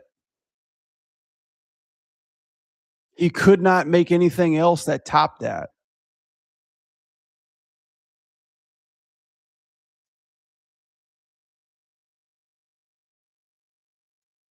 Besides having a cool name, that was, like, his legacy. It in a sense, it was okay, but it was nowhere near the one that popped off. It's the same thing with Vanilla Ice. After he did Ice Ice Baby, which, like, the rhythm was stolen, by the way, he couldn't top it. Like, he couldn't do anything else that topped that. Just like Ricky Martin, you know? Same shit, you know?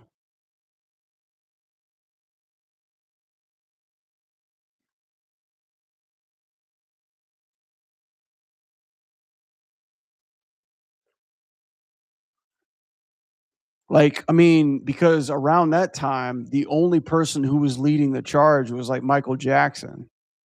That guy just had one banger after the next, after the next, after the next, after the next. That's why he was the king around that time.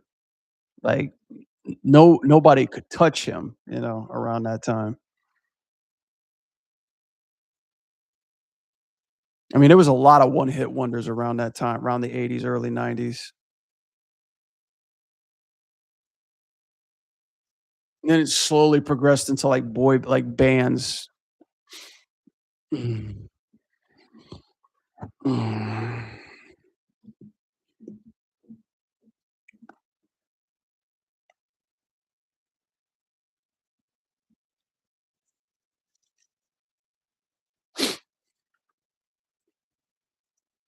Mm, mm, mm, mm, mm. Mm, mm, mm, mm, mm, mm, mm, mm, mm, mm, mm. Mm, mm, mm, mm. Man, where the hell are you guys coming from after midnight?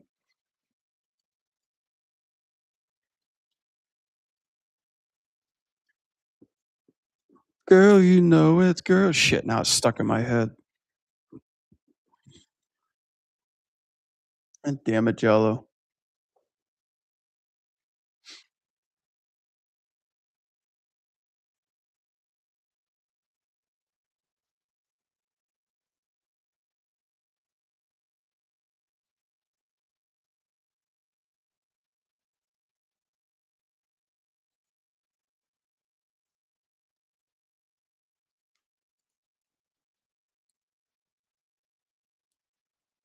Oh crap. Where did my oh no, I don't have a thing.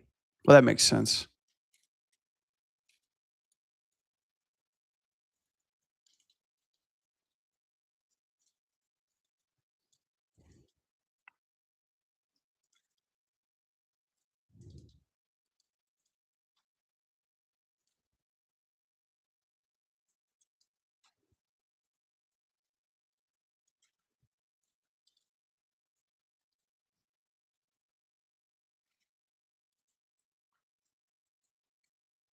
Shit.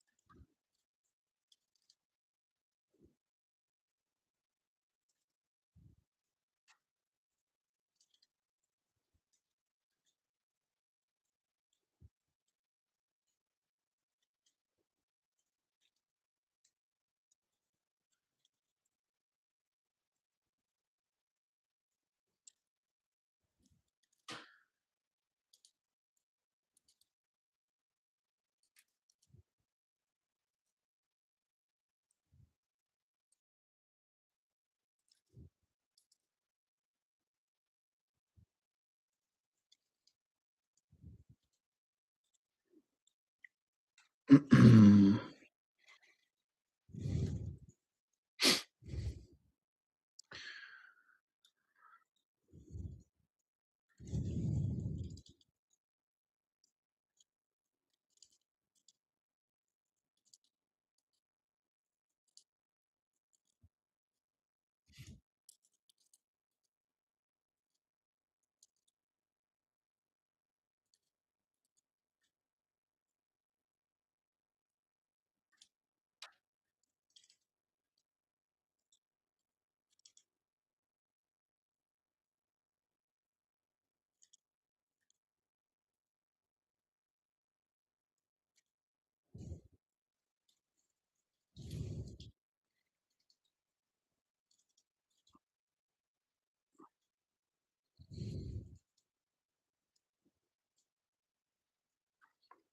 probably gonna probably gonna mess this up.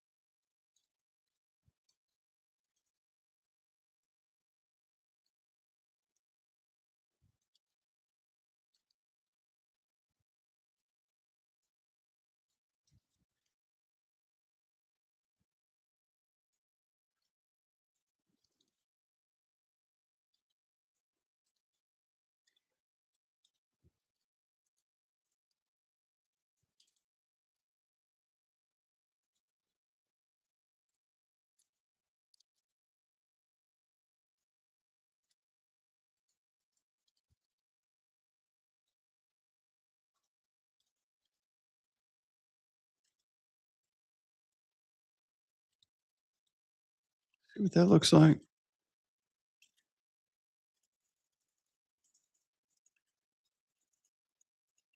Yeah.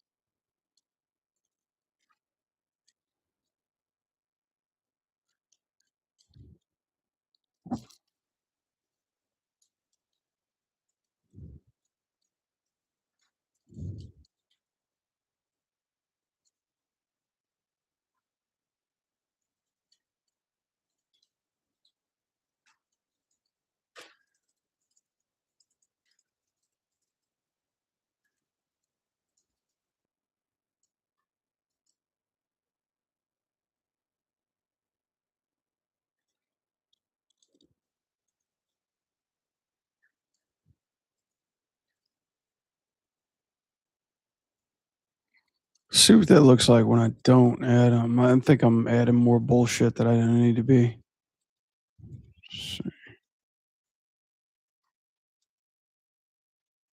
Oh my god, I just fucked it up even further.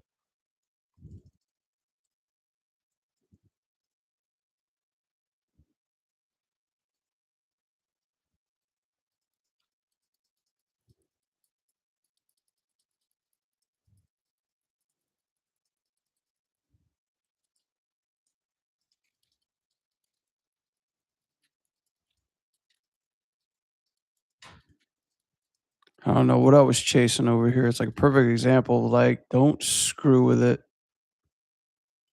if it looks okay.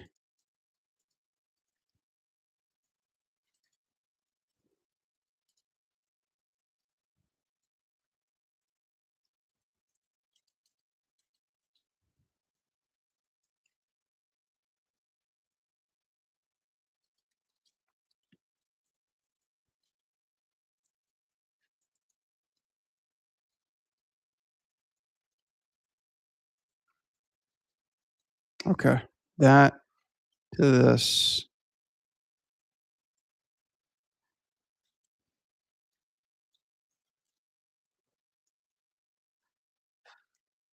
Think that works. Don't fuck with it. Save it.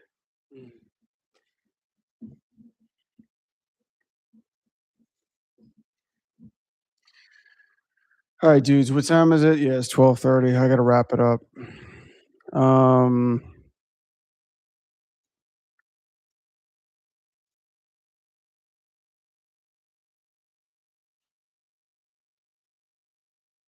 I'm probably have to work on these guys tomorrow for sure.